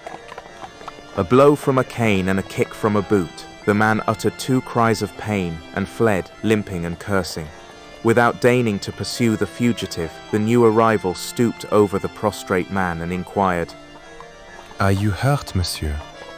He was not injured, but he was dazed and unable to stand. His rescuer procured a carriage, placed him in it, and accompanied him to his house on the Avenue de la Grande Armée. On his arrival there, quite recovered, he overwhelmed his saviour with thanks. I owe you my life, monsieur, and I shall not forget it. I do not wish to alarm my wife at this time of night, but tomorrow she will be pleased to thank you personally. Come and breakfast with us. My name is Ludovic Imbert. May I ask yours? Certainly, monsieur. And he handed Monsieur Imbert a card bearing the name Arsène Lupin. At that time, Arsène Lupin did not enjoy the celebrity which the Cowhorn affair, his escape from the Prison de la Santé, and other brilliant exploits afterwards gained for him. He had not even used the name of Arsène Lupin. The name was specially invented to designate the rescuer of Monsieur Imbert. That is to say, it was in that affair that Arsène Lupin was baptized. Fully armed and ready for the fray, it is true, but lacking the resources and authority which command success, Arsène Lupin was then merely an apprentice in a profession wherein he soon became a master. With what a thrill of joy he recalled the invitation he received that night. At last he had reached his goal. At last he had undertaken a task worthy of his strength and skill. The Imbert millions. What a magnificent feast for an appetite like his. He prepared a special toilet for the occasion, a shabby frock coat, baggy trousers, a frayed silk hat, well-worn collar and cuffs, all quite correct in form, but bearing the unmistakable stamp of poverty. His cravat was a black ribbon pinned with a false diamond. Thus accoutred, he descended the stairs of the house in which he lived at Montmartre. At the third floor, without stopping, he rapped on a closed door with the head of his cane. He walked to the exterior boulevards. A tramcar was passing. He boarded it, and someone who had been following him took a seat beside him. It was the lodger who occupied the room on the third floor. A moment later, this man said to Lupin, Well, Governor. Well, it is all fixed. How? I am going there to breakfast. You breakfast there. Certainly, why not? I rescued Monsieur Ludovic Imbert from certain death at your hands. Monsieur Imbert is not devoid of gratitude. He invited me to breakfast. There was a brief silence. Then the other said, But you are not going to throw up the scheme. My dear boy, when I arranged that little case of assault and battery, when I took the trouble at 3 o'clock in the morning to rap you with my cane and tap you with my boot, at the risk of injuring my only friend, it was not my intention to forego the advantages to be gained from a rescue so well arranged and executed. Oh no, not at all. But the strange rumors we hear about their fortune. Never mind about that. For 6 months, I have worked on this affair, investigated it, studied it, questioned the servants, the moneylenders and men of straw. For 6 months, I have shadowed the husband and wife. Consequently, I know what I am talking about. Whether the fortune came to them from old Broford, as they pretend, or from some other source, I do not care. I know that it is a reality, that it exists, and someday it will be mine. Bigre, 100 millions. Let us say 10, or even 5. That is enough. They have a safe full of bonds, and there will be the devil to pay if I can't get my hands on them. The tramcar stopped at the Place de l'Étoile. The man whispered to Lupin, What am I to do now? Nothing at present. You will hear from me. There is no hurry. 5 minutes later, Arsène Lupin was ascending the magnificent flight of stairs in the Imbert mansion, and Monsieur Imbert introduced him to his wife. Madame Gervaise Imbert was a short, plump woman, and very talkative. She gave Lupin a cordial welcome. I desired that we should be alone to entertain our Savior. From the outset, they treated our Savior as an old and valued friend. By the time dessert was served, their friendship was well cemented, and private confidences were being exchanged. Arsène related the story of his life, the life of his father as a magistrate, the sorrows of his childhood, and his present difficulties. Gervaise in turn spoke of her youth, her marriage, the kindness of the aged Brawford, the 100 millions that she had inherited, the obstacles that prevented her from obtaining the enjoyment of her inheritance, the money she had been obliged to borrow at an exorbitant rate of interest, her endless contentions with Brawford's nephews, and the litigation, the injunctions, in fact, everything. Just think of it, Monsieur Lupin. The bonds are there, in my husband's office, and if we detach a single coupon, we lose everything. They are there, in our safe, and we dare not touch them. Monsieur Lupin shivered at the bare idea of his proximity to so much wealth, yet he felt quite certain that Monsieur Lupin would never suffer from the same difficulty as his fair hostess who declared she dare not touch the money. "Ah, they are there," he repeated to himself. "They are there." A friendship formed under such circumstances soon led to closer relations. When discreetly questioned, Arsène Lupin confessed his poverty and distress. Immediately, the unfortunate young man was appointed private secretary to the Imberts, husband and wife, at a salary of 100 francs a month. He was to come to the house every day and receive orders for his work, and a room on the second floor was set apart as his office. This room was directly over Monsieur Imbert's office. Arsène soon realized that his position as secretary was essentially a sinecure. During the first 2 months, he had only 4 important letters to recopy, and was called only once to Monsieur Imbert's office. Consequently, he had only one opportunity to contemplate, officially, the Imbert safe. Moreover, he noticed that the secretary was not invited to the social functions of the employer, but he did not complain, as he preferred to remain modestly in the shade and maintain his peace and freedom. However, he was not wasting any time. From the beginning, he made clandestine visits to Monsieur Imbert's office and paid his respects to the safe, which was hermetically closed. It was an immense block of iron and steel, cold and stern in appearance, which could not be forced open by the ordinary tools of the burglar's trade. But Arsène Lupin was not discouraged. Where force fails, cunning prevails. The essential thing is to be on the spot when the opportunity occurs. In the meantime, I must watch and wait. He made immediately some preliminary preparations.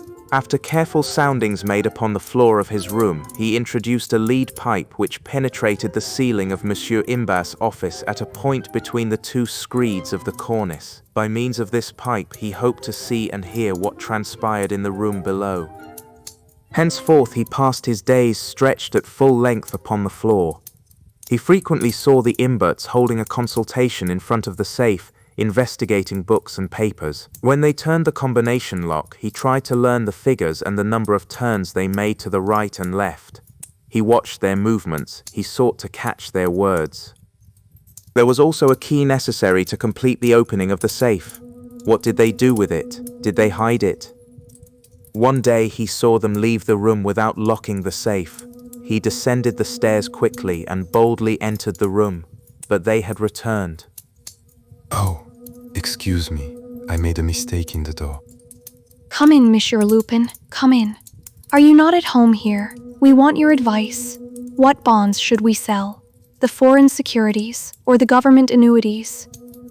But the injunction, said Lupin with surprise. Oh, it doesn't cover all the bonds. She opened the door of the safe and withdrew a package of bonds, but her husband protested. No, Gervais, it would be foolish to sell the foreign bonds. They are going up, whilst the annuities are as high as they ever will be. What do you think, my dear friend? The dear friend had no opinion, yet he advised the sacrifice of the annuities. Then she withdrew another package, and from it she took a paper at random. It proved to be a 3% annuity worth 2,000 francs. Ludovic placed the package of bonds in his pocket. That afternoon, accompanied by his secretary, he sold the annuities to a stockbroker and realized 46,000 francs. Whatever Madame Imbert might have said about it, Arsène Lupin did not feel at home in the Imbert house. On the contrary, his position there was a peculiar one. He learned that the servants did not even know his name. They called him Monsieur. Ludovic always spoke of him in the same way. You will tell Monsieur. Has Monsieur arrived? Why that mysterious appellation? Moreover, after their first outburst of enthusiasm, the Imberts seldom spoke to him, and, although treating him with the consideration due to a benefactor, they gave him little or no attention. They appeared to regard him as an eccentric character who did not like to be disturbed, and they respected his isolation as if it were a stringent rule on his part. On one occasion, while passing through the vestibule, he heard Madame Imbert say to the two gentlemen, He is such a barbarian. Very well, he said to himself, I am a barbarian. And, without seeking to solve the question of their strange conduct, he proceeded with the execution of his own plans. He had decided that he could not depend on chance, nor on the negligence of Madame Imbert, who carried the key of the safe, and who, on locking the safe, invariably scattered the letters forming the combination of the lock. Consequently, he must act for himself.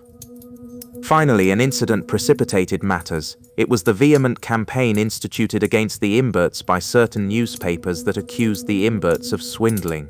Arsène Lupin was present at certain family conferences when this new vicissitude was discussed. He decided that if he waited much longer, he would lose everything.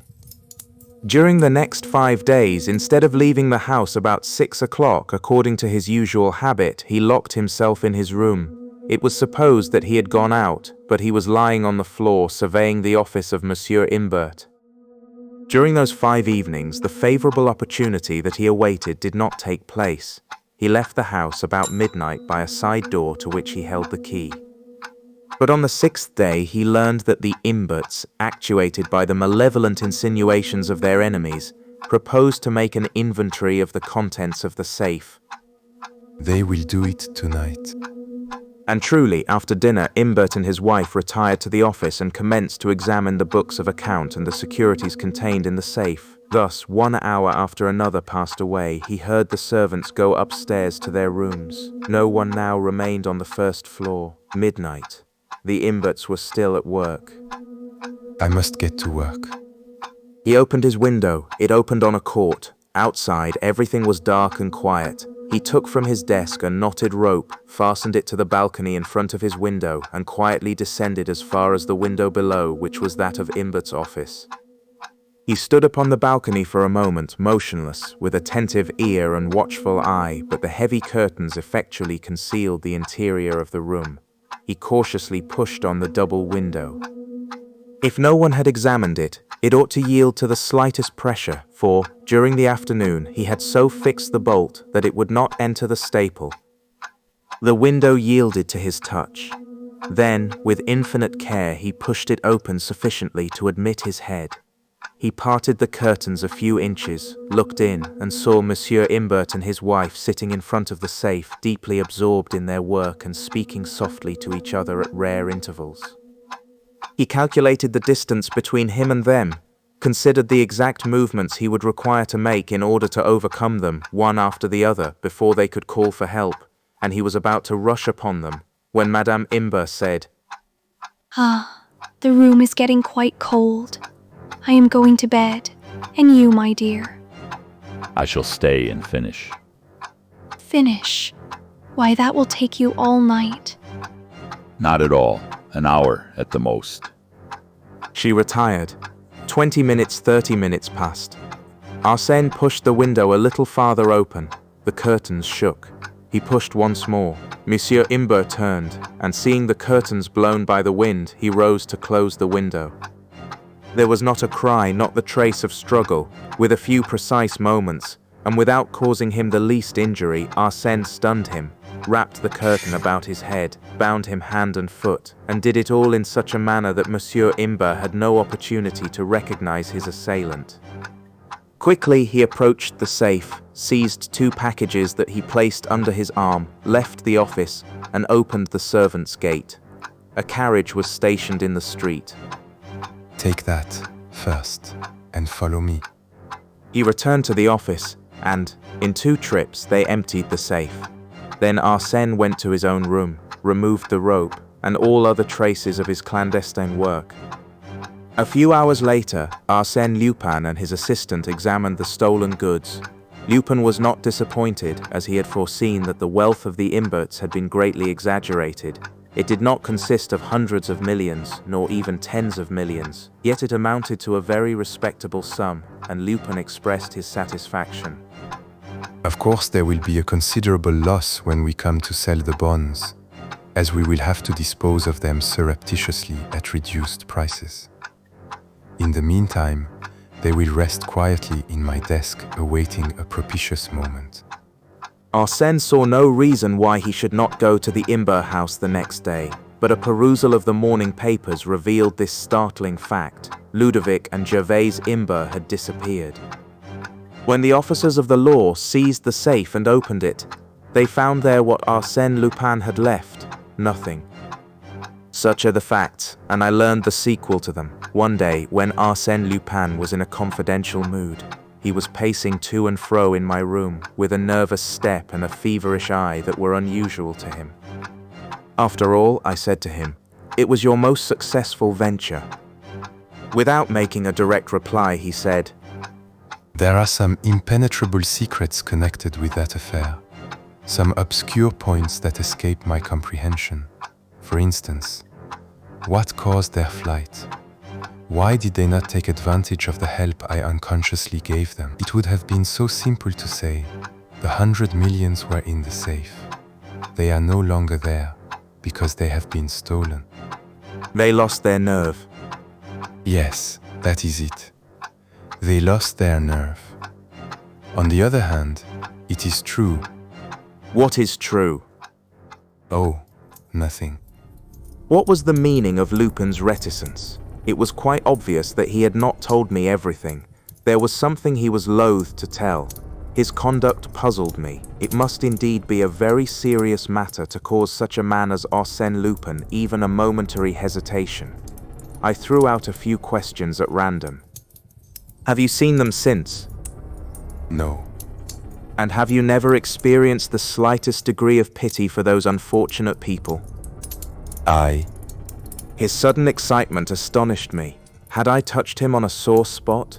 I continued. Of course.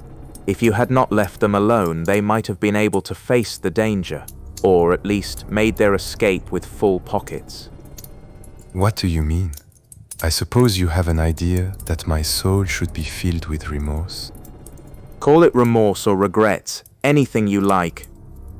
They are not worth it. Have you no regrets or remorse for having stolen their fortune? What fortune? The packages of bonds you took from their safe. Oh, I stole their bonds, did I? I deprived them of a portion of their wealth? Is that my crime? Ah, my dear boy, you do not know the truth. You never imagined that those bonds were not worth the paper they were written on. Those bonds were false. They were counterfeit, every one of them. Do you understand? They were counterfeit. I looked at him, astounded. Counterfeit, the 4 or 5 millions. Yes, counterfeit. Only so many scraps of paper. I couldn't raise a sou on the whole of them. And you ask me if I have any remorse. They are the ones who should have remorse and pity. They played me for a simpleton, and I fell into their trap. I was their latest victim, their most stupid gull. He was affected by genuine anger, the result of malice and wounded pride. He continued. From start to finish, I got the worst of it. Do you know the part I played in that affair? Or rather, the part they made me play. That of André Broford. Yes, my boy, that is the truth. And I never suspected it. It was not until afterwards, on reading the newspapers, that a light finally dawned in my stupid brain. Whilst I was posing as his savior, as the gentleman who had risked his life to rescue Monsieur Imber from the clutches of an assassin, they were passing me off as Broford. Wasn't that splendid? That eccentric individual who had a room on the second floor. That barbarian that was exhibited only at a distance was Broford. And Broford was I. Thanks to me, and to the confidence that I inspired under the name of Broford, They were enabled to borrow money from the bankers and other money lenders. Ha! What an experience for a novice, and I swear to you that I shall profit by the lesson. He stopped, seized my arm, and said to me in a tone of exasperation, My dear fellow, at this very moment, Gervais Imbert owes me 1,500 francs. I could not refrain from laughter. His rage was so grotesque. He was making a mountain out of a molehill. In a moment, he laughed himself and said, Yes, my boy, 1,500 francs. You must know that I had not received 1 sou of my promised salary, and, more than that, she had borrowed from me the sum of 1,500 francs. All my youthful savings. And do you know why? To devote the money to charity.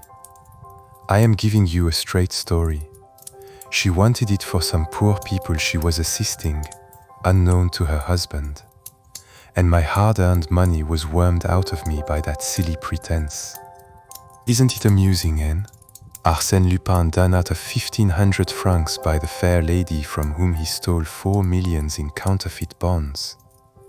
And what a vast amount of time and patience and cunning I expended to achieve that result. It was the first time in my life that I was played for a fool, and I frankly confess that I was fooled that time to the Queen's taste.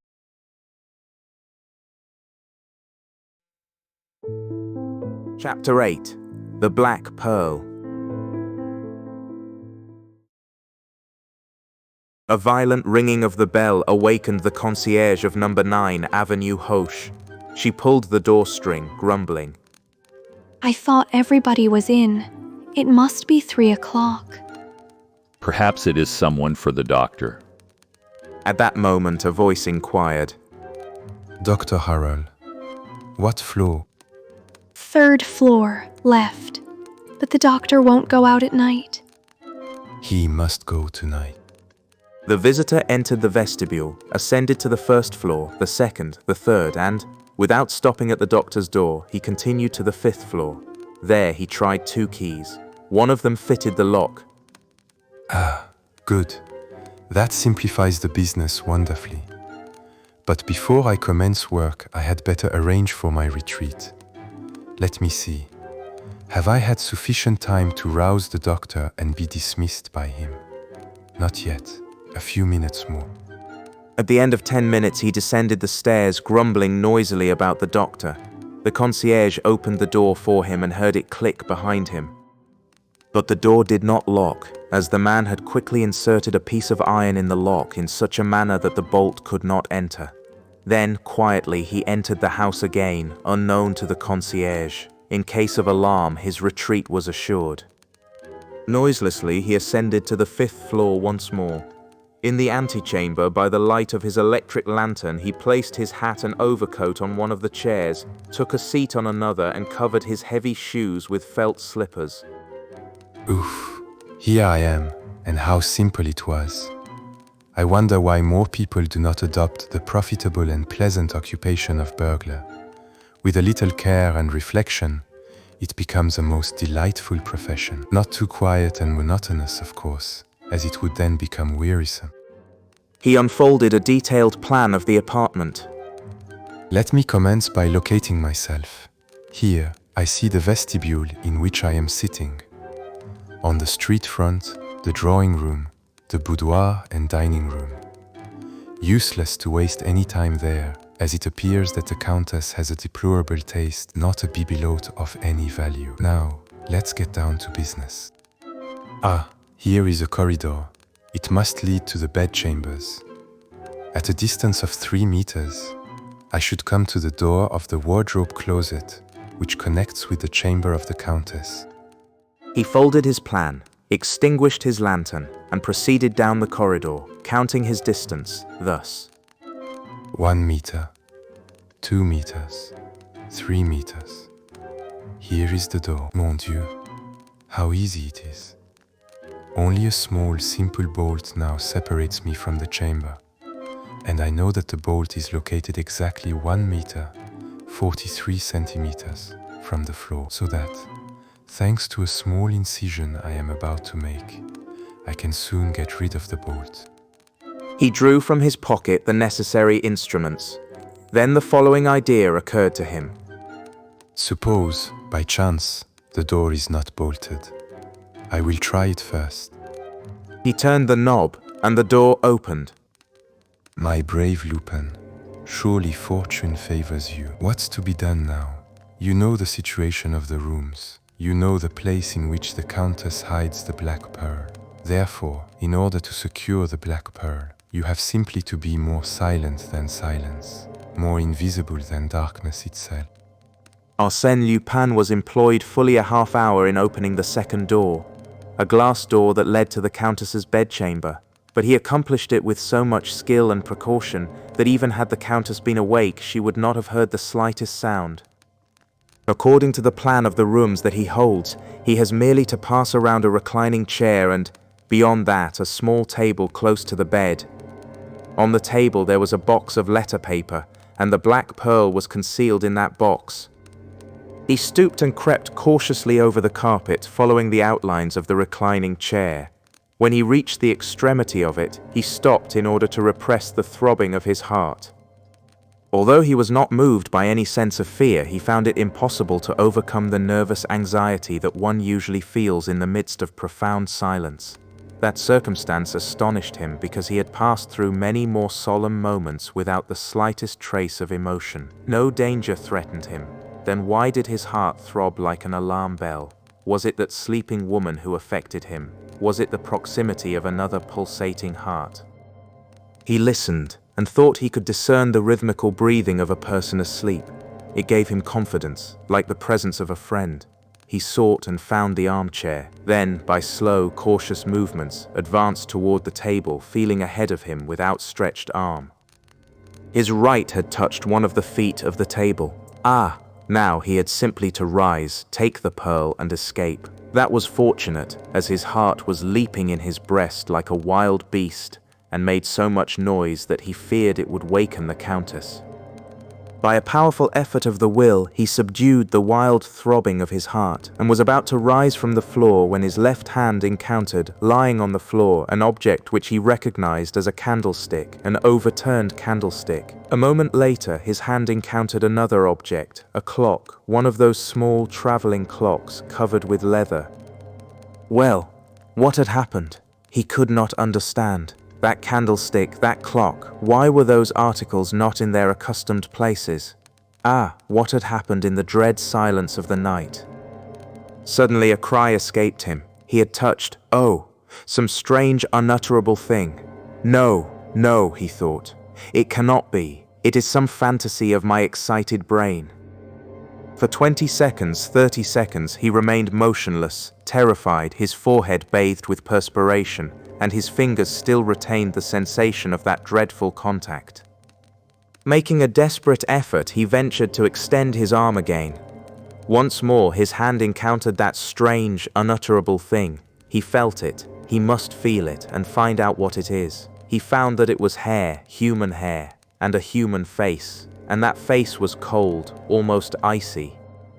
However frightful the circumstances may be, a man like Arsène Lupin controls himself and commands the situation as soon as he learns what it is. So Arsène Lupin quickly brought his lantern into use. A woman was lying before him, covered with blood. Her neck and shoulders were covered with gaping wounds. He leaned over her and made a closer examination. She was dead. Dead. Dead. He stared at those fixed eyes, that grim mouth, that livid flesh, and that blood, all that blood which had flowed over the carpet and congealed there in thick black spots. He arose and turned on the electric lights. Then he beheld all the marks of a desperate struggle. The bed was in a state of great disorder. On the floor the candlestick and the clock, with the hands pointing to 20 minutes after 11. Then further away an overturned chair, and everywhere there was blood, spots of blood and pools of blood.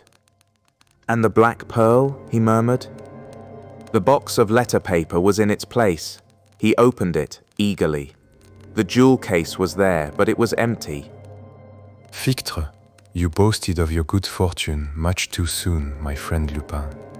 With the Countess lying cold and dead, and the black pearl vanished, The situation is anything but pleasant. Get out of here as soon as you can, or you may get into serious trouble. Yet he did not move. Get out of here. Yes, of course. Any person would, except Arsène Lupin. He has something better to do. Now, to proceed in an orderly way.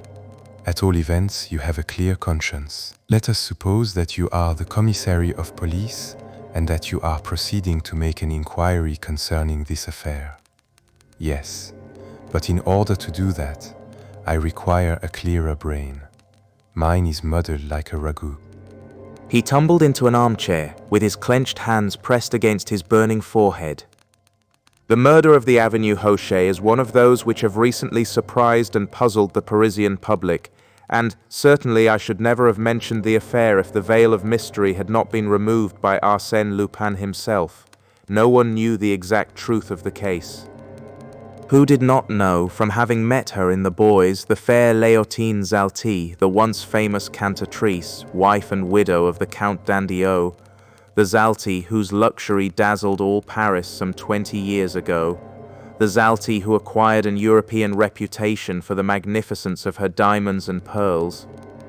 It was said that she wore upon her shoulders the capital of several banking houses and the gold mines of numerous Australian companies.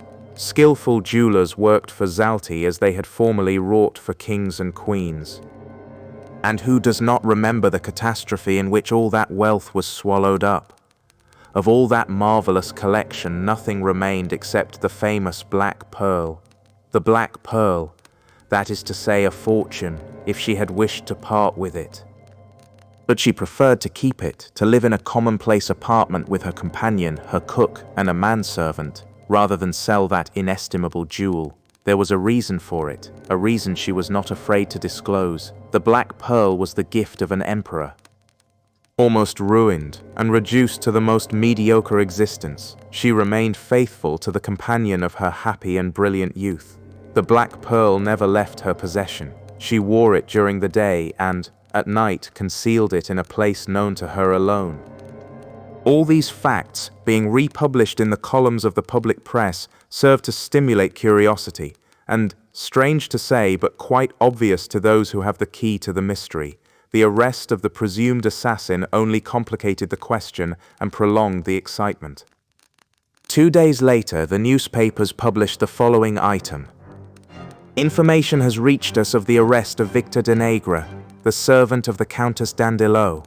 The evidence against him is clear and convincing. On the silken sleeve of his liveried waistcoat, which Chief Detective Dudouis found in his garret between the mattresses of his bed, several spots of blood were discovered. In addition, a cloth-covered button was missing from that garment, and this button was found beneath the bed of the victim.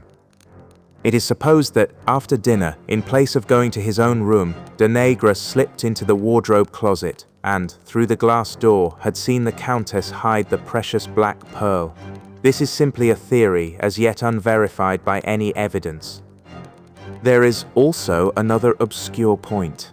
At 7 o'clock in the morning, Denègre went to the tobacco shop on the Boulevard de Courcelles. The concierge and the shopkeeper both affirm this fact. On the other hand, the Countess' companion and cook, who sleep at the end of the hall, both declare that when they arose at 8 o'clock, the door of the antechamber and the door of the kitchen were locked. These two persons have been in the service of the Countess for 20 years and are above suspicion. The question is, how did Denègre leave the apartment? Did he have another key? These are matters that the police will investigate. As a matter of fact, the police investigation threw no light on the mystery. It was learned that Victor Denègre was a dangerous criminal, a drunkard and a debauchee. But, as they proceeded with the investigation, the mystery deepened and new complications arose. In the first place, a young woman, Mademoiselle de Sinclèves, the cousin and sole heiress of the Countess, declared that the Countess, a month before her death, had written a letter to her and in it described the manner in which the black pearl was concealed. The letter disappeared the day after she received it. Who had stolen it? Again, the concierge related how she had opened the door for a person who had inquired for Dr. Harrel. On being questioned, the doctor testified that no one had rung his bell. Then who was that person? An accomplice. The theory of an accomplice was thereupon adopted by the press and public, and also by Ganimard, the famous detective. Lupin is at the bottom of this affair. Bah, you have Lupin on the brain. You see him everywhere. I see him everywhere, because he is everywhere. Say rather that you see him every time you encounter something you cannot explain. Besides, you overlook the fact that the crime was committed at 20 minutes past 11 in the evening, as is shown by the clock, while the nocturnal visit mentioned by the concierge occurred at 3 o'clock in the morning. Officers of the law frequently form a hasty conviction as to the guilt of a suspected person and then distort all subsequent discoveries to conform to their established theory. The deplorable antecedents of Victor Denegre, habitual criminal, drunkard and rake, influenced the judge, and despite the fact that nothing new was discovered in corroboration of the early clues, his official opinion remained firm and unshaken. He closed his investigation, and a few weeks later the trial commenced. It proved to be slow and tedious. The judge was listless, and the public prosecutor presented the case in a careless manner. Under those circumstances, Denegre's counsel had an easy task. He pointed out the defects and inconsistencies of the case for the prosecution, and argued that the evidence was quite insufficient to convict the accused. Who had made the key, the indispensable key without which Denegre, on leaving the apartment, could not have locked the door behind him? Who had ever seen such a key, and what had become of it? Who had seen the assassin's knife, and where is it now? In any event, argued the prisoner's counsel, the prosecution must prove, beyond any reasonable doubt, that the prisoner committed the murder. The prosecution must show that the mysterious individual who entered the house at 3 o'clock in the morning is not the guilty party. To be sure, the clock indicated 11 o'clock, but what of that? I contend that proves nothing. The assassin could turn the hands of the clock to any hour he pleased, and thus deceive us in regard to the exact hour of the crime. Victor Denegre was acquitted. He left the prison on Friday about dusk in the evening, weak and depressed by his 6 months' imprisonment. The Inquisition, the solitude, the trial, the deliberations of the jury combined to fill him with a nervous fear. At night he had been afflicted with terrible nightmares and haunted by weird visions of the scaffold. He was a mental and physical wreck. Under the assumed name of Anatole Dufour, he rented a small room on the heights of Montmartre and lived by doing odd jobs wherever he could find them. He led a pitiful existence. 3 times he obtained regular employment, only to be recognized and then discharged. Sometimes he had an idea that men were following him, detectives no doubt, who were seeking to trap and denounce him. He could almost feel the strong hand of the law clutching him by the collar. One evening, as he was eating his dinner at a neighboring restaurant, a man entered and took a seat at the same table. He was a person about 40 years of age and wore a frock coat of doubtful cleanliness. He ordered soup, vegetables, and a bottle of wine. After he had finished his soup, he turned his eyes on Denegre and gazed at him intently. Denegre winced. He was certain that this was one of the men who had been following him for several weeks. What did he want? Denegre tried to rise but failed. His limbs refused to support him. The man poured himself a glass of wine and then filled Denegre's glass. The man raised his glass and said, To your health, Victor Denegre. Victor started in alarm and stammered. No, I swear to you. You will swear what? That you are not yourself, the servant of the Countess? What servant? My name is Dufour. Ask the proprietor. Yes, Anatole Dufour, to the proprietor of this restaurant. But Victor Denegre, to the officers of the law. That's not true. Someone has lied to you. The newcomer took a card from his pocket and handed it to Victor, who read on it, Grimorden, ex-inspector of the detective force, private business transacted. Victor shuddered as he said, You are connected with the police. No, not now. But I have a liking for the business. and I continue to work at it in a manner more profitable. From time to time, I strike upon a golden opportunity, such as your case presents. My case. Yes, yours. I assure you it is a most promising affair, provided you are inclined to be reasonable. But if I am not reasonable? Oh, my good fellow, you are not in a position to refuse me anything I may ask. What is it you want? Well, I will inform you in a few words. I am sent by Mademoiselle de Saint-Clèves, the heiress of the Countess d'Andiot. What for? To recover the black pearl. Black pearl? That you stole. That I haven't got it. You have it. If I had, then I would be the assassin. You are the assassin. Danègre showed a forced smile. Fortunately for me, Monsieur, the Assize Court was not of your opinion. The jury returned an unanimous verdict of acquittal. And when a man has a clear conscience and 12 good men in his favor... The ex-inspector seized him by the arm and said, No fine phrases, my boy. Now, listen to me and weigh my words carefully. You will find they are worthy of your consideration.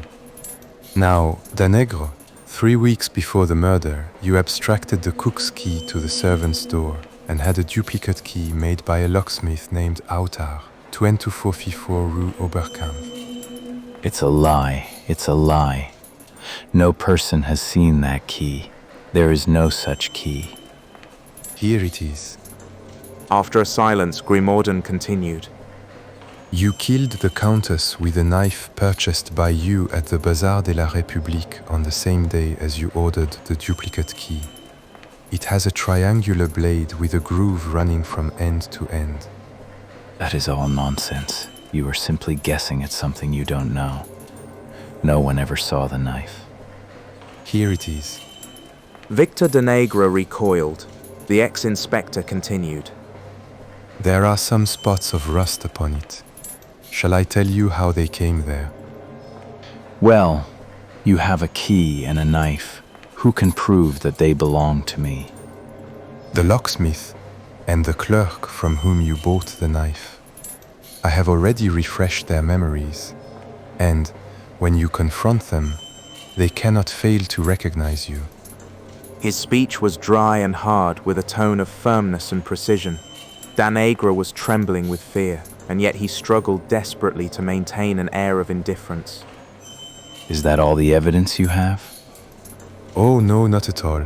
I have plenty more. For instance, after the crime you went out the same way you had entered. But in the center of the wardrobe room, being seized by some sudden fear, you leaned against the wall for support. How do you know that? No one could know such a thing. The police know nothing about it, of course. They never think of lighting a candle and examining the walls. But if they had done so, they would have found on the white plaster a faint red spot, quite distinct, however, to trace in it the imprint of your thumb which you had pressed against the wall while it was wet with blood. Now, as you are well aware, under the Bertillon system, thumb marks are one of the principal means of identification. Victor Danègre was livid. Great drops of perspiration rolled down his face and fell upon the table. He gazed with a wild look at the strange man who had narrated the story of his crime as faithfully as if he had been an invisible witness to it. Overcome and powerless, Victor bowed his head. He felt that it was useless to struggle against this marvelous man, so he said, How much will you give me if I give you the pearl? Nothing. Oh, you are joking. Or do you mean that I should give you an article worth thousands and hundreds of thousands and get nothing in return? You will get your life. Is that nothing? The unfortunate man shuddered. Then Grimorden added, in a milder tone, Come, Danègre, that pearl has no value in your hands. It is quite impossible for you to sell it. So what is the use of your keeping it? There are pawnbrokers, and someday I will be able to get something for it. But that day may be too late. Why?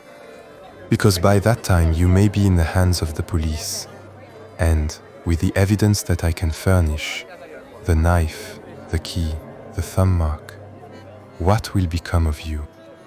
Victor rested his head on his hands and reflected. He felt that he was lost, irremediably lost, and at the same time, a sense of weariness and depression overcame him. He murmured faintly, When must I give it to you? Tonight, within an hour. If I refuse? If you refuse, I shall post this letter to the Procureur of the Republic, in which letter Mademoiselle de Saint-Clèves denounces you as the assassin. Danègre poured out 2 glasses of wine which he drank in rapid succession, then, rising, said, Pay the bill and let us go. I have had enough of the cursed affair. Night had fallen. The 2 men walked down the Rue Lepic and followed the exterior boulevards in the direction of the Place de l'Étoile. They pursued their way in silence. Victor had a stooping carriage and a dejected face. When they reached the Parc Monceau, he said, We are near the house. Parbleu, you only left the house once, before your arrest, and that was to go to the tobacco shop. Here it is, said Danègre in a dull voice. They passed along the garden wall of the Countess' house and crossed a street on a corner of which stood the tobacco shop. A few steps further on, Danègre stopped. His limbs shook beneath him, and he sank to a bench. Well, what now? It is there. Where? Come, now, no nonsense. There, in front of us. Where? Between 2 paving stones. Which? Victor made no reply. Ah, I see. You want me to pay for the information. No, but I am afraid I will starve to death. So, that is why you hesitate. Well, I'll not be hard on you. How much do you want? Enough to buy a steerage pass to America. All right. And 100 francs to keep me until I get work there. You shall have 200. Now, speak. Count the paving stones to the right from the sewer hole. The pearl is between the 12th and 13th. In the gutter? Yes, close to the sidewalk. Grimorden glanced around to see if anyone were looking. Some tramcars and pedestrians were passing, but, bah, they will not suspect anything. He opened his pocket knife and thrust it between the 12th and 13th stones. And if it is not there? It must be there, unless someone saw me stoop down and hide it. Could it be possible that the black pearl had been cast into the mud and filth of the gutter to be picked up by the first comer? The black pearl, a fortune. How far down? About 10 centimeters. He dug up the wet earth. The point of his knife struck something. He enlarged the hole with his finger. Then he abstracted the black pearl from its filthy hiding place. Good. Here are your 200 francs. I will send you the ticket for America. On the following day, this article was published in the Echo de France and was copied by the leading newspapers throughout the world. Yesterday, the famous Black Pearl came into the possession of Arsène Lupin, who recovered it from the murderer of the Countess d'Andiot. In a short time, facsimiles of that precious jewel will be exhibited in London, St. Petersburg, Calcutta, Buenos Aires and New York. Arsène Lupin will be pleased to consider all propositions submitted to him through his agents. And that is how crime is always punished and virtue rewarded. And that is how you, under the assumed name of Grimorden, ex-inspector of detectives, were chosen by fate to deprive the criminal of the benefit of his crime. Exactly. And I confess that the affair gives me infinite satisfaction and pride. The 40 minutes that I passed in the apartment of the Countess d'Andiot, after learning of her death, were the most thrilling and absorbing moments of my life. In those 40 minutes, involved as I was in a most dangerous plight, I calmly studied the scene of the murder and reached the conclusion that the crime must have been committed by one of the house servants. I also decided that, in order to get the pearl, that servant must be arrested, and so I left the waistcoat button. It was necessary also for me to hold some convincing evidence of his guilt, so I carried away the knife which I found upon the floor, and the key which I found in the lock. I closed and locked the door, and erased the finger marks from the plaster in the wardrobe closet. In my opinion, that was one of those flashes Of genius, I said, interrupting. of genius, if you wish. But, I flatter myself, it would not have occurred to the average mortal to frame instantly the two elements of the problem, an arrest and an acquittal, to make use of the formidable machinery of the law, to crush and humble my victim, and reduce him to a condition in which, when free, he would be certain to fall into the trap I was laying for him. Poor devil. Poor devil, do you say? Victor Danègre, the assassin, he might have descended to the lowest depths of vice and crime, if he had retained the black pearl. Now he lives, think of that. Victor Danègre is alive. And you have the black pearl.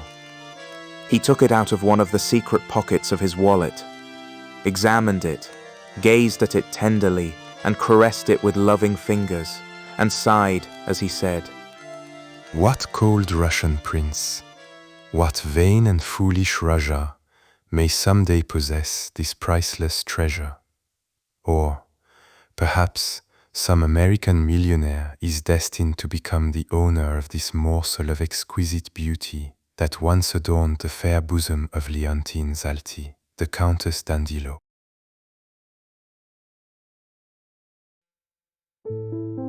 Chapter 9. Sherlock Holmes arrives too late. It is really remarkable, Velmont, what a close resemblance you bear to Arsène Lupin. How do you know? Oh, like everyone else from photographs, no two of which are alike, but each of them leaves the impression of a face something like yours. Horace Velmont displayed some vexation. Quite so, my dear Devane. And, believe me, you are not the first one who has noticed it. It is so striking that if you had not been recommended to me by my cousin d'Estevan, and if you were not the celebrated artist whose beautiful marine views I so admire, I have no doubt I should have warned the police of your presence in Dieppe. This sally was greeted with an outburst of laughter. The large dining hall of the Château de Thibert-Mesnil contained on this occasion, besides Velmont, the following guests: Father Gély, the parish priest, and a dozen officers whose regiments were quartered in the vicinity and who had accepted the invitation of the banker Georges Devanne and his mother. One of the officers then remarked, I understand that an exact description of Arsène Lupin has been furnished to all the police along this coast since his daring exploit on the Paris-Havre Express. I suppose so. That was 3 months ago, and a week later I made the acquaintance of our friend Velmont at the casino, and since then he has honored me with several visits, an agreeable preamble to a more serious visit that he will pay me one of these days, or rather one of these nights. This speech evoked another round of laughter, and the guests then passed into the ancient Hall of the Guards, a vast room with a high ceiling which occupied the entire lower part of the Tour Guillaume, William's Tower, and wherein Georges Devanne had collected the incomparable treasures which the lords of Thibert-Mesnil had accumulated through many centuries. It contained ancient chests, credences, andirons, and chandeliers. The stone walls were overhung with magnificent tapestries. The deep embrasures of the 4 windows were furnished with benches, and the Gothic windows were composed of small panes of colored glass set in a leaden frame. Between the door and the window to the left stood an immense bookcase of Renaissance style, on the pediment of which, in letters of gold, was the word Thibert-Mesnil, and below it the proud family device, Fais ce que veux-je, do what thou wishest. When the guests had lighted their cigars, Devanne resumed the conversation. And remember, Velmont, you have no time to lose. In fact, tonight is the last chance you will have. How so? asked the painter, who appeared to regard the affair as a joke. Devan was about to reply when his mother mentioned to him to keep silent, but the excitement of the occasion and a desire to interest his guests urged him to speak. Bah, I can tell it now. It won't do any harm. The guests drew closer, and he commenced to speak with the satisfied air of a man who has an important announcement to make. Tomorrow afternoon at 4 o'clock, Sherlock Holmes, the famous English detective for whom such a thing as mystery does not exist, Sherlock Holmes, the most remarkable solver of enigmas the world has ever known, that marvelous man who would seem to be the creation of a romantic novelist, Sherlock Holmes will be my guest. Immediately, Devan was the target of numerous eager questions. Is Sherlock Holmes really coming? Is it so serious as that? Is Arsène Lupin really in this neighborhood? Arsène Lupin and his band are not far away. Besides the robbery of the Baron Cahorn, he is credited with the thefts at Montigny, Grouchet, and Crasville. And now it is my turn. Has he sent you a warning, as he did to Baron Cahorn? No, he can't work the same trick twice. What then? I will show you. He rose, and pointing to a small empty space between the two enormous folios on one of the shelves of the bookcase, he said, There used to be a book there, a book of the 16th century entitled Chronique de Thibermesnil, which contained the history of the castle since its construction by Duke Rollo on the site of a former feudal fortress. There were 3 engraved plates in the book, one of which was a general view of the whole estate, another the plan of the buildings, and the third, I call your attention to it particularly, the third was the sketch of a subterranean passage, an entrance to which is outside the first line of ramparts, while the other end of the passage is here, in this very room. Well, that book disappeared a month ago. The deuce, that looks bad. But it doesn't seem to be a sufficient reason for sending for Sherlock Holmes. Certainly that was not sufficient in itself, but another incident happened that gives the disappearance of the book a special significance. There was another copy of this book in the National Library at Paris, and the 2 books differed in certain details relating to the subterranean passage. For instance, each of them contained drawings and annotations, not printed, but written in ink and more or less effaced. I knew those facts, and I knew that the exact location of the passage could be determined only by a comparison of the 2 books. Now, the day after my book disappeared, the book was called for in the National Library by a reader who carried it away, and no one knows how the theft was effected. The guests uttered many exclamations of surprise. Certainly, the affair looks serious. Well, the police investigated the matter and, as usual, discovered no clue whatever. They never do when Arsène Lupin is concerned in it. Exactly, and so I decided to ask the assistance of Sherlock Holmes, who replied that he was ready and anxious to enter the lists with Arsène Lupin. What glory for Arsène Lupin! But if our national thief, as they call him, has no evil designs on your castle, Sherlock Holmes will have his trip in vain. There are other things that will interest him, such as the discovery of the subterranean passage. But you told us that one end of the passage was outside the ramparts, and the other was in this very room. Yes, but in what part of the room? The line which represents the passage on the charts ends here, with a small circle marked with the letters TG, which no doubt stand for Tour Guillaume, but the tower is round, and who can tell the exact spot at which the passage touches the tower? Devan lighted a second cigar and poured himself a glass of Benedictine. His guests pressed him with questions, and he was pleased to observe the interest that his remarks had created. Then he continued. The secret is lost. No one knows it. The legend is to the effect that the former lords of the castle transmitted the secret from father to son on their deathbeds, until Geoffroy, the last of the race, was beheaded during the Revolution in his 19th year. That is over a century ago. Surely someone has looked for it since that time. Yes, but they failed to find it. After I purchased the castle, I made a diligent search for it, but without success. You must remember that this tower is surrounded by water and connected with the castle only by a bridge. Consequently, the passage must be underneath the old moat. The plan that was in the book in the National Library showed a series of stairs with a total of 48 steps, which indicates a depth of more than 10 meters. You see, the mystery lies within the walls of this room, and yet I dislike to tear them down. Is there nothing to show where it is? Nothing. Monsieur Devan, we should turn our attention to the two quotations. Oh, our worthy father is fond of reading memoirs and delving into the musty archives of the castle. Everything relating to Thibermisnil interests him greatly, but the quotations that he mentions only serve to complicate the mystery. He has read somewhere that 2 kings of France have known the key to the puzzle. 2 kings of France. Who were they?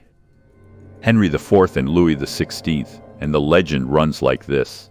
On the eve of the Battle of Arques, Henry IV spent the night in this castle. At 11 o'clock in the evening, Louise de Tancarville, the prettiest woman in Normandy, was brought into the castle through the subterranean passage by Duke Edgard, who at the same time informed the king of the secret passage.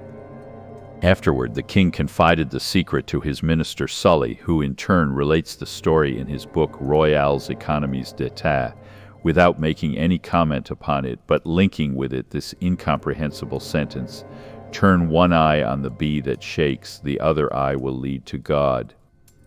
After a brief silence, Velmont laughed and said, Certainly, it doesn't throw a dazzling light upon the subject. No, but Father Gellis claims that Sully concealed the key to the mystery in this strange sentence in order to keep the secret from the secretaries to whom he dictated his memoirs. That is an ingenious theory. Yes, and it may be nothing more. I cannot see that it throws any light on the mysterious riddle. And was it also to receive the visit of a lady that Louis XVI caused the passage to be opened? I don't know. All I can say is that the king stopped here one night in 1784, and that the famous iron casket found in the Louvre contained a paper bearing these words in the king's own writing, Thibermisnil 33411. Horace Velmont laughed heartily and exclaimed, At last. And now that we have the magic key, where is the man who can fit it to the invisible lock? Laugh as much as you please, monsieur, but I am confident the solution is contained in those 2 sentences, and someday we will find a man able to interpret them. Sherlock Holmes is the man, unless Arsène Lupin gets ahead of him. What is your opinion, Velmont? Velmont arose, placed his hand on Devan's shoulder, and declared, I think that the information furnished by your book and the book of the National Library was deficient in a very important detail which you have now supplied. I thank you for it. What is it? The missing key. Now that I have it, I can go to work at once. Of course, without losing a minute. Not even a second. Tonight, before the arrival of Sherlock Holmes, I must plunder your castle. You have no time to lose. Oh, by the way, I can drive you over this evening. To Dieppe? Yes. I am going to meet Monsieur and Madame Dendral and a young lady of their acquaintance who are to arrive by the midnight train. Then addressing the officers, Devan added, Gentlemen, I shall expect to see all of you at breakfast tomorrow. The invitation was accepted, the company dispersed, and a few moments later Devan and Velmont were speeding toward Dieppe in an automobile. Devan dropped the artist in front of the casino and proceeded to the railway station. At 12 o'clock, his friends alighted from the train. A half-hour later, the automobile was at the entrance to the castle. At 1 o'clock, after a light supper, they retired. The lights were extinguished, and the castle was enveloped in the darkness and silence of the night. The moon appeared through a rift in the clouds and filled the drawing room with its bright white light, but only for a moment. Then the moon again retired behind its ethereal draperies, and darkness and silence reigned supreme. No sound could be heard save the monotonous ticking of the clock. It struck 2, and then continued its endless repetitions of the seconds. Then 3 o'clock. Suddenly something clicked, like the opening and closing of a signal disc that warns the passing train. A thin stream of light flashed to every corner of the room, like an arrow that leaves behind it a trail of light.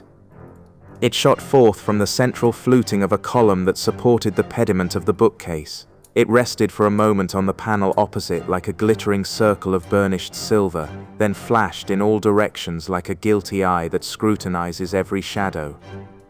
It disappeared for a short time, but burst forth again as a whole section of the bookcase revolved on a pivot and disclosed a large opening like a vault.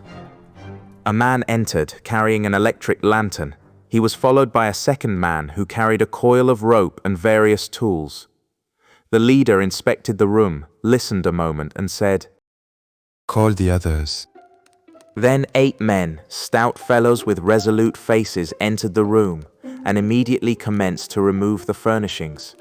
Arsène Lupin passed quickly from one piece of furniture to another, examined each, and, according to its size or artistic value, he directed his men to take it or leave it. If ordered to be taken, it was carried to the gaping mouth of the tunnel and ruthlessly thrust into the bowels of the earth.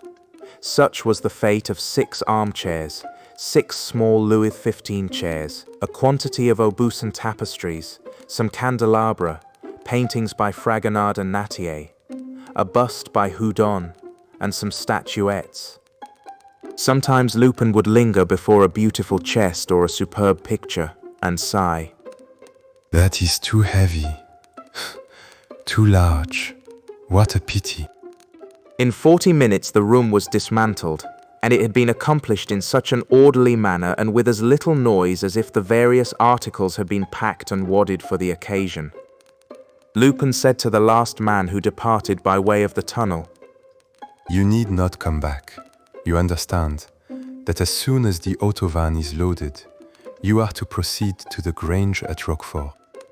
But you, patron? Leave me the motorcycle." When the man had disappeared, Arsène Lupin pushed the section of the bookcase back into its place, carefully effaced the traces of the men's footsteps, raised a portière, and entered a gallery, which was the only means of communication between the tower and the castle. In the center of this gallery there was a glass cabinet which had attracted Lupin's attentions. It contained a valuable collection of watches, snuff boxes, rings, chatelaines, and miniatures of rare and beautiful workmanship. He forced the lock with a small jimmy and experienced a great pleasure in handling those gold and silver ornaments, those exquisite and delicate works of art. He carried a large linen bag, specially prepared for the removal of such knickknacks. He filled it. Then he filled the pockets of his coat, waistcoat, and trousers. And he was just placing over his left arm a number of pearl reticules when he heard a slight sound. He listened. No, he was not deceived. The noise continued.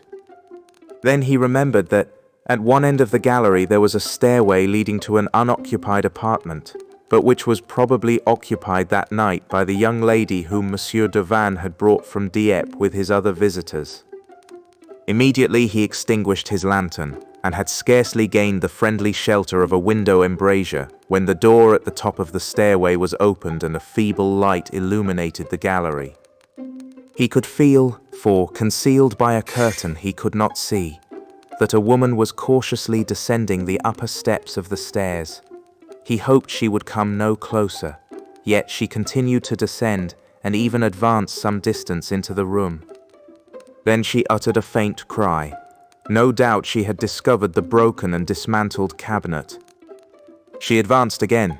Now he could smell the perfume and hear the throbbing of her heart as she drew closer to the window where he was concealed. She passed so close that her skirt brushed against the window curtain, and Lupin felt that she suspected the presence of another, behind her, in the shadow within reach of her hand.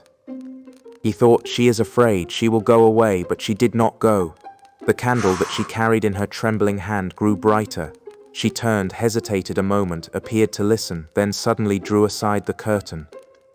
They stood face to face.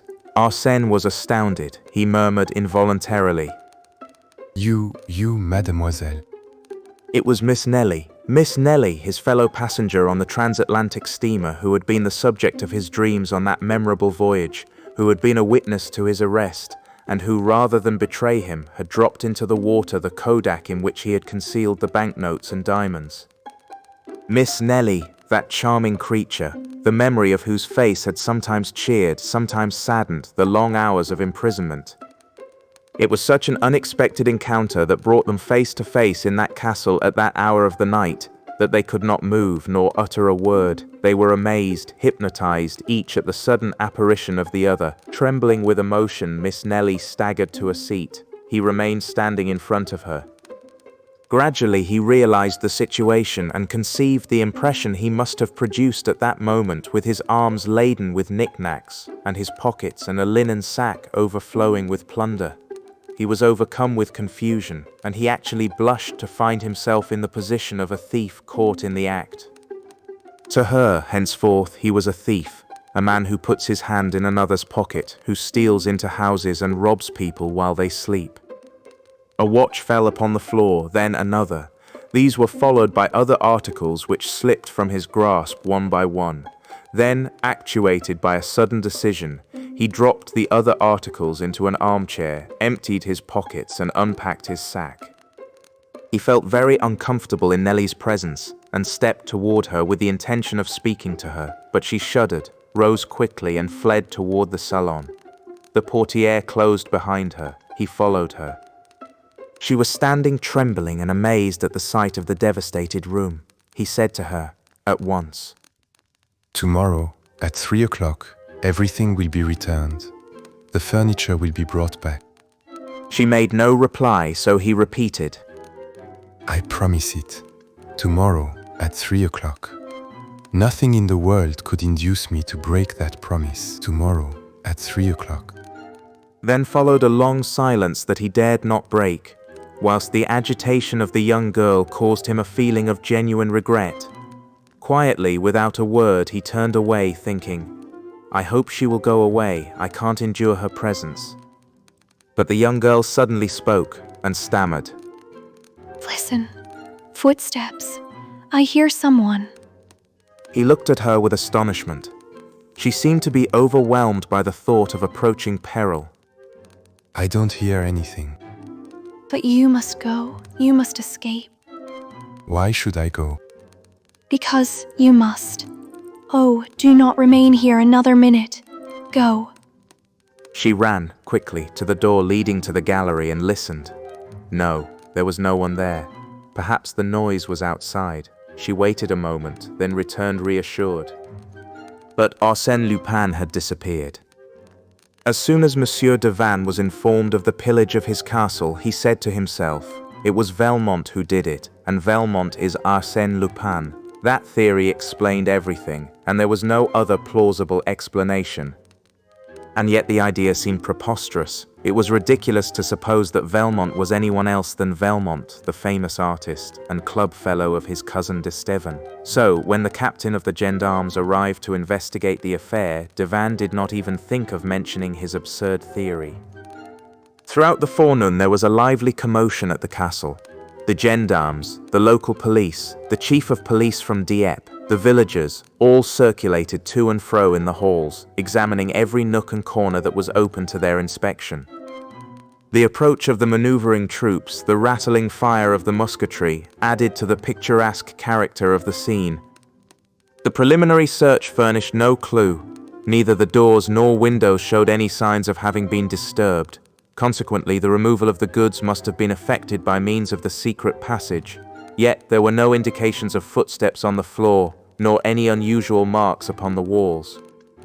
Their investigations revealed, however, one curious fact that denoted the whimsical character of Arsène Lupin. The famous chronic of the 16th century had been restored to its accustomed place in the library, and beside it there was a similar book, which was none other than the volume stolen from the National Library. At 11 o'clock the military officers arrived. De Vannes welcomed them with his usual gaiety, for, no matter how much chagrin he might suffer from the loss of his artistic treasures, his great wealth enabled him to bear his loss philosophically. His guests, Monsieur and Madame Dandrol and Miss Nellie, were introduced, and it was then noticed that one of the expected guests had not arrived. It was Horace Velmont. Would he come? His absence had awakened the suspicions of Monsieur Devanne. But at 12 o'clock he arrived. Devanne exclaimed, "Ah, here you are." Why, am I not punctual? Yes, and I am surprised that you are after such a busy night. I suppose you know the news. What news? You have robbed the castle. Nonsense. Exactly as I predicted. But first escort Miss Underdown to the dining room. Mademoiselle, allow me. He stopped as he remarked the extreme agitation of the young girl. Then, recalling the incident, he said, "Ah, of course you met Arsène Lupin on the steamer before his arrest, and you are astonished at the resemblance. Is that it?" She did not reply. Velmont stood before her, smiling. He bowed. She took his proffered arm. He escorted her to her place and took his seat opposite her. During the breakfast, the conversation related exclusively to Arsène Lupin, the stolen goods, the secret passage, and Sherlock Holmes. It was only at the close of the repast, when the conversation had drifted to other subjects, that Velmont took any part in it. Then he was by turns amusing and grave, talkative and pensive, and all his remarks seemed to be directed to the young girl. But she, quite absorbed, did not appear to hear them. Coffee was served on the terrace overlooking the court of honor and the flower garden in front of the principal facade. The regimental band played on the lawn, and scores of soldiers and peasants wandered through the park. Miss Nelly had not forgotten for one moment Lupin's solemn promise. Tomorrow at 3 o'clock everything will be returned. At 3 o'clock, and the hands of the great clock in the right wing of the castle now marked 20 minutes to 3. In spite of herself, her eyes wandered to the clock every minute. She also watched Velmont, who was calmly swinging to and fro in a comfortable rocking chair. 10 minutes to 3. 5 minutes to 3. Nelly was impatient and anxious. Was it possible that Arsène Lupin would carry out his promise at the appointed hour, when the castle, the courtyard, and the park were filled with people, and at the very moment when the officers of the law were pursuing their investigations? And yet, Arsène Lupin had given her his solemn promise. It will be exactly as he said, thought she, so deeply was she impressed with the authority, energy, and assurance of that remarkable man. To her it no longer assumed the form of a miracle, but, on the contrary, a natural incident that must occur in the ordinary course of events. She blushed and turned her head. 3 o'clock. The great clock struck slowly. 1, 2, 3. Horace Velmont took out his watch, glanced at the clock, then returned the watch to his pocket. A few seconds passed in silence, and then the crowd in the courtyard parted to give passage to 2 wagons that had just entered the park gate, each drawn by 2 horses. They were army wagons, such as are used for the transportation of provisions, tents, and other necessary military stores. They stopped in front of the main entrance, and a commissary sergeant leaped from one of the wagons and inquired for Monsieur Devanne. A moment later, that gentleman emerged from the house, descended the steps, and under the canvas covers of the wagons beheld his furniture, pictures, and ornaments carefully packaged and arranged. When questioned, the sergeant produced an order that he had received from the officer of the day. By that order, the 2nd Company of the 4th Battalion were commanded to proceed to the crossroads of Halleux in the forest of Arques, gather up the furniture and other articles deposited there, and deliver same to Monsieur Georges Devanne, owner of the Thibermesnil castle, at 3 o'clock. Signed, Colonel Beauvel. At the crossroads we found everything ready, lying on the grass, guarded by some passers-by. It seemed very strange, but the order was imperative. One of the officers examined the signature. He declared it a forgery, but a clever imitation. The wagons were unloaded, and the goods restored to their proper places in the castle. During this commotion, Nelly had remained alone at the extreme end of the terrace, absorbed by confused and distracted thoughts. Suddenly, she observed Velmont approaching her. She would have avoided him, but the balustrade that surrounded the terrace cut off her retreat. She was cornered. She could not move. A gleam of sunshine, passing through the scant foliage of a bamboo, lighted up her beautiful golden hair. someone spoke to her in a low voice. Have I not kept my promise? Arsène Lupin stood close to her. No one else was near. He repeated, in a calm, soft voice. Have I not kept my promise? He expected a word of thanks, or at least some slight movement that would betray her interest in the fulfillment of his promise, but she remained silent. Her scornful attitude annoyed Arsène Lupin, and he realized the vast distance that separated him from Miss Nelly now that she had learned the truth. He would gladly have justified himself in her eyes, or at least pleaded extenuating circumstances, but he perceived the absurdity and futility of such an attempt. Finally dominated by a surging flood of memories, he murmured, Ah, how long ago that was. You remember the long hours on the deck of the Provence. Then, you carried a rose in your hand, a white rose like the one you carry today. I asked you for it.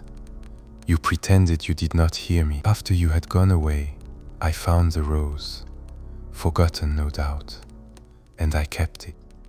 She made no reply. She seemed to be far away, he continued.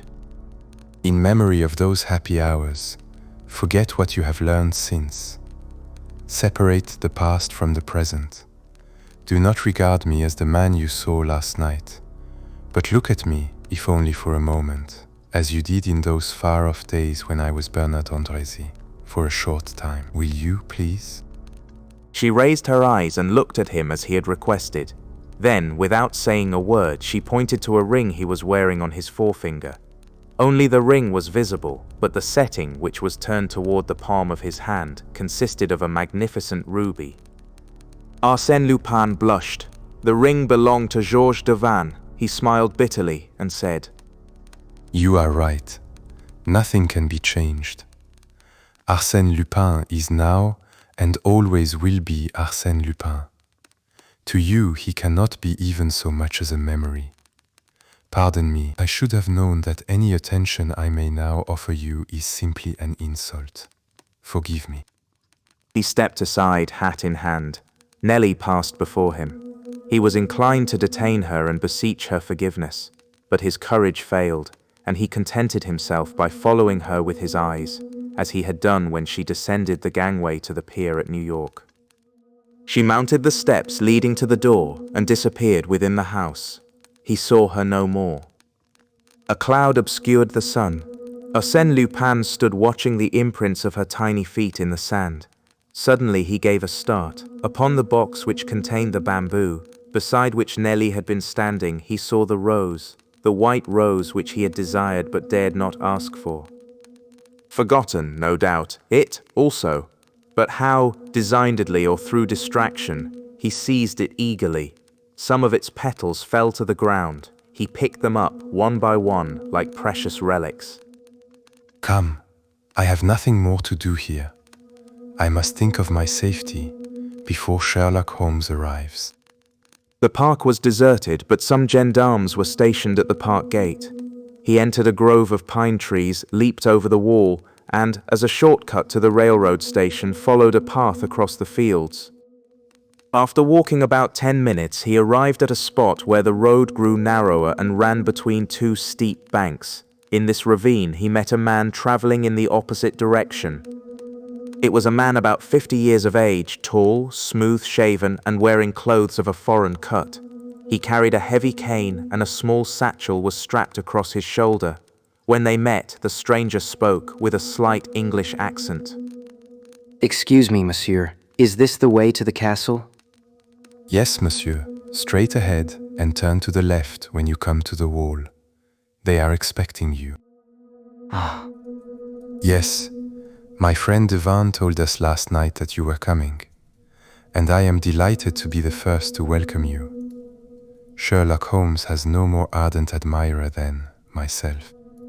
There was a touch of irony in his voice that he quickly regretted, for Sherlock Holmes scrutinized him from head to foot with such a keen, penetrating eye that Arsène Lupin experienced the sensation of being seized, imprisoned, and registered by that look more thoroughly and precisely than he had ever been by a camera.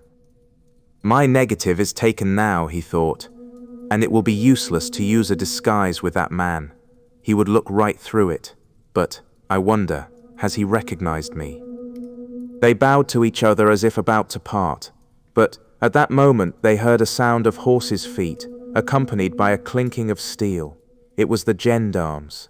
The two men were obliged to draw back against the embankment, amongst the brushes, to avoid the horses. The gendarmes passed by, but as they followed each other at a considerable distance, they were several minutes in doing so, and Lupin was thinking, "It all depends on that question. Has he recognized me? If so, he will probably take advantage of the opportunity. It is a trying situation."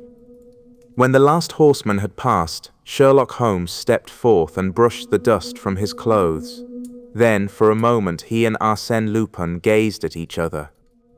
And, if a person could have seen them at that moment, it would have been an interesting sight, and memorable as the first meeting of two remarkable men, so strange, so powerfully equipped, both of superior quality, and destined by fate, through their peculiar attributes, to hurl themselves one at the other like two equal forces that nature opposes, one against the other in the realms of space.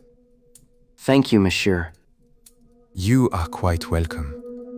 They parted. Lupin went toward the railway station, and Sherlock Holmes continued on his way to the castle. The local officers had given up the investigation after several hours of fruitless efforts, and the people at the castle were awaiting the arrival of the English detective with a lively curiosity. At first sight, they were a little disappointed on account of his commonplace appearance, which differed so greatly from the pictures they had formed of him in their own minds. He did not in any way resemble the romantic hero, the mysterious and diabolical personage that the name of Sherlock Holmes had evoked in their imaginations. However, Monsieur de Vannes exclaimed with much gusto, "Ah, Monsieur, you are here. I am delighted to see you. It is a long-deferred pleasure. Really, I scarcely regret what has happened, since it affords me the opportunity to meet you. But how did you come?" By Monsieur. "But I sent my automobile to meet you at the station." An official reception, eh? With music and fireworks. Oh, no, not for me. That is not the way I do business. This speech disconcerted de Vannes, who replied with a forced smile, "Fortunately, the business has been greatly simplified since I wrote to you." In what way? The robbery took place last night. If you had not announced my intended visit, it is probable the robbery would not have been committed last night. When, then? Tomorrow or some other day. And in that case? Lupin would have been trapped. And my furniture? Would not have been carried away. But my goods are here. They were brought back at 3 o'clock. By Lupin. By 2 army wagons. Sherlock Holmes put on his cap and adjusted his satchel. De Vannes exclaimed anxiously, "But monsieur, what are you going to do?" I am going home. Why? Your goods have been returned. Arsène Lupin is far away. There is nothing for me to do. Yes, there is. I need your assistance. What happened yesterday may happen again tomorrow, as we do not know how he entered or how he escaped, or why, a few hours later, he returned the goods. Ah, you don't know. The idea of a problem to be solved quickened the interest of Sherlock Holmes. Very well, let us make a search, at once, and alone if possible. De Vannes understood and conducted the Englishman to the salon, in a dry, crisp voice, in sentences that seemed to have been prepared in advance. Holmes asked a number of questions about the events of the preceding evening and inquired also concerning the guests and the members of the household. Then he examined the 2 volumes of the Chronique, compared the plans of the subterranean passage, requested a repetition of the sentences discovered by Father Gélis, and then asked, Was yesterday the first time you have spoken those 2 sentences to anyone? Yes. You had never communicated them to Horace Velmont? No. Well, order the automobile. I must leave in an hour. In an hour? Yes. Within that time, Arsène Lupin solved the problem that you placed before him. I placed before him. Yes, Arsène Lupin or Horace Velmont, same thing. I thought so. Ah, the scoundrel. Now, let us see. Last night at 10 o'clock, you furnished Lupin with the information that he lacked and that he had been seeking for many weeks. During the night, he found time to solve the problem, collect his men, and rob the castle. I shall be quite as expeditious. He walked from end to end of the room, in deep thought, then sat down, crossed his long legs and closed his eyes. Devan waited, quite embarrassed. Thought he, is the man asleep, or is he only meditating? However, he left the room to give some orders, and when he returned he found the detective on his knees scrutinizing the carpet at the foot of the stairs in the gallery. What is it? Look, there, spots from a candle. You are right, and quite fresh. And you will also find them at the top of the stairs and around the cabinet that Arsène Lupin broke into, and from which he took the Biblets that he afterward placed in this armchair. What do you conclude from that? Nothing. These facts would doubtless explain the cause for the restitution, but that is a side issue that I cannot wait to investigate. The main question is the secret passage. First, tell me, is there a chapel some 200 or 300 meters from the castle? Yes, a ruined chapel containing the tomb of Duke Rollo. Tell your chauffeur to wait for us near that chapel. My chauffeur hasn't returned. If he had, they would have informed me. Do you think the secret passage runs to the chapel? What reason have... I would ask you, monsieur, to furnish me with a ladder and a lantern. What? Do you require a ladder and a lantern? Certainly, or I shouldn't have asked for them. Devan, somewhat disconcerted by this crude logic, rang the bell. The two articles were given with the sternness and precision of military commands. Place the ladder against the bookcase, to the left of the word Thibermesnil. Devan placed the ladder as directed, and the Englishman continued. Morty, to the right. Seer. There. Now, climb up. All the letters are in relief, aren't they? Yes. First, turn the letter I one way or the other. Which one? There are two of them. The first one. Devan took hold of the letter and exclaimed, Ah, yes, it turns toward the right. Who told you that? Sherlock Holmes did not reply to the question but continued his directions. Now, take the letter B, move it back and forth as you would a bolt. Devan did so, and, to his great surprise, it produced a clicking sound. Quite right. Now, we will go to the other end of the word Thibermesnil. Try the letter I and see if it will open like a wicket. With a certain degree of solemnity, Devan seized the letter. It opened, but Devan fell from the ladder, for the entire section of the bookcase, lying between the first and last letters of the words, turned on a pivot and disclosed the subterranean passage. You are not hurt. No, not hurt, only bewildered. I can't understand now. Those letters turn. The secret passage opens. Certainly.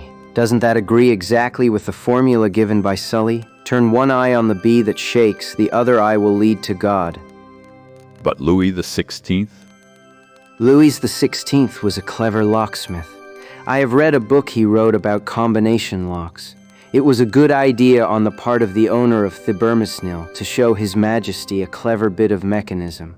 As an aid to his memory, the king wrote 3, 4, 11, that is to say, the 3rd, 4th, and 11th letters of the word.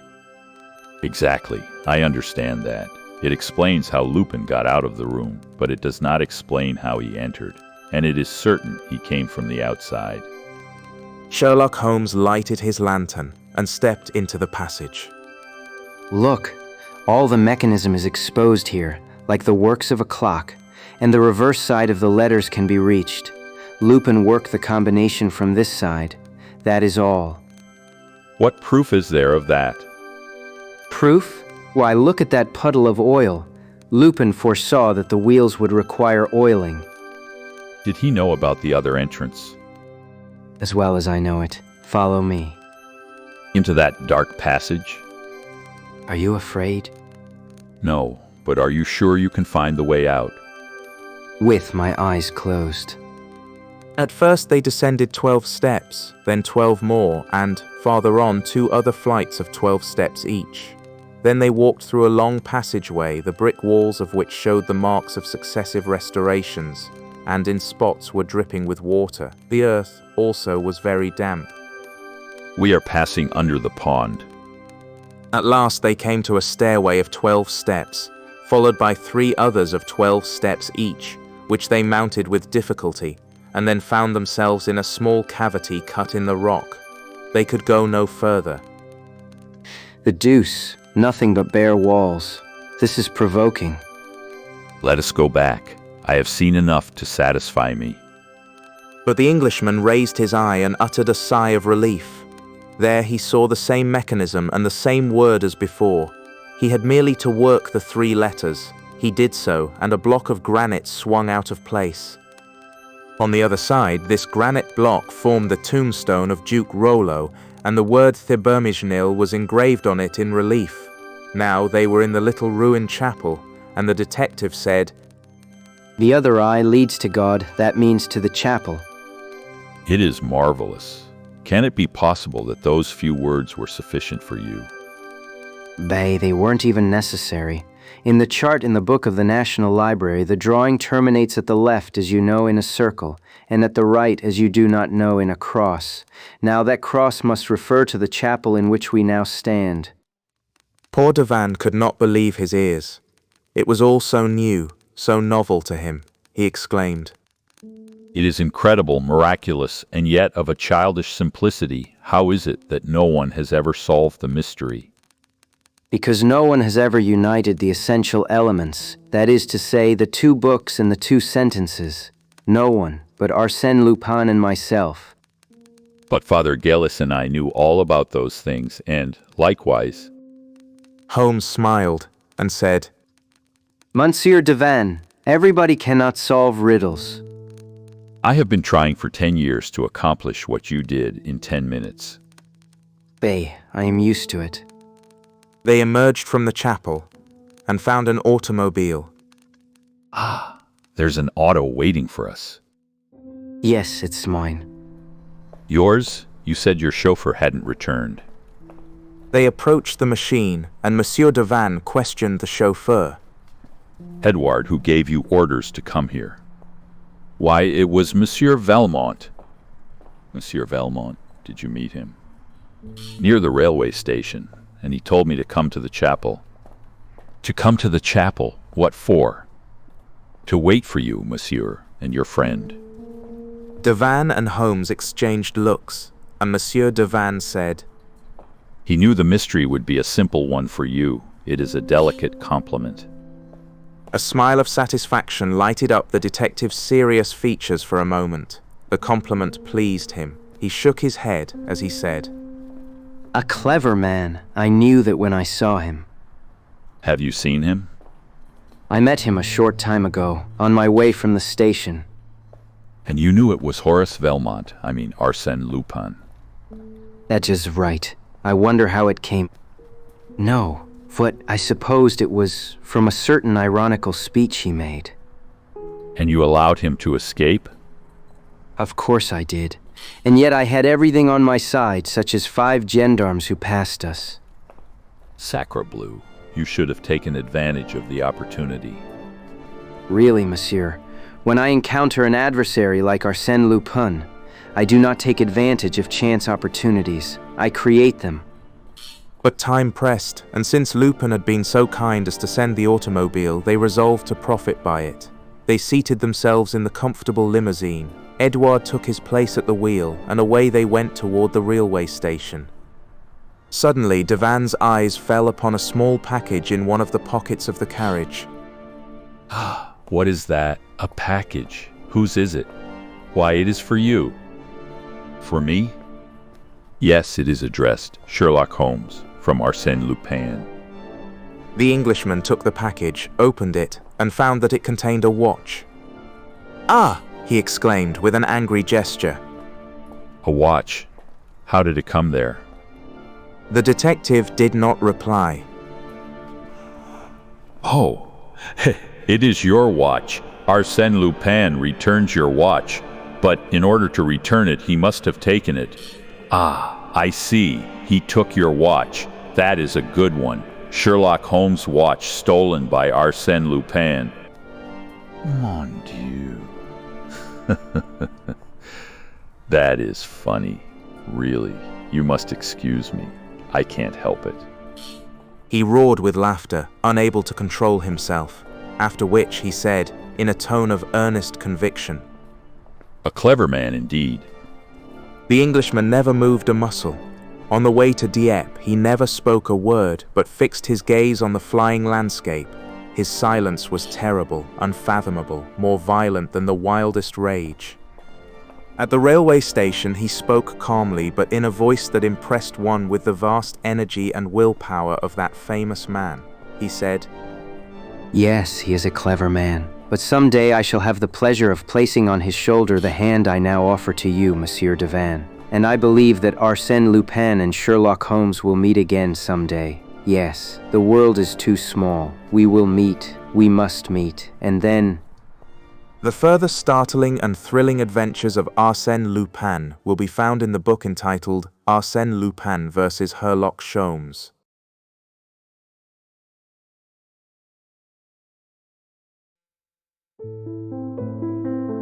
You have been listening to The Extraordinary Adventures of Arsène Lupin, Gentleman-Burglar by Maurice Leblanc, a cinematic audiobook production by the Audio Cinema. For more audio cinema productions, visit app.theaudiocinema.com.